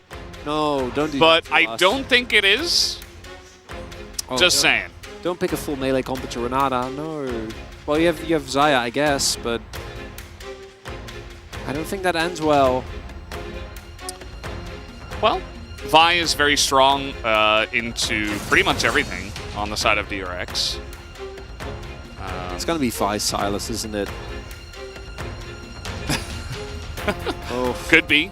Well, it can go Akali. Oh, a little Gragas angle. Gragas actually great. Like the Gragas angle a lot more. Yeah, it's technically blind mid pick. I say technically because we've seen mid Sejuani, we've seen mid Lee Sin in other seasons. So yeah, Gragas going to be the pick. Very safe. As Barrel having a bit of fun. And the... Wow. I wouldn't hate Tristana mid. Bulldog did that. Yeah. Into the Gragas. The Kassadin is the riskier of the options. Kali, ooh, I do think that is somewhat of a risk into the composition from Nongshim. They already have the disengage that Gragas provides. They have a Vi to lock you down. They have a Zaya, which has a lot of built-in safety, so... That Akali, I'm not too fond of. Everything else on DRX's side, I think, is great, right? Like, we have a full melee comp into Renata. We have Rascal on his trademark Lee. Lee and Sejuani together are quite strong. No idea how the Lee into Cassante matchup goes, but we're going to find out here. Can only imagine that once Rascal gets an item, that he'll do well. Might be a little bit later. I expect it to be just usual, like, Gore into Cleaver, and then when you have the Cleaver, you actually have the damage, but we'll see. It is Rascal. He has been exceptional at this specific pick. He definitely has. I don't think that will change tonight. Rascal seems pretty on his game tonight as well, as this is target a random fan time. She probably had a fan sign, and it's not in her hand. Is it coming up? No? No, still no. Just moving everything from the right side to the left side. She's like, what? What? Wait, is that me? Oh, yeah. Uh-oh. Time to hide. Ah! There it is. Hey. Very important. See, oh, this is like... I also want to see a win while I'm here. Well, she got a win. We don't have a series win yet. I think she wants a series win. Well, I assume that's what you'd want, Valdez. But hey, gotta look at the bright side of life. That was Attack on Titan. Love that. Cool. Actually, which is funny because Rascal did the Attack on Titan He did. Yeah, he showed me. POG game. Wow. Yeah. I love anime. Thematic cohesion. Hell yeah. Hell yeah. Anyway, guys, we are ready to go. It looks like game number 2 is all loaded up, so let's hop onto the rift for this one.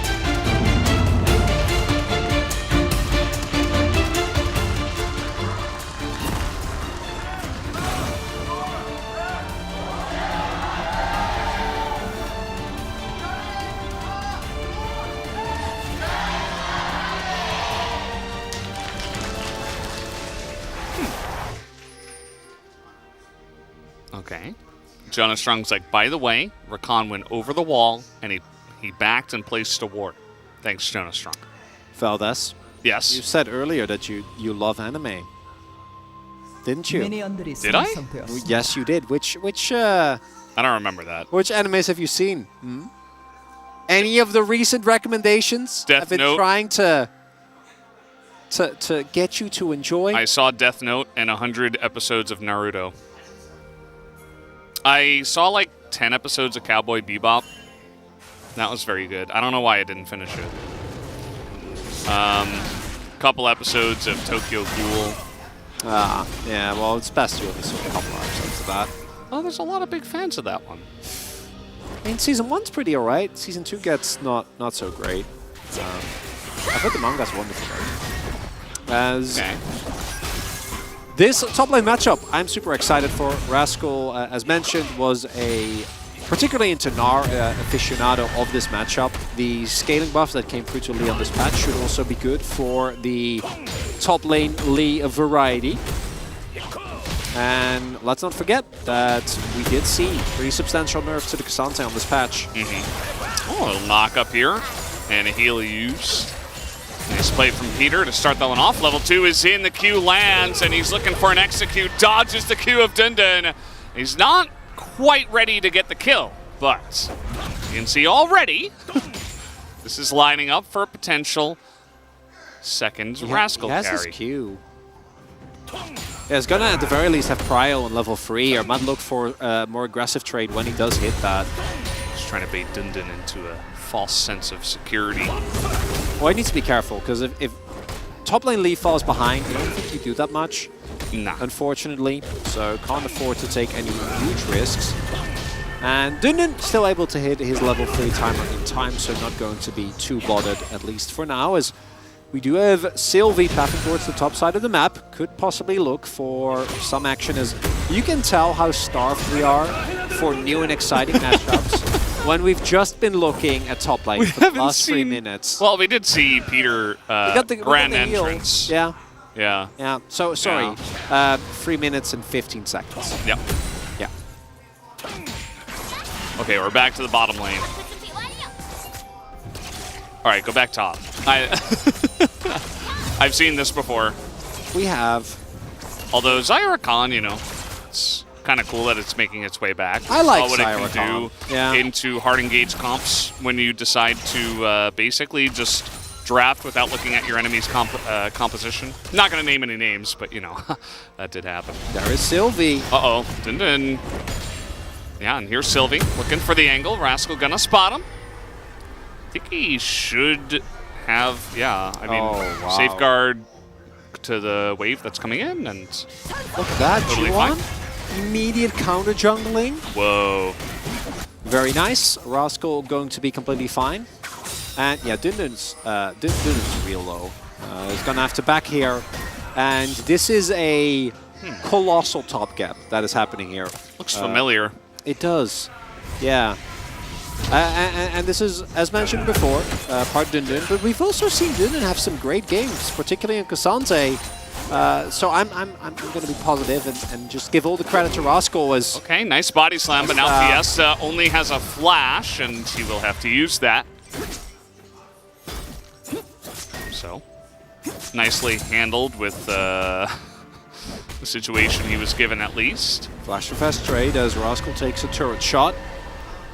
Do have both top laners backed. Rascal rather going for the early pickaxe, kind of confirming what we were expecting, just the classic gore drinker. And then Dundun picking up a refillable as Beryl. Handshake, but Beryl has to flash, and one more auto will do it. Okay. As the heal comes in, and he's not going to get a takedown. First blood given over to Vital on the Xayah. Eerily reminiscent of some of the earlier games that DRX have played. Bot lane struggling, Beryl with flash available as well. Doesn't end up flashing the grand entrance, leading to a nice CC chain from Vital and Peter. And that is the kill going over to Vital as well. The Xayah getting accelerated here early on. Very, very valuable for Nongshim, who are definitely struggling, right, in the CS department. Top in particular, bleeding resources. So getting a free lead in the 2v2 on the bottom half of the map, going to make you very happy. Yeah, it's going to feel great. I think that a lot of times Beryl just kind of says, oh, I should be able to get out of this one, but it's difficult. I mean, especially in the LCK, everybody's kind of doing everything as well as you can in terms of taking trades. Like, every ounce of damage will be put into you, so I think a lot of those times need to be respected. Especially, you know, it's Zyra Khan. Like, they're going to get that engaged, and Zyra's going to follow up right away. That's the way it works. But just expecting to be able to get out. See a nice little engage here from the side of Peter. Yeah. Barrel flashes afterwards. Very straightforward, right? Like Vital also already has a few feathers on the ground, so is able to lock him down there, and that's all you need. They're going all out as everybody's in the top lane. Okay, Peter looking for the Peter OG angle. But probably would have gotten that even if he wasn't there, but nice effort. Love that joke. Well, he was there. Okay, he was there. That's an assist. That's on the board. 100% kill participation right there. As Juan and Barrel maybe looking to set up a trap here, but that is taking Dundun out of a very uncomfortable situation. Big win, as it's not just the bot lane that is in the lead now. It is the kill still going over to Vital, or to Peter there rather. So that is somewhat suboptimal, as Dogdown uses a there's Featherstorm available. Level 6 here for Juan as well. Yep, trades it with the Featherstorm, so Juan's back over the wall. And now, yeah, Vital doesn't have Featherstorm now, I suppose. Might mean that you can look for an all-in when Barrel does hit 6. Vital won't have Summoners, so there is a possibility there. Maybe Fate can roam towards the bottom half of the map, although he just has his Mercs, so not going to be too threatening. As of right now, is Rascal getting more and more points into his skills. Actually, assuming that he still goes Q-Max, but would be interested to see whether we're going to see any variations of that. As bot lane Prio going to be found here, as this is the reason why they first picked it. Very, very straightforward play. Like, Dundun gets him through the wall. Rascal maybe not expecting that many people, and instantly does get taken down. Good setup play. It's going to allow Dundun a little bit more room up in the top side to just get some tanky items and not really be under threat, and that's exactly where they need Dundun to be. They can't have this issue where they're winning team fights, but their side lane is just essentially not a lane, right? They needed to at least go even. Yeah, getting completely destroyed isn't in the playbook. Barrel is only halfway towards that level 6. That's a big level deficit. It means that they can't actually fight for this objective here. And does mean that instead we will have Nongshim pick that one up for free. Early Drake did go over to DRX, which is nice. The Ocean and Infernal, the first two dragons here, so possibility for both great and not so great souls. And Rascal. Juan is here, but will get spotted, and with the vision control on the top half of the map, don't expect there to be any options. As we expected, Rascal indeed going for that Q-Max is going to max his second, which will help with the wave clear as he gets more and more items and AD. But as of right now, his top lane lead pick, not getting too much done. And I'm very curious to see how it will develop as we get deeper into the match. As mentioned, Peter still a level advantage on Barrel. Barrel still not level 6 here, and now Vital is about to have his flash available. Peter will have his as well. And I'd be a little worried if I was DRX bot lane. Barrel has hit him dinging level 6. There's no vision for of him, but they should be suspecting that something is up. Of course they do spot him, but yeah. All right, little handshake as Juan is here. Means the Nongshim bottom lane not going to attempt anything at this point in time, even though Sylvie is making his way over as well. So maybe wants to keep him here. Going to a little 3v3, maybe get a good Peter engage, but no. Sejuani goes out. Yeah, you want to be careful when you're DRX, because right now you're in a disadvantage, but the game's not done. If you go in there and you flip the game and you give like 2 more kills over to Vital, it's pretty much over. We saw that earlier today, actually, with Hanwha taking unnecessary fights, so need to pick your battles. Guildforce now done for Vital, big spike. And the Drake fight going to be a big one here. Would not even be surprised to see Dundun and Rascal also making their way over to try and fight for that, although with the shove that Dundun currently has, Might force Rascal to stay in lane or use his teleport and otherwise give up too many plates. You're going to land Rascal holding the wave. Taking a decent chunk. And I say that, he's actually not going to really hold the wave, as down on the bottom side, Nongsim going to get started on this objective. The back of Duckdom was just a little bit later, and also he didn't get his first item, whereas we do have Gale Force right now for Vital on the Xayah, so not a great fight for DRX to take, and that will just go over to the side of Nongsim, and it's Chemtech Soul. Yay!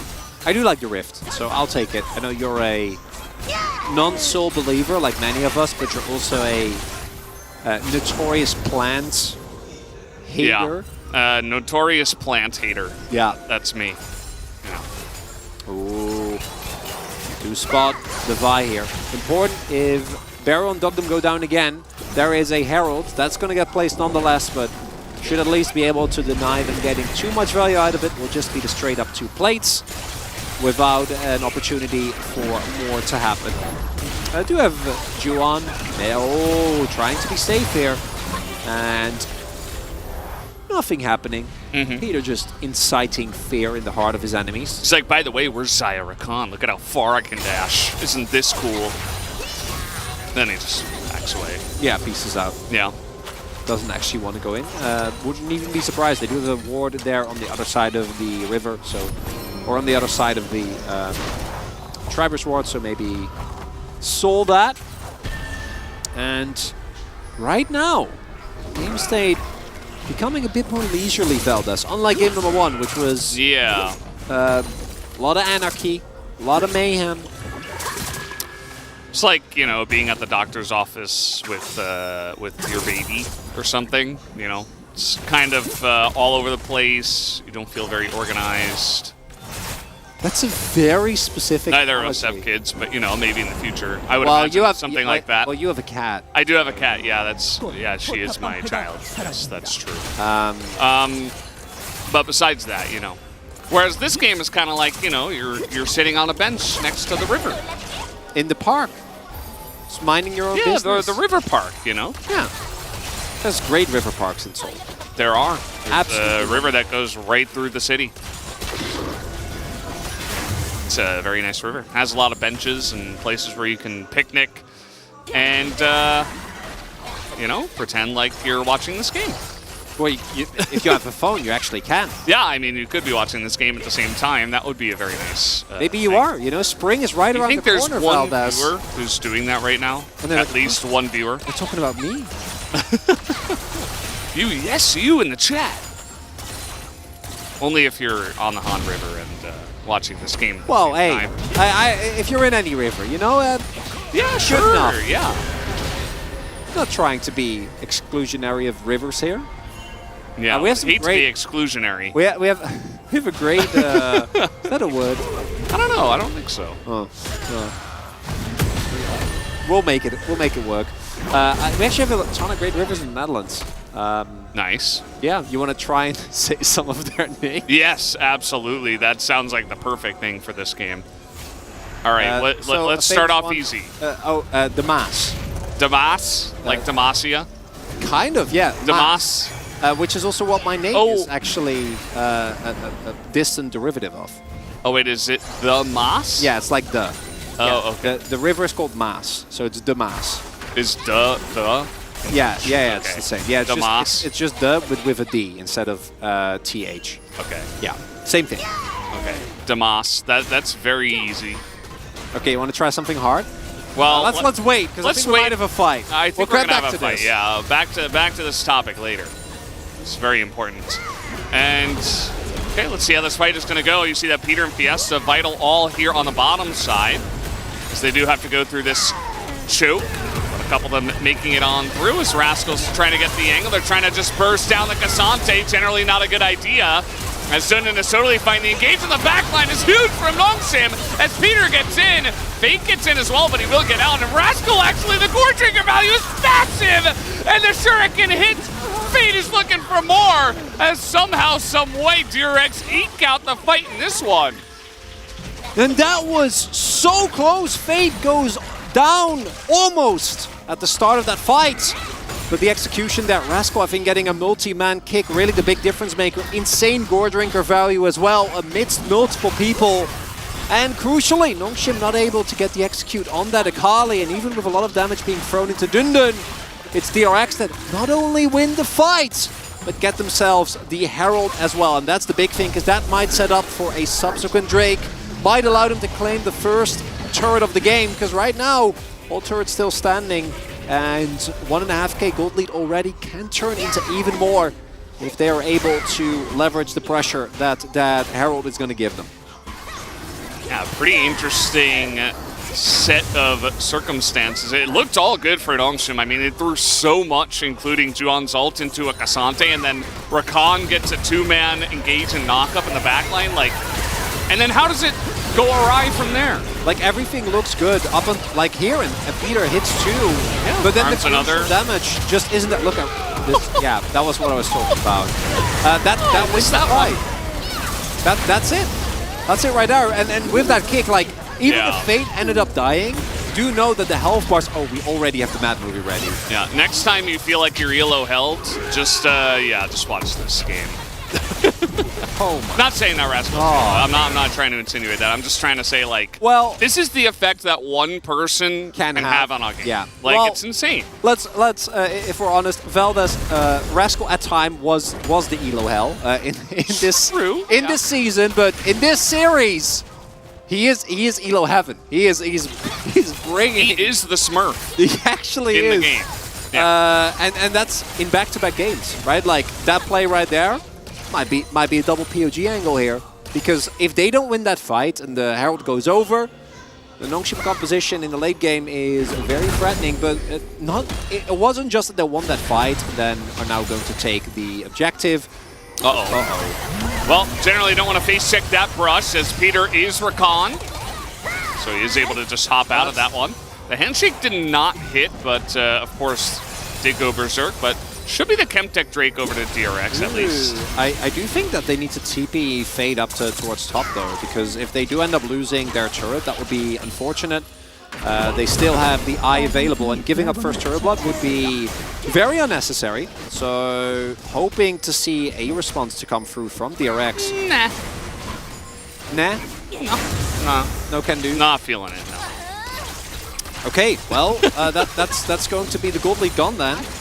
Yeah, I guess he wants to save it for the next Drake fight? I mean, otherwise. Or maybe he doesn't want to TP up there and then get over. Well, the fighting's good. So that you'll take as a DRX fan, as a Nongshim fan, you're just happy. Because the enemy just gave you a pretty decent gold spike. Quick Blade's now done for Vital, and while the game state is favorable for DRX, I do still think that in late game they might run into troubles if they can't 100-0 Vital, who has a great amount of disengage, has a really beefy front line, and a single misposition on DRX can lead to a game-ending fight for Nongshim, right? Like if they single out a person, take him down, and then get a Nash, they can definitely still get back into this game.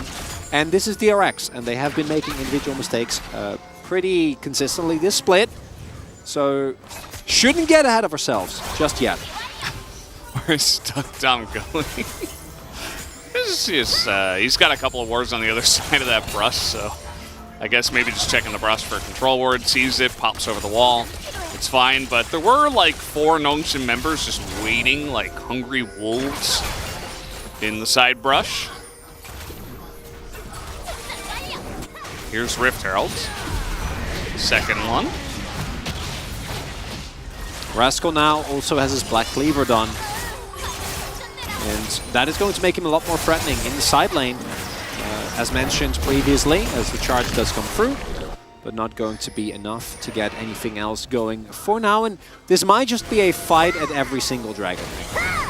That's what we're looking at. They didn't fight at the last dragon angle. No, but that's because they already got the fight for that done early around the Yeah. Okay. It was the same time slot, you know. They booked it. Same time slot. They booked it early. Yeah. You can only book a fight every 2 minutes, I guess. Yeah, you need your cooldowns. You need your setup. You need to your items, down. your new items. Yeah. need to calm down from the previous fight. Makes sense. Oh yeah, yeah. As expected, Rascal able to stack up that armor shredding passive very, very quickly. So Dundun in team fights will still be very beefy. In 1v1s against Rascal, not so much. So back to the river. They cleared out the vision in this river and around the Baron. So, okay, give me another Dutch river. So what difficulty do you want? Let's go with medium this time. Ooh, that's kind of tough, actually. There are no medium rivers. No, there's no medium rivers. There's a lot of really hard ones. Oh, man. Okay, let's just dive right in then, I guess. There's a river called the Schelde. Can you use it in a sentence? The Schelde is a beautiful river. Okay, the Schelde. That's actually great. Yeah. I'm proud of you, Veldas. Yeah, thanks. That's some quality Dutch. The Schelde. Yeah, look at you. Yeah. Just ready to go. Yeah. Let's go to the Netherlands right now.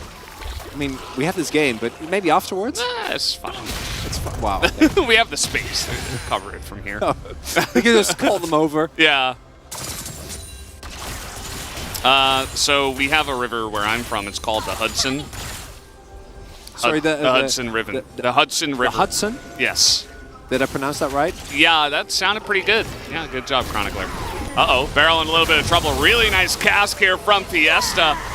Not much he could do about that one after getting casked.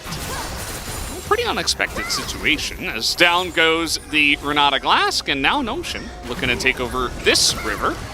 And they're just going to start up the Baron. Why not? Do have a lot of cooldowns still available. Juhan is there, but without Renata, you are missing a lot of team firepower. This is an early Baron to 23 minutes.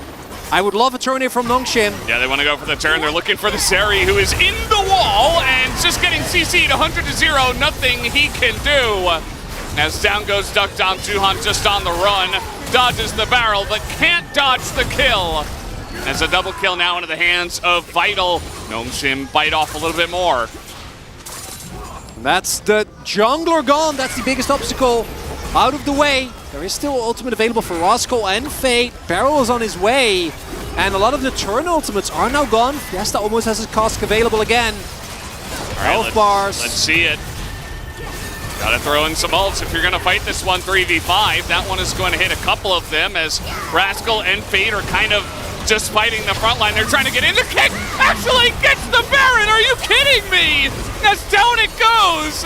And the rest of them just go down, but who cares? Rascal just took the Baron. And I'm pretty sure it timed out well with Dogdom getting it. Like, I think they got 2 Baron buffs off of that. Like, Fate will have it for sure. Oh, no, just not... Like, the fact that he wins, that they were able to, like, get close to winning that fight, that's one thing. But that he gets the actual Baron. Yeah, this really is a 1v9. Elo Hell isn't real. Like, now we know. We have confirmation. This is actually proof. This is irrefutable proof, Elvis. Yeah. There's no such thing. It doesn't exist. Just solo carry like Rascal. Well, it's easy. As Barrel, as far as I'm aware, not here, but in the actual play, did have flash and heal. He did, yeah. And still got taken down. If you don't flash the Barrel, then obviously the heal not going to be usable. As Dogdom actually gets saved by Dundun, quote unquote, from the entire journey, and as a result, no displacements for the Zeri. Gets taken down and then. Let's see it.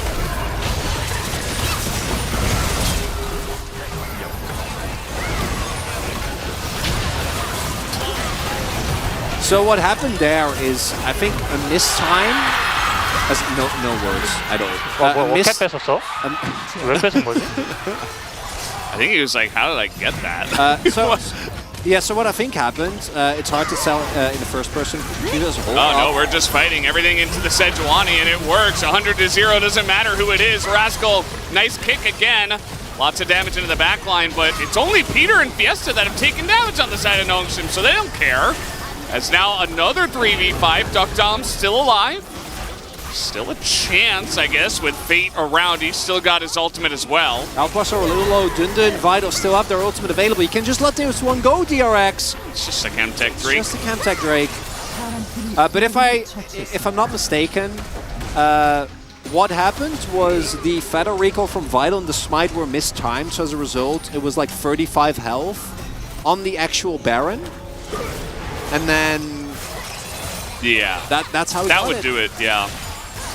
And it's so rough for Sylvie as well, who's had a great game up until this point. But missing that Baron, that could have been a game winner. There's still negative Baron power play, which is somewhat mind-boggling. But what's more important is that Nongshim is actually playing this out really well.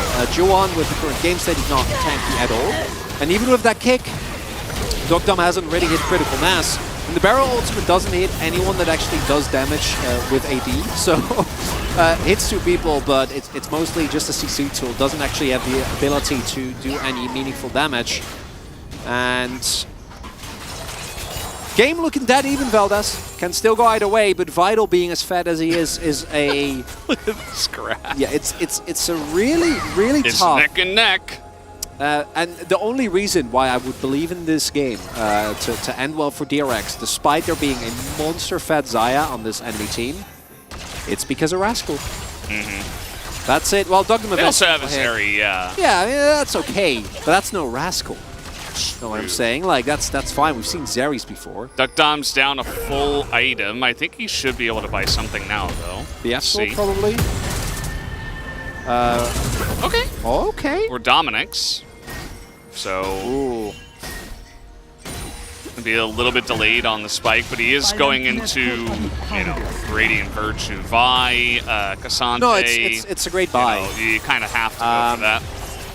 It just means that the damage onto the enemy backline will be nearly as threatening. So Dogdom also saying he's expecting to just hit Sylvie and Dundun, right? Like those are probably going to be, and it makes sense because Sylvie's probably going to flash ult on him every opportunity that he gets. Maybe with some Fiesta setup as well. And right now, 2k gold lead for Nongshim. DRX painstakingly holding on to this mid lane turret for now. They're doing okay with it. You see Vital is able to step up, though, and get a couple of big chunks. And I think this game should go on for a while longer. You know, Nongshim do have this 2k gold lead, but with Chemtech Soul, a couple of Drakes away for either team. And the first Baron already off the map. We do have another one in a minute, but I'm not sure. I don't think that Nongshim will just start it up. I don't think they quite have the confidence to just like start a Baron and then turn. I mean, unless they get a pick again. Well, to be fair, they did last time. Well, they got Barrel. Yeah.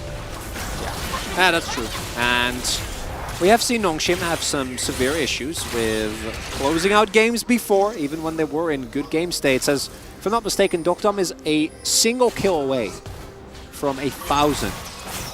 Oh, wow. He's on 990. Just like Canyon earlier, who actually stopped today at 999. Yeah. Poor guy. Okay, just going to throw in the ult here. Finds Vital, but not really able to stop this turret from going down. It's only 3 of them here for the moment. As Fate, rather, is just in the top lane. And Vital looking to go Rapid Fire Cannon next. Level 17 on Fiesta. Skragus is a big threat, and Dundun continuing unfazed. Okay, Barrel's going to flash this time as he does pull Sylvie in. Sylvie going to commit to this one onto the Renata Glass because it doesn't really amount to too much. Juan on the backside. You see Nongshim kind of out of position now. The feathers are nice, though, for the disengage. The cask here gets Rascal in. Does have GA. And no follow-up. The damage from Nongshim is too threatening, right? Like Vital, if he gets a couple of autos in, will shred this. And unless you want 100% all in, when you're DRX, which right now is not looking too juicy, you're not going to be able to get down those health bars. Next Drake might have to be given up by DRX. I don't know if you really want to try and go in hard when you don't have Quick Blades or Infinity Edge. Just do Baron. Half an item. Oh, I actually love this. Okay. Yeah, I think Nongshim are caught completely off guard. Oh, no! Well, they have a TP here. Is there enough damage from the side of DRX? You see that they're keeping it leashed for now. As ult goes in on Fiesta, and Rascal can't quite get the kick, as he does have GA, and he will be a menace in the backside. The Zeri still a menace here for the side of DRX, but down will go Rascal. And that is going to be extremely important. They won't push into Duck Dom here, although I say that. And here comes Sylvie way into the back line. Does find Duck Dom, but went a little bit too far with the E over the wall from our Zeri player. And that is a definitive dragon, but probably not the Baron for Nongshim. Should be no contest possible for DRX to keep getting in these situations, and Nongshim, crucially there, they're unable to, or rather they're able to keep Vital alive, right? Vital with Gale Force doesn't even have to use his heal and flash, and Rascal lost his GA. It's very apparent that DRX know, like, the only way we win is by killing Vital. But he has... Yeah. Which goes and ties back into what we were saying earlier, which is you pick this short-range composition, you willingly pick... Kali R5. Yes. Into this. Yeah. And it's not working as Rascal... Yeah, they know, and then... they do a really good job here, then watch Fiesta, perfect timing here on the cast, so there is no counterplay available, no flash, no W that Rascal can find. And then Sylvie, this is going to cost him his flash, gets a little overexcited here, will end up staying alive nonetheless and not going to be too bothered. And that's the Drake, that's Soul Point going over. And DRX into the Nongshim comp, I think, need to now like outplay in a way that is very hard to actually pull off. And unless Nongshim majorly misstep, this might be going to a game number 3, Valdez. Yeah, it's looking that direction at this moment in time, especially with Nongshim kind of just hunting in the enemy jungle here. Stundin is fine. I mean, he's level 17. He is a Cassante with a couple of tanky items. Just kind of run through the jungle. Totally fine. Just trying to set up some vision here for the Baron. Quick Blades are getting closer. So that is something that DRX can kind of try and hold on to, but I don't think that's enough. That's the issue. Unless Vital dies, I don't think you can win a team fight, and killing Vital seems almost impossible, not in the least because they have 0 map control. They can't set up flanks. Yeah. Like, how are Akali or Lee actually going to get behind the enemy lines? It's a good question, Chronicler. Yeah, they don't. They don't, yeah. No. That was the answer.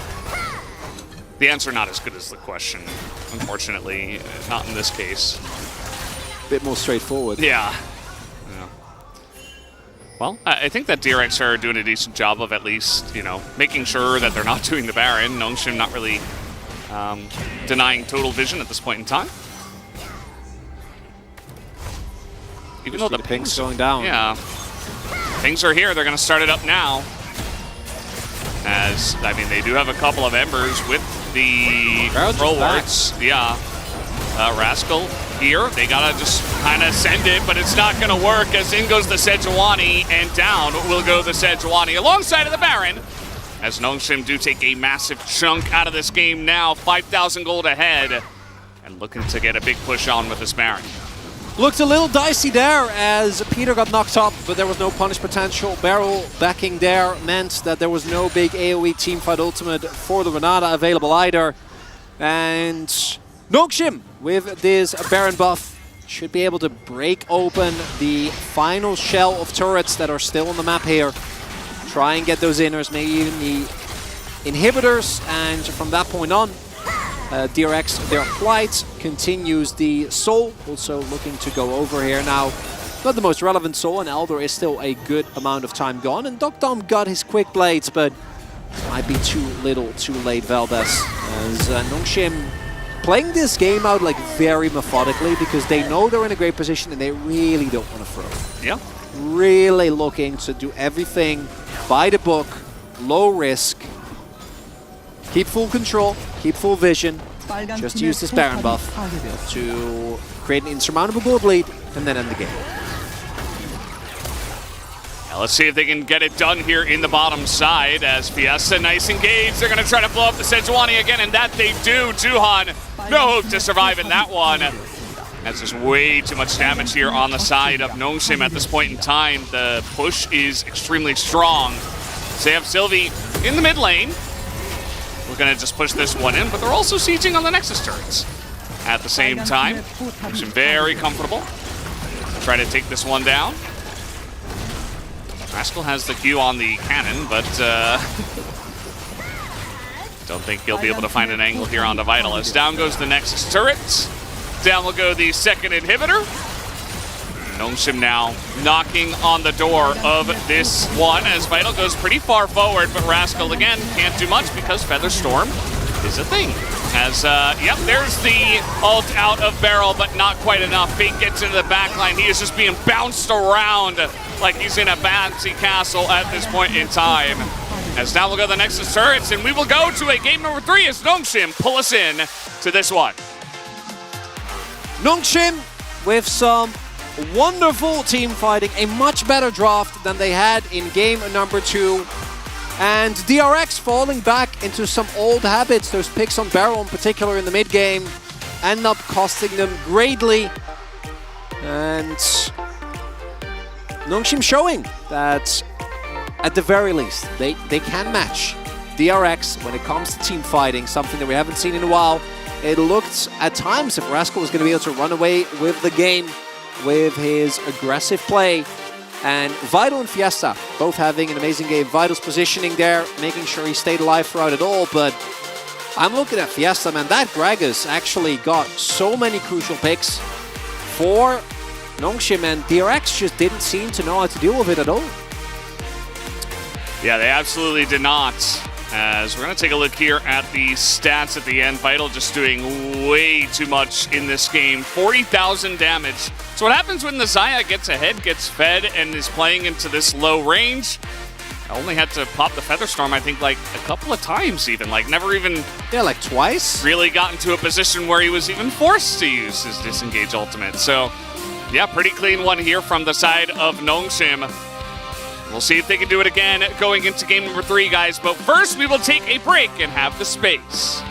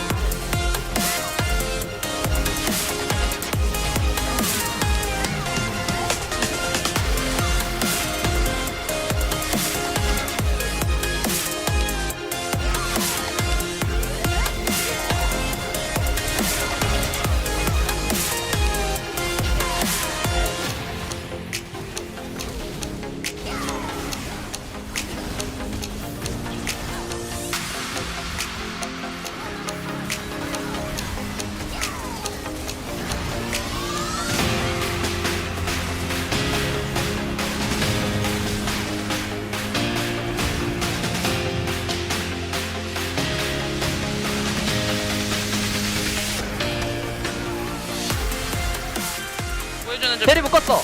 가비. 제리 이빠져. 제리 이빠져. 지금은 오면 안 돼 이거. 저리 묶어도. 대충 유지하자. 유지하자. 딜만 해도 돼. 유지하자. 세주 15초. 안 박아도 돼 우리. 그냥 얘네 급해. 내가 타겟해. 나 타워만 가라. 정글 노플이야. 내가 더 노플. 나 괜찮아. 뭐 없어. 리신 봐 리신. 빨리 좀 와. 빨리 좀 와. 빨리 좀 와. 제리. 야칼리 박았다. 땄다.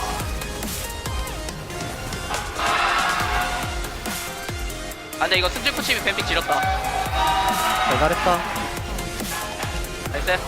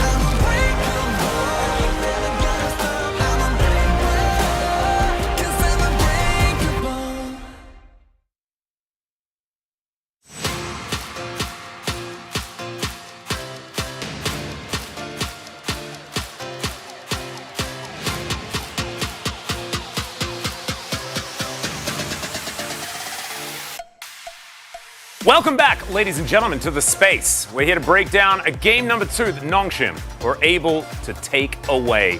The draft was very interesting, and I think we need to start with that, gentlemen. It seemed to me like DRX were feeling themselves a little bit in this one. Could have been a Gnar pick. Could have been a Zen pick up there on the top side. Any other picks you would have liked to see against the Cassante first pick B1? I mean, how many picks? Oh, Cassante is not the meta champ, man. Like, there's so many different meta. There is a reason why the Cassante is not picked anymore. Because clearly people figure out what's a counter, and the Cassante is not good anymore. They nerfed the value of the CC. So, like, why you pick is listening to the Cassante when they just first pick it? I know why. Because it's Rascal! And Rascal does cool stuff on Lee Sin! To defend the first pick, Cassante pick, like, a little bit, Din is not winning on anything except Cassante and Gangplank, which they did ban away from him last time. So, a little bit of comfort here. And after getting absolutely rolled by Rascal in game 1, you're like, well, you can't beat me if I'm playing my old reliable Cassante first pick. And if he picks Lee Sin, he didn't actually. I mean, 100% understand it from Nongshim's side. I just don't get it, man. Just pick other. Also, you mentioned it, the Akali into Gragas is no good. I didn't like it that much just because Body Slam counteracts the Shuriken backflip pretty comfortably. That's what I was thinking. Yeah, I mean, the team fight is not easy. I definitely agree. But lane phase, you actually need to get the snowball and get some advantage. But it didn't came through in the game. So that's why the draft, like, gotta do a better job, man. Also, Xayah. Vital's looking pretty good on this pick. Very difficult to catch this Xayah. He did a lot of damage this game. He was in good position. Beryl also stepping a bit too far forward a few times, getting caught. I think some of these picks actually in the mid game led to DRX losing control and losing control of subsequent objective fights. I think they'll have to take game 3 a little bit more seriously. I think so too. I think that exact line right there is a very important one. Let's jump into our first highlight though, ladies and gentlemen, and have a look at how things went. Because at the beginning we were like, oh no. We're gonna have to justify the Lee Sin pick. Yeah, I mean, honestly, I was like, I already decided to go the yellow light, the Lee Sin in the draft with the highlight, because like Lee Sin is just clearly not good. And I was like, after this play, oh, Lee Sin might be pretty good. I was like, he made a really, really super play from the Rascal. He made a performance kick into the like, you know, he actually just came from behind and he actually flipped the fight. It wasn't an unwinnable game by any means with DRX's comp, but until this moment, I was like pretty worried, right, for this composition. How's it going to team fight? How's this Lee Sin going to perform? And then Rascal pulls this off, and you start to feel like, all right, maybe they can. And then he steals a Baron with a Rakan. Yeah. He kicked a Rakan into a Baron. Crazy. But then. Yeah, let's jump into highlight number 2. This was a Baron fight that was set up by Nongshim a little bit better because DRX started it. Ooh. That helps. Rascal, I think he was way too up into the kicking the flash R to the enemy Xayah. But that's not good. Like this Gragas had no stopwatch. He was in CC. He was behind on Gragas. Just kick the Gragas and get it out. And it's completely 4v5. He's still at a GA. Just get the Baron again. Just to fight over. Like Rascal just, you know, like he could play much better than this. Yeah. They mess up the later part of the fight, so don't get this Baron right here. But then do, of course, win a subsequent Baron fight and actually get control of the map and push to end. That was a very, very messy setup there on the side of DRX, and you and I were like yelling like, Rascal can carry this, Rascal can do this, Rascal can do this, and then we're like, he didn't do it! He didn't do it! Like, oh no! Personally, I was shouting, the Rascal can carry, the Rascal can actually start the team fight. And then he was the one lose the team fight. Losing the GA there is like one of the worst parts about it. That's a 3K value. Yeah, they couldn't win any fights after that because he needed that GA to actually win fights and get in the position where he wanted to get those kicks. That wasn't it. That wasn't it. I want to see a game 3 where we're less ego drafting, a little bit less ego drafting. And so far, gentlemen, one last question. Is Akali mid lane actually just a bait? Is it just not that great? Or was it entirely irrelevant in these 2 games? Because it's lost both times. I mean, personally, if there was a my Akali, I would just 1v line. So I wouldn't say I wouldn't blame an Akali. I think when the level of play of these 2 teams you know, compared to the LCK, is relatively low, and the coordination of these team fights is all over the place. It's really hard to play Akali well unless you're really steamrolling, and that was not the case in either of these games. Go watch the Huni vote Akali.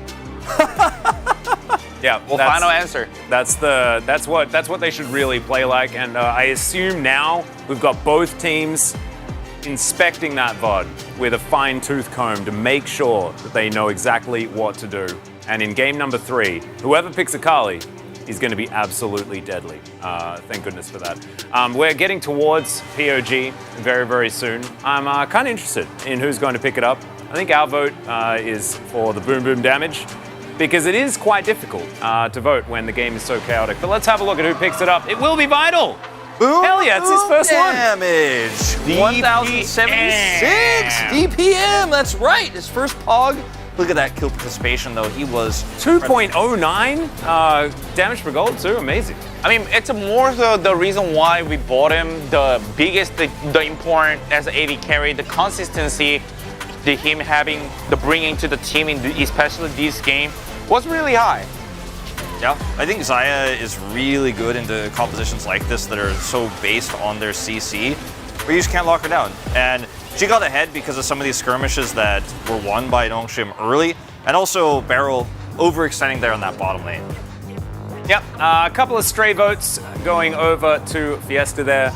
Respect his Gragas engages were pretty good. Yep. The ulti disengage was pretty good, but I think also I respect the boom boom damage as well, the vote. Yeah, and also he was stable. And when a team is sort of throwing themselves at you and you were able to play so well defensively on a pick like Xayah, really was outstanding from Vital. And I'm just happy because he used to be an OCE, and that's where I'm from. Let's throw it back to the casters, though, and get into game number 3. Thank you, Spacers, for that wonderful breakdown. Yes, the OCE talent picks up the POG for his first time in this one. But yeah, Nongshim definitely a good showing. I think that DRX will have to think a bit more about their drafting. They should probably get blue side this time around, I would imagine. And we'll see what they can pick up. Or is Nongshim just going to take it from here? Take the reins on the series. What do you think, Kronny Wani? Ooh, in terms of higher peaks, I do think that DRX, given a stable draft, should be the better team. But when it comes to the mental, I'm looking at the faces on DRX and I'm a little worried because, as we said earlier today, Nongshim being 10th, that's expected, baby. They're a challengers team. You know, like, what do you expect? Yeah. This team was like 5th in challengers. Yes, they won it, but it was a huge surprise, followed by like a very specific meta and them rising to the occasion and them getting to game 5s again and again and again. And persevering despite being the underdog. And for DRX, this team was reasonably expected to at the very least make playoffs. I don't think anyone was thinking that they were going to be top tier, as there it is. Pure respect to all reliable. And also, as the desk pointed out, Dylan is considerably worse on anything than Sante, so... It's respect, but it's also like... It's a good choice. What else can you play? Showing a little bit of like, I don't know if I can even really call it disrespect, but it's kind of just like pointing out like, hey, you don't have that deep of a champion pool, so if we ban this away, it's actually huge value, and normally it's not. Hey, Sign is still available, okay? They're all reliable, there's plenty of picks. Watch some B1 Sion. Well, they're not on blue side, so that would be very interesting. Never mind. Sejuani even going to be taken off the board. Not happy with the way last game went. Makes sense. The Sejuani, I don't think you ever want to prioritize either in Ferris. Caitlyn, both still open. Available here. Caitlyn is going to get taken away. A early Varus priority does make sense here. Could opt into that. You know, I really liked Barrel on Rel. Yes. The Renata Glass not nearly as strong. Just pick Lee Sin and then go Aphelios Thresh, please. Like, I'm ready. My body is ready for this team to play Aphelios Thresh. Like, yes, Keria is the best Thresh in the world, maybe the best player in the world, yeah. But, like, you don't have to be the best player in the world to play that matchup either. Like, sometimes you just throw a Lantern to Aphelios and it's good enough. But either way, my wants aside, Lucian Nami is going to be the choice for Nongshim. So he's just rotating through some jungle champs. Rek'Sai counter pick. Lucian Nami does make sense. Looking at Peter, we'll get locked in here, just showcasing that. If this goes to Juhan, you know, there's some risk involved, as it will be the handshake, as has been many a time. And with how these two teams have played thus far, I'm going to favor the Zeri and Lulu side of this matchup. Because I don't know to what extent Nongshim is going to be able to utilize the aggressive potential of this Lucian Nami lane. And yeah, we're back on the rails, everyone. The previous two games were an anomaly, and we are back in the safe and comfortable place where we were for the last 6 weeks.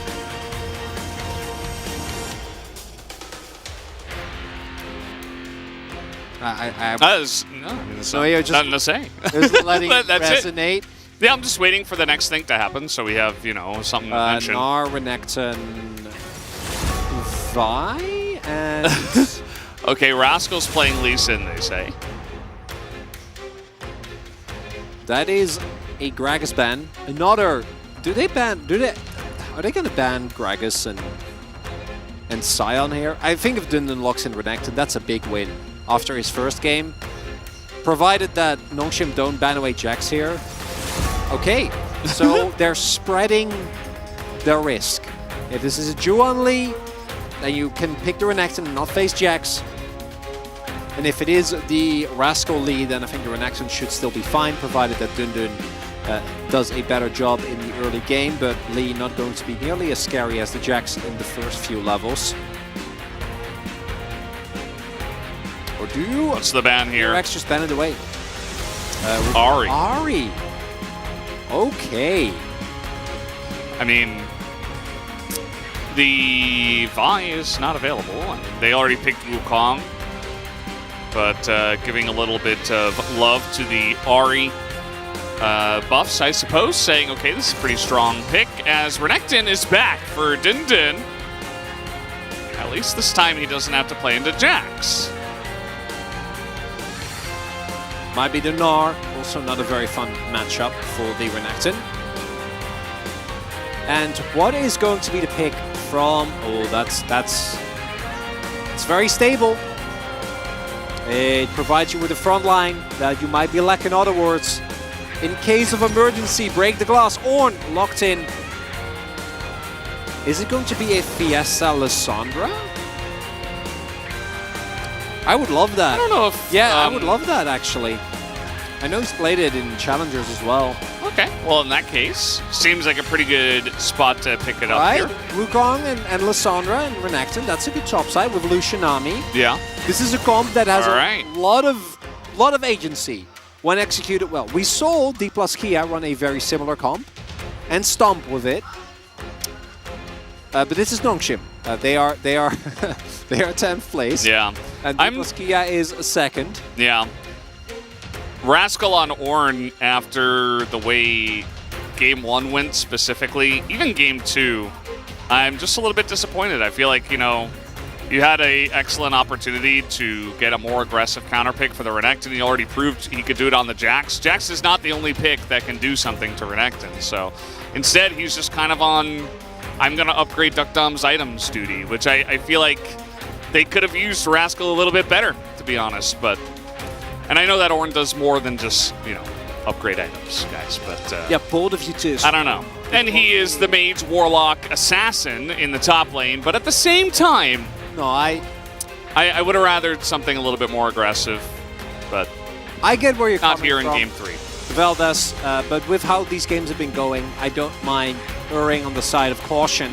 Whoa. And DRX have an incredible amount of scaling power with a frontline, Ornn, and the Zeri. We know that Nongshim do kind of struggle, even in the last game where they had a very big lead as a... Aww. This is top diff. as the guy holding the Nongshim sign is pointing to his friend who's a Nongshim fan. So he was a DRX fan, and he said top diff. We'll see if that comes to fruition here in game number 3 like game number 1, or will we see a totally new piece of the rift? Let's jump onto it for game number 3.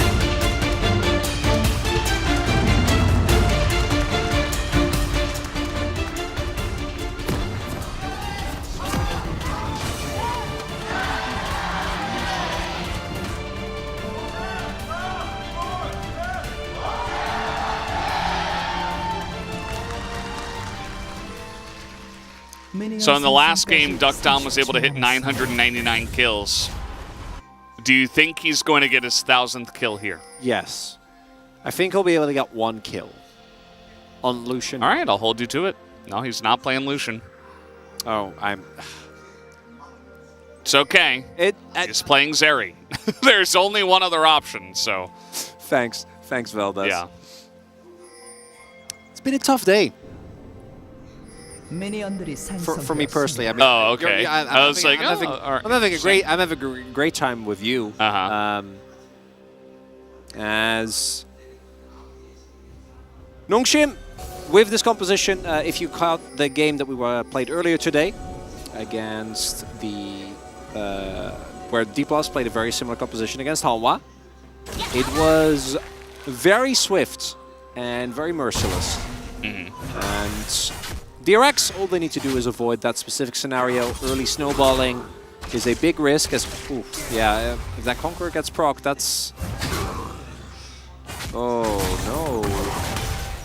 no. Remember, they opted into this. And it didn't have to go this way. Well, that's my main thing. Like, I think Ornn into Renekton is completely fine. Yeah, like, we've seen this matchup a million times, but... When you find the Renekton in the brush, pretty far away from the lane, he will run you down. This is the first pick, the first time Rascal has played this in 2023.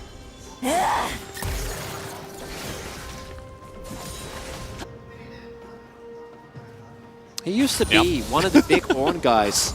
Yeah. Back in the day. Yeah, I mean, everybody was an Ornn guy back in the day, but Rascal especially. That and Renekton. Yeah. And Dundun getting a big early lead here. Do note that Sylvie is not pathing towards this top side, even with Rascal being as low as he is going to hit level 2, and diving an Ornn is always a tough endeavor. Not going to be the case. No spot on Sylvie, but they do know that he will be on the top side of the map, just by the virtue of him not showing up on his red buff just yet.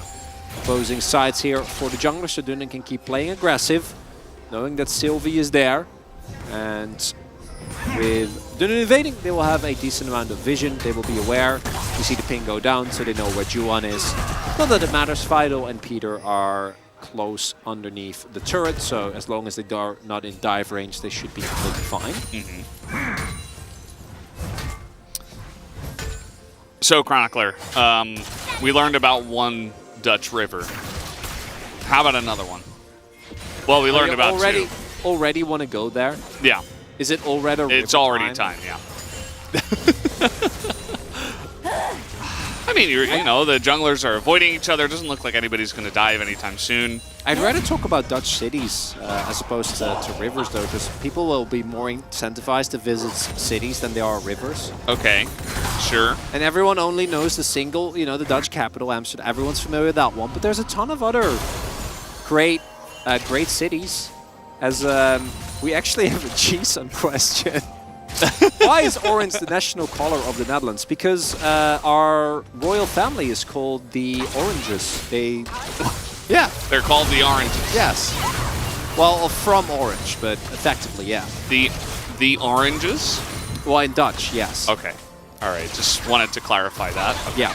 And I do actually think that the Dua Hill from the, and this is me kind of blanking on my own country's history, but you know, it's been a while since I had high school history. From the Orange region in France, originally. So that explains that. There you go. Yeah. But, yeah, I personally, we'll talk about Dutch cities. I love Rotterdam. I think Rotterdam's really underrated. Yeah. It is it's a bit it's a bit rough around the edges, but I do think it's a beautiful city. As G-Sun says, thank you. You're welcome, G-Sun. Don't pin me on that though. As mentioned, it's like totally wrong. You just made it up. Well, no, it's definitely you just like made up a history No. So I do know that that's what they're called. The oranges. Yeah. Yes, and I also do know that. Didn't had a ward in that brush. Ooh. Rascal also with the grass build will have a much less lethality, as we have seen since, I don't know for how long, the level 6 cheese with Ornn with his brittle procs and his ignite. Of course going for grasp into the Renekton, but with how the early game has been going, like Rascal's lane state is really bad. Like this is pushing away from him. Dundun can just set up a freeze. There's nothing that Rascal can do. They don't know where Sylvie is, and as long as Sylvie doesn't show in vision, Rascal can't really walk up. Yeah. Also, the bottom lane, it was actually an advantageous trade in favor of Vital and Peter before. As here we go, Dominus procced, trying to just get as much damage into Rascal as possible. He does have 2 Ruby Crystals, so not going to be quite enough damage to take him down, but still a good trade here for Dundun as Rascal tries to trade back. It's level 6. But right now, this is owned entirely by Dundun in the top side. And the information of where Sylvie was the saving grace for Rascal there. Knew that he could play more forward and was able to get the crash, or rather to break the freeze. But the problem is that now Dundun has actually been able to get his bounce. And I don't know, he will teleport, opt into the teleport towards the top side of the map, as Rascal is going to set up a little bit of vision in the river, but not going to be able to do much more than that. And now Dundun can just keep denying Rascal from these waves, and with all the focus being towards the bot side of the map, I don't expect there to be any difference. Although Vital and Peter are really getting pummeled in this 2v2, which is not a good look. We do know that it can definitely be Zeri and Lulu favored in the early levels, but falling this substantially behind is rough. Okay, trying to go for it once again, as he did just get Ignite. The barrier's just about to come off cooldown here. The first trade was pretty decent for them, but then Duck Dom and Beryl just didn't miss much, and got a Vamp Scepter for Duck Dom. And Fate threatened by the existence of Lissandra as Vital. He's going to get slowed up by that Glitter Lance, and that means he just has to run away. He'll used here by Beryl, though. It's going to be down for the next trade. But they're definitely in a very nice spot. Duck Dom's going to hit level 6 first, so definitely full control here to the DRX bottom lane. Gonna maintain the pressure here. Duck Dom with his ultimate needs to be respected, particularly because Vital doesn't have his available just yet. Peter actually hitting earlier 6, as sure Vital will get it off of this last minion. Oh, not even. It's not a great look. A little bit of damage comes down on Fiesta, but it's all about the 6 spikes. Sylvie and Fiesta have a ton of power here. We know how snowbally the Lissandra can be, but you do need that initial kill. There's a lot of slippery members on DRX with the LeBlanc, the Lee. Dundun does a prio and is up a level. And we might have straight up 5v5 Valdez. Everybody gather for the first fight of the game. This is what it's all about. Last year? Yes, this is last year, in fact. As here we go, big Ornn lineup into Polymorph. They're trying to just get on top of Dundun, and down he goes. First blood over to the Zeri. Duck Dom in a great spot. They pick it up to DRX. Not stolen away. And now DRX, they get a massive lead from this. Disaster. Hey, Duck Dom. Hey. Congratulations, the 9th ADC ever in the LCK to pick up 1,000 kills. A huge milestone for Duck Dom. Also the best person to have your gold on when you're DRX, so that's a big win. With the Zeri, snowballing is always a great boon. And remember how Dundun was ahead? No. Well, he's not anymore. I don't remember. But he was. But not anymore. Don't remember that. Don't remember him being ahead? Yeah, no. Never? Never happened? Not anymore, no. As Dundun getting caught off guard here, and what's crucial is he's too far up because they don't have their AD yet. So the rest of Sylvie, Fiesta, and Peter can't go in here and try and salvage this fight because Vital isn't there, and even if he was, he's level 5! Yeah. If your Lucian is level 5 and behind, why are you contesting? And this is a question that we asked ourselves so many times last year, and we never got an answer. Yeah. Well, some questions are better left unanswered, Chronicler. As here is John's going to drop down the Rift Heralds here in the mid lane. Fate to pick up a large chunk of cash. A full 175. Feeling pretty good about his chances in the mid lane, as even those early trades were actually going in his favor. He's not behind in any sense in the mid lane just yet. So now 2,000 gold the lead here to DRX, and also take a look at the Drakes that have been taken, and the one that is about to come up here. As long as it's not Ocean, we will have a big Drake, as Sylvie spotted Juhan. Forces the Cyclone out right before the Drake. And here's the real kicker, is that if you're not ahead with the Nongshim comp, if you're even, you're also behind. But they're behind. They're 2,000 gold behind. So they're behind with a composition that needs to be ahead. Yeah. Into a incredibly well scaling comp. That the one upside is that they have that one dragon, but based on how the state of the game looks right now, they're not getting a second one. And Rascal has been able to weather the early storm, and now look, the situation is just flipped, right? Like Rascal can just stay underneath his turret, farm up safely. Yeah, he's a wave behind. Who cares? He's on. Yeah, he's on. Doesn't matter at all. What's it gonna be? Hextech Soul. So that is alright. A small upside for Nongshim, because it might mean that Linden or Fiesta can get into the enemy backline. That's a win. True. That's the only win. Hextech Rift. Oh. Yeah, the Cassante ban is really getting a ton of value here. Yeah. Do you feel like there's a distinct lack of orange representation on the Rift? I'm just curious. I'm not. Okay, well, we're going in on this one. Sylvie in a little bit of trouble as the Dominus, they're trying to burst down too hot, but the Wombo combo is there. As they certainly have enough knockups between Ornn and Lee Sin together. Things looking tough for Nongshim. As that's gonna be more plates. Even if Dundon does teleport like with his Gore Drinker, it's not like Rascal is going to care. He's just gonna get this. Look, he doesn't. He doesn't so mind. tanked. He just Already. has a Sunfire Cape, but that's enough. Yeah. Oh. All right. And the worst part for Nongshim is that with this composition, you know, when they hit the one-item power spikes, they can try and look for some plays. But anything short of like getting decisive victories is just going to prolong the inevitable, as Sylvie already didn't have his ultimate because of the force that Juan found earlier. And then Juan, beautiful two-man bouncy castle. Beautiful. And this is Renekton and Wukong trying to damage,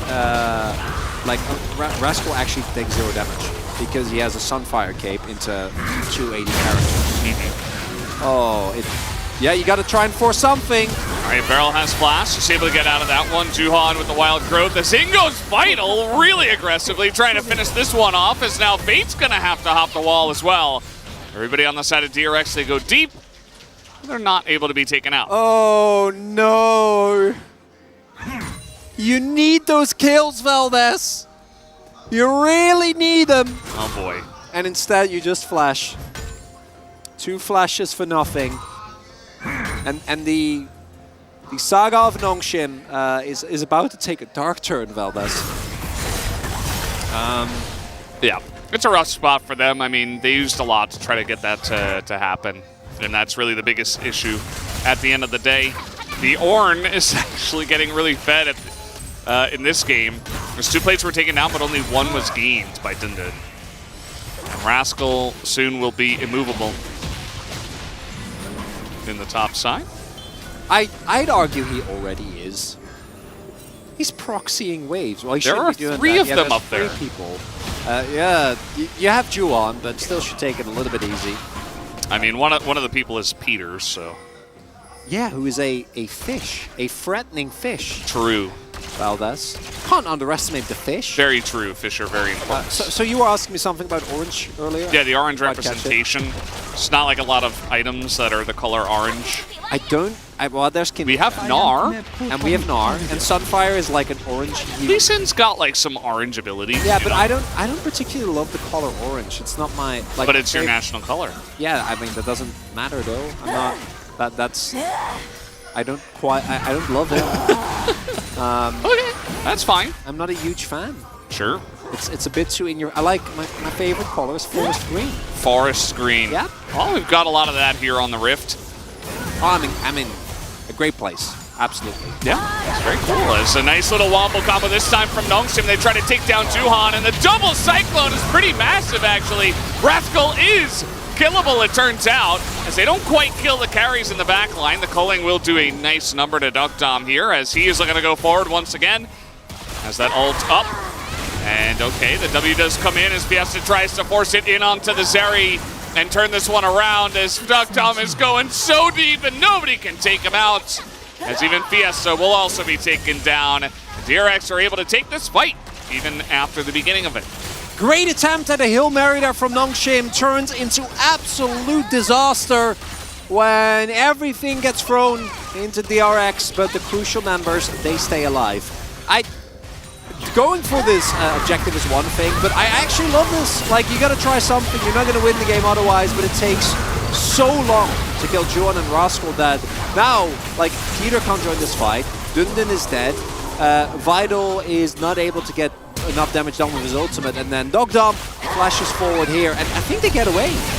But then they go for the re-engage, and that's what ends up costing them. Sylvie can't join that fight at all.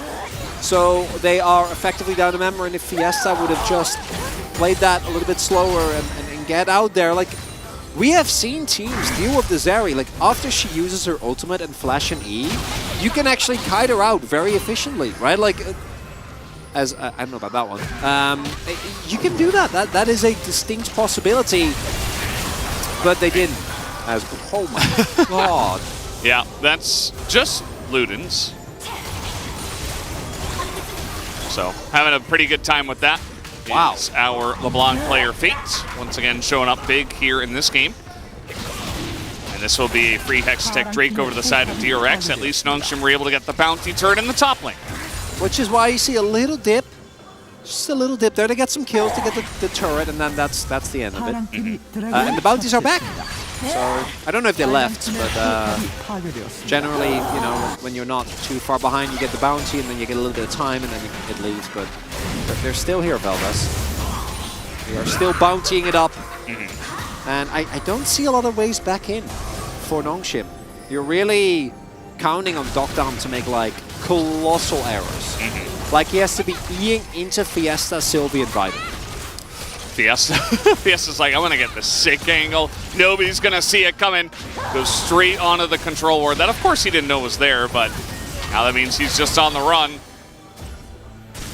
And this Lysandre is not going to be flanking anytime soon.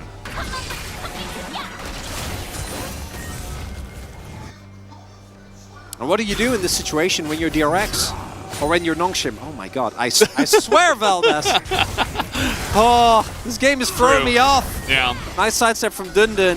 He doesn't have flash, he's just waiting for another way to get over the wall, essentially. Although Dominus comes in and Barrel's just flashing away. He will respect it here. But the turn into the enemy jungle. They're going to get the knock up here onto the Lysandre, into Polymorph, into another one. But the self-ult here from Fiesta keeps him alive for just a moment, but not quite long enough. So everybody just running here on the side of Nongshim. Flash on in as looking for a follow-up. Rascal can't quite get in there as Duhan goes a bit too far. But that's okay. It doesn't end up getting punished. Doesn't mean that much in the grand scheme of things. Definitely need to make sure you don't keep doing that. But Rascal, now level 13, is very soon going to start giving out those upgrades. And it starts with Rascal fighting Dundun, is up a level. Nice sidestep on the first few objectives, or on the first few skills. And stays alive for a pretty decent amount. This is still a Renekton with a level 2 Dominus. And then this is where trouble arises. They are forced to go back into their own jungle, which is the perfect lineup for the ultimate here from Rascal. And Fiesta, even with all the survivability, is going to end up going down. And then Chuan gets a little bit too hypey, gets hit by the Cyclone there and ends up going down. And gives go over to Vital. So that's a small win, which is nice for Vital. Little one, you know. Got to take it one step at a time. Nongshim only about 3,000 gold behind. And at this point in the game, it is, you know, it's substantial. It does matter. DRX still definitely in the lead, but you get a kill onto your AD carry, you never know what can happen next, especially in a bit of a messy series like this. Just got to wonder, you know, where are they going to take their next fight? Well, almost had that question answered for me as they decide against this one. DRX, though, they are going to be the ones that start this as they get in onto Fiesta once again, who does have Flash. Just going to go for the self-ult here. As do they have any follow-up? Not quite. Fiesta just going to flash away. And that is a lot of cooldowns used just to keep Fiesta alive, and only the Horn on the enemy team. Vital. Just ice skating. Playing it fast and loose, but they are distracting DRX from picking up the Baron. And as long as they don't get Baron, there is technically a way. Oh no, it doesn't walk up. No. Okay, well, it's going to be a bit of damage, but actually it's 4 into Fate as the clone box a bunch. If not for that, he would have died or have been forced to flash. Vital really trying in this one, Valdez. Giving it his all. And DRX maybe deciding that trying to hard force into Nongshim, not the way to go. As there we go. On the cannon. Level 14 hit for Rascal. All right. Feeling great. As his Radiant Virtue. What do you think he's going to upgrade first? I would say probably Dokdam's. Probably the Shield Bow. Okay. Would be my guess. I'm gonna say Luden's. Yeah, it's one of the two. I think It definitely is. I mean, not 100%, but you know. Well, I don't think it's going to be Gordrick or Shirellia. So no, I don't think so. I think we have a safe 50-50 split. Luden's obviously is a very high value upgrade, and you also have a AD heavy team, so going for the buff on the AP source is quite nice. So it's a great spike right now, you know, like we don't have the crit item just yet for Duckdom. I mean, you have other crit items, but it's almost no MR on the enemy team. Yeah, I think it's a good choice, you know. Little knock up as they really just love hitting this Lissandra. It's Fiesta doing a good job of positioning in the front. It's one way to look at it. As what will it be? It'll be the Shield Bow as the choice. It kind of makes sense, you know, you gotta fed Zeri. It's where their bread is buttered. Yeah, not a bad idea. As long as Zeri doesn't die, which now will be even harder. Yeah. You win the fight nonetheless. But Vital, he does have Flash, but can he get out of this one? Nice predict, as not many other places to go, to be honest. Vital will be going down as Duckdom is going to pick up that kill. And with Vital dead, that's the largest source of burst damage gone for Nongshim. Might be what DRX needs to go in and close out this game. Baron gonna get started up, but Nongshim, they're gonna give it their all, Valdez. All right, one last try. I suppose Fate kind of in an awkward spot. Oh, reliable. Yeah. As the Starex. Looking for the angle. As, Barrel's going very far deep into there. As you will Wild Growth just to bait all along. As, okay, he's getting pretty low, and you see Fate on the backside kind of being hunted down by Fiesta, as Barrel will go down, but not if for the trade here onto Didin, as Fate is pretty low. He goes into that stopwatch, and he goes down as well. Vital's here! Yeah, Vital makes his way over, but Duckdom's still alive, trying to fight this one front to back with the Ornn here. As Duckdom pushes forward, just cruising into the enemies. As finally the tidal wave will stop him. And with no jungler available, they're gonna start it up again. I don't know if they can. Sure they can. Peter still have heal. Vital is here as No third item done just yet, but yeah, I don't know about this one.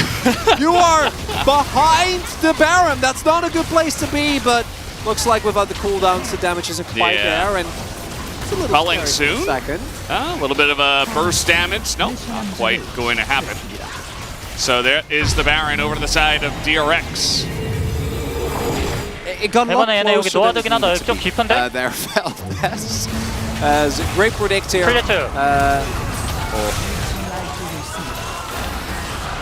On that one. And then this is the story of a crocodile surprising Lulu. Even with Dokdam making his way over, Dundun is actually able in the end to take down Barrow, and that's not a great trade, but with Fiesta also taking the gate, he actually takes away a lot of the attention from Fade, who then gets surprised. Nice bubble by Peter here, and if it isn't for Dokdam being the one alive, DRX could have lost this fight, right? Like, good shield bow upgrade. Well, I mean, Value, high hell value. yeah, look at this. Didn't even need it. Yeah, didn't even need it. Huge. And now with the Baron buff available, DRX should have all they need to truly close out this game. And it felt like it ended quite a while ago, but Nongshim were still showing signs of life. Yeah. As again, in the brush. That is one scary, sneaky croc. Oh, he can slice and dice off. Uh-oh. Oh, no. Dokdam. That's not a safe bush. No, they're going to have Rascal check it. I love that. All right, well, they're still trying to get out of this area. Not going to work out this time. Rascal's just going to stopwatch and say no to that because they have Fade pushing in mid and getting a huge amount of value at this moment in time. Hey, gotta try and go for the bait. Sure. Sometimes it'll work. Not this time. Oh no. Uh-oh. It's going to be a big knock-up on a 3. Yes, huge damage. The polymorph is so nicely timed on the Fiesta. No way for him to get out. As the Lulu mechanics do come in, Fate is in that back line as well. Just rotate simply over from mid. And this should be it here for the side of DRX. They're going to take down Dundun. Nice bubble.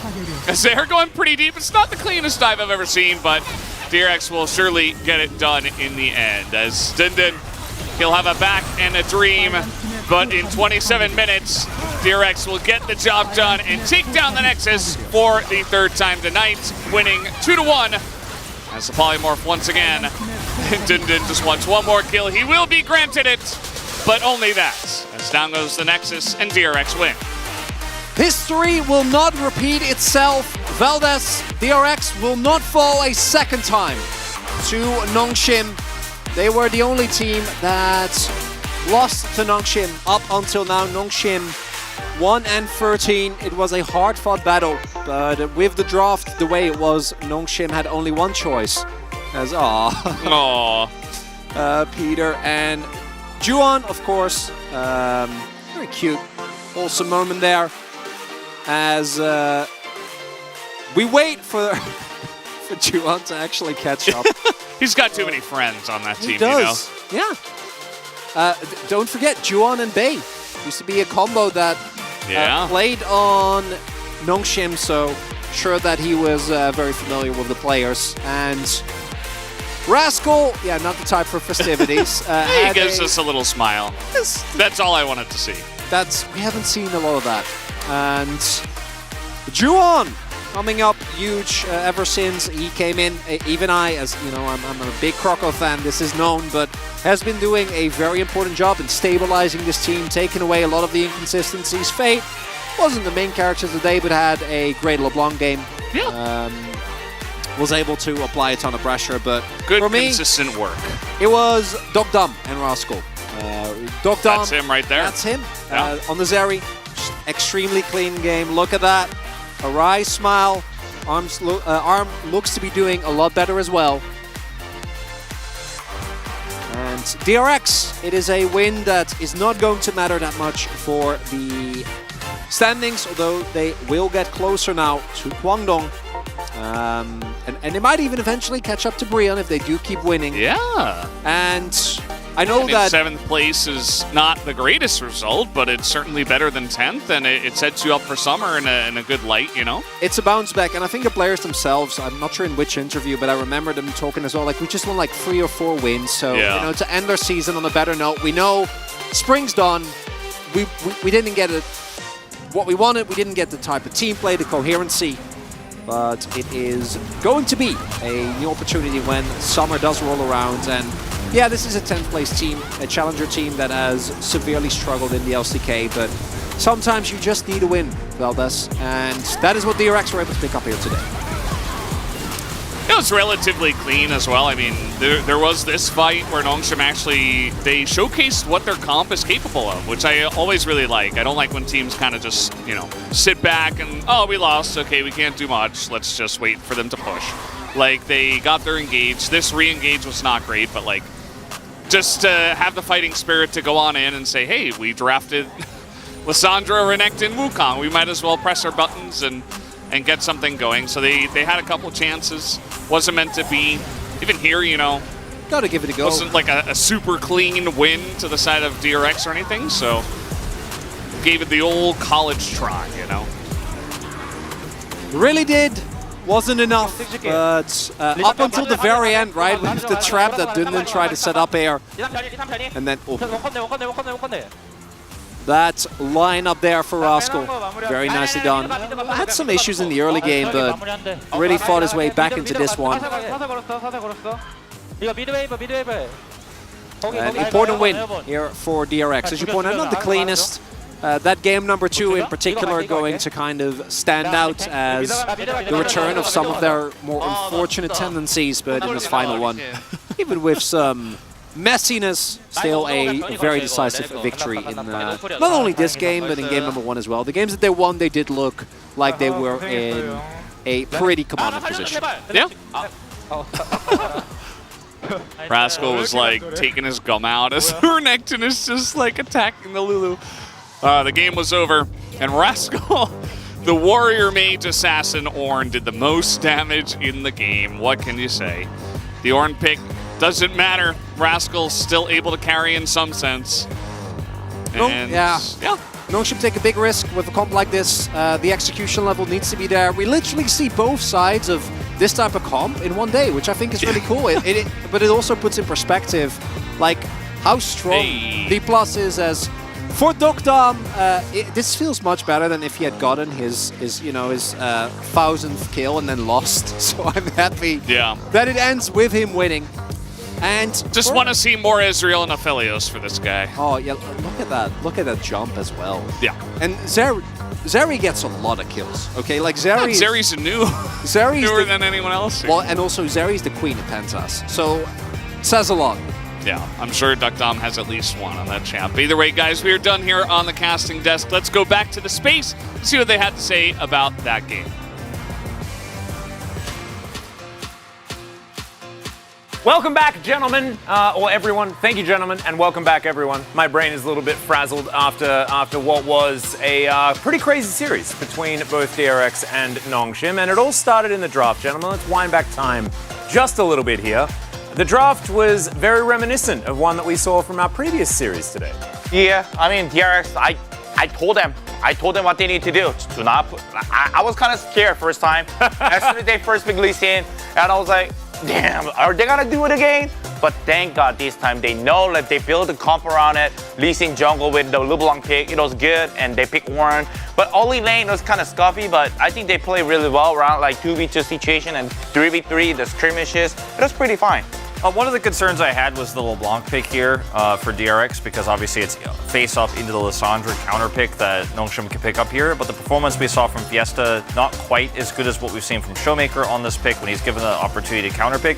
Great game though from Vital again on the Lucian, and I think once again Sylvie is proving that he is very good at Wukong and is very good at Wukong engage, punishing DRX many times. And the game, I think, much closer than we expected, considering I think we all kind of agreed this was a better draft for DRX. Yeah, a couple of differences in the DK draft and what has been drafted here. Of course, Renekton subbed in and the Wukong there as well. So a little bit different to the Jace Viego that we saw, but a very similar flavor. We're going to jump into our first highlight though, because this is really what changed it for DRX, and that's the fact that Rascal gets this huge advantage after being shut out in lane very early on. Yeah, I mean, it's a really, really depressing performance by Nongshim. The reason why, I mean, if you pick the Renekton in the first hero fight, it has to be guaranteed that you have to win. If you lose, especially against Ornn, we put these two highlights combined. The biggest reason why you pick Renekton and you lost the 2v2 against Ornn, who goes after level 13, post 13, post 14. You can keep upgrade the item. Each item in value is like more than 1,000 gold these days. It's crazy amount the later on the value. You have to snowball the game, but they extremely failed it. Yeah, especially on the other parts of the map too. Like Fiesta's falling behind, Vital isn't getting the advantages he wants, so you're losing all these fights and giving all this gold over to a team that is going to naturally scale better. So you need to see a little more decisive plays around these objectives and cleaner target selection, because they had the engage, but the follow-up was really all over the place. Yeah, and the difficult thing about winning a fight at that point in the game as well is that afterwards there aren't a whole lot of comeback mechanics, because the late game was already going to be there for the Zeri Ornn composition, right? And then you're trying to fight mid-game with this, Lissandra Lucian, and you have to make these plays, but you're behind the 8 ball the entire time. And it leads to our second highlight here, which is honestly just, ignore the minimap, as I like to say. This is a 4v5. Yeah, this is a desperate attempt here from Dindin and the rest of Nongshim to win a fight here by hiding in the brush with the Renekton and turning things around. They kind of fail on the engage and they kind of back away, and then the later engage comes through from Fiesta. He actually can't get his Ring of Frost off, and then it's just really easy at this moment. Once both the Renekton and the Lissandra threats are down, just say, all right, I'm calling the Forge God, or winning this game. Yeah, I mean, there's so many different fighters that we probably could have chosen. It's just like, it was basically impossible. Because it wasn't really anything creative to play from the DRX that they made it. It's just more so Nongshim just had no idea how to fight. At the same time, I think this is where the game actually ended. So, it kind of makes sense. There was a Baron fight. Surely, I think they could have played better, but I think that also DRX didn't play perfectly, or they could have played better a lot of the other sequences. So. Yeah. They break the Nexus down, basically. They did, and it is very clearly a battle between our two bottom place teams here in the LCK. I think that was pretty apparent, but good to see, at least in game number 2, DRX having a little bit of fun there. Also, Nongshim being able to show their fighting spirit, picking up that victory. Vital looking fantastic on the Xayah. I think DRX, it's not the performance they wanted this season, but they're going to be happy with a win. Let's have a look at who picks up the POG this time around. I'm actually quite curious as to who it's going to be, and it's Rascal. Once again, the boom boom damage vote. 823 DPM. And yeah, you go back to DRX being happy about this win. I think on one hand they definitely are relieved that they did not lose again to Nongshim, because Nongshim is the only win they picked up was DRX in round robin 1. But still, I think that you expect the gameplay to be cleaner, and it's hard to stay motivated at the end of the season, so maybe this win potentially leads to a streak where we see DRX perform better in their next matchup.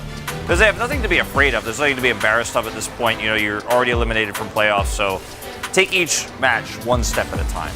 Yeah, it's really important as an individual player as itself, but also it's really important as a team, how they can actually reach further, and 6 out of 11. Yep.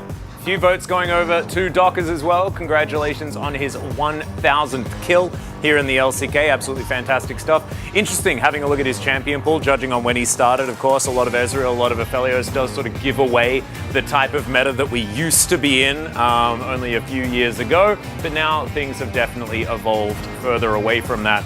It's going to be an interesting interview, I think, talking to the DRX players about how this one has talking to just Rascal, actually, as he picks up back. Yeah, he's probably got a lot to say. He's been seemingly pretty emotional this season. We've seen a lot of pops out of the chair on wins and losses, and seems really aggressive in his shot calling recently, so I think he's probably got a lot on his mind and probably has a lot to say about the struggles that DRX has been facing. Yeah, it's going to be really interesting how, whatever he says, I think it's going to be really impactful. And it's I also have no idea, as you said, we haven't really seen his emotional a lot. So yeah. I think it's going to be really good interview that we can actually see his insight 100%. Yeah, and hopefully it shows us something about what we can expect from DRX moving further forward, and especially into summer. But now it's time to throw it over to Ji-Sun for the interview translation. Thank you very much, guys. This is season 40 PUG interview translation, and we are here joined by Rascal after a win over Nongshim Red Force. Congratulations, you guys got your revenge on them. Rascal, congrats on the double PUG as well. How are you feeling about this win? I'm so relieved that we won. I wanted a 2-0, but it's a bummer that it's a 2-1, but still, a win is a win. I think this is gonna mean a lot for DRX as well. We have so many questions for you, so let's get into that. In game number 1, we had Tristana welcomed by DRX into Zeri Lulu. Tell us about this experimental pick. We practiced this duo quite a lot in scrims. We were having some decent outcome, especially because Beryl is the god of Rel, so we were pretty confident into picking those picks. And indeed, that faith in Beryl finally paid off. However, it actually came down to the performance of you, Rascal. You were just dominating the top lane on Drax into Renekton. A lot of people think that Renekton actually has the better edge over Drax in laning phase. Is that maybe because you know Renekton so well? I am very, very confident in that matchup. And also we had Sejuani as our jungle. So I thought I was having the edge in that matchup. And I think it really showcased how DRX was able to win game number 1. It was mostly about the Jax getting so many solo kills. And let's take a look at this replay. Early on, you were able to actually exert so much pressure, even diving onto that Renekton. I was like winning trade so good, so I was actually making an urgent call over to Juhan. I was like, this is the top dive angle, please come. And then in game 2, you played Lee Sin top. However, you were not able to connect that into a window. So what did you focus on heading into game 3? Well, the feedback was, about everything. We need to cover everything. So we just wanted to rather just like kind of shift the theme of our draft. Are we gonna see another Lee Sin carry from Rascal? I don't know if Lee Sin is good, to be honest. And then in game 3, Rascal, you played Ornn after such a long time, and then you did the most damage out of the 10 players. What were you looking for when you were locking in Ornn? I started like playing Ornn a lot since Lucian Nami were meta, and also today I was playing against Renekton, so playing tank into Renekton is really good, so we wanted to try this out today. And Rascal, you were the unanimous POG in game number 1 and also the solo POG, obviously. A lot of people actually say that you are the centerpiece of DRX. Do you agree? Well, to be honest, I was never perfect this season long, I'm not sure if I am the centerpiece of DRX, but I just hope all 5 of us can work harder and work better and show up a better performance. And we have so many fans out here supporting DRX, and so much love for you guys despite the hardships these days. And recently there was an interview. You actually said, I am having more communication than ever with this current DRX players. Is there anything you want to say to all of your teammates? I know we're going through a lot of stuff this season, but this season is about to end, guys. Great work, guys, and I hope we can get as many wins as possible throughout the remainder of the season. And DRX, your next opponent is T1. They are definitely the top dog, but we are slowly seeing more of DRX. So what is your mindset heading to that matchup and the remainder of the season? So T1, KDF, Flip Sandbox, and maybe KT Roaster are our upcoming opponents. I hope we can get at least 2 wins throughout that schedule. 연승을 한번 또 기대해 보도록 하겠습니다. Let's see if DRX can continue or start off a winning streak. 경기를 계속해 주셨는데 덕담 선수가 And Dokdam actually set a new record of his own career. He was the 9th AD carry player to hit 1,000 kill in the LCK, and a lot of people were really worried about his injury. How is he feeling these days? When he first got injured, he was like, no, it's fine, you know, like it doesn't hurt, don't worry about me. And I think he's slowly healing up. He doesn't really express anything about his injury, you know, he doesn't really show a lot of stuff about that a lot, but he's doing a great job recently. And this will be the end of the interview from Rascal, and I'm gonna pass it back to the space. Thank you. Thank you very much, Chisun, for the interview translation. Great to hear from Rascal there, who, of course, you know, addressing the difficult times that they're having, but I think has a positive outlook. Interesting to hear him talking about the fact that he's communicating a lot more with this iteration of DRX.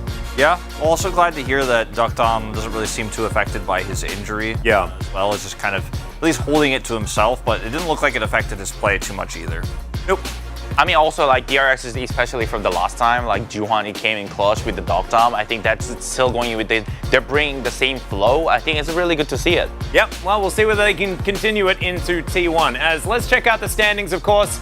Not a lot of difference being made here. The victory for DRX does not actually catch them up to Kwangdong Freaks. They've been able to steal a few extra games and therefore keep the differential ahead of them.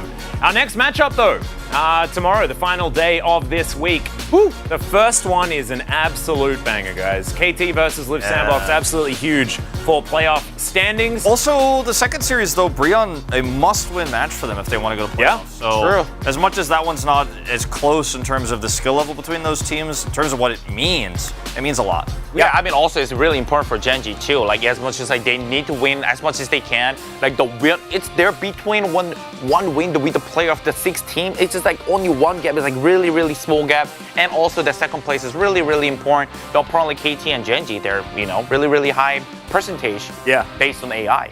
Well, exactly right. Genji, with any sort of match victory, will be able to secure those playoffs. We'll see whether they can get it up against Brion. But for now, ladies and gentlemen, that is all the LCK we have for you for this Saturday showdown and beyond. Thank you so much for watching. We'll see you tomorrow for more LCK.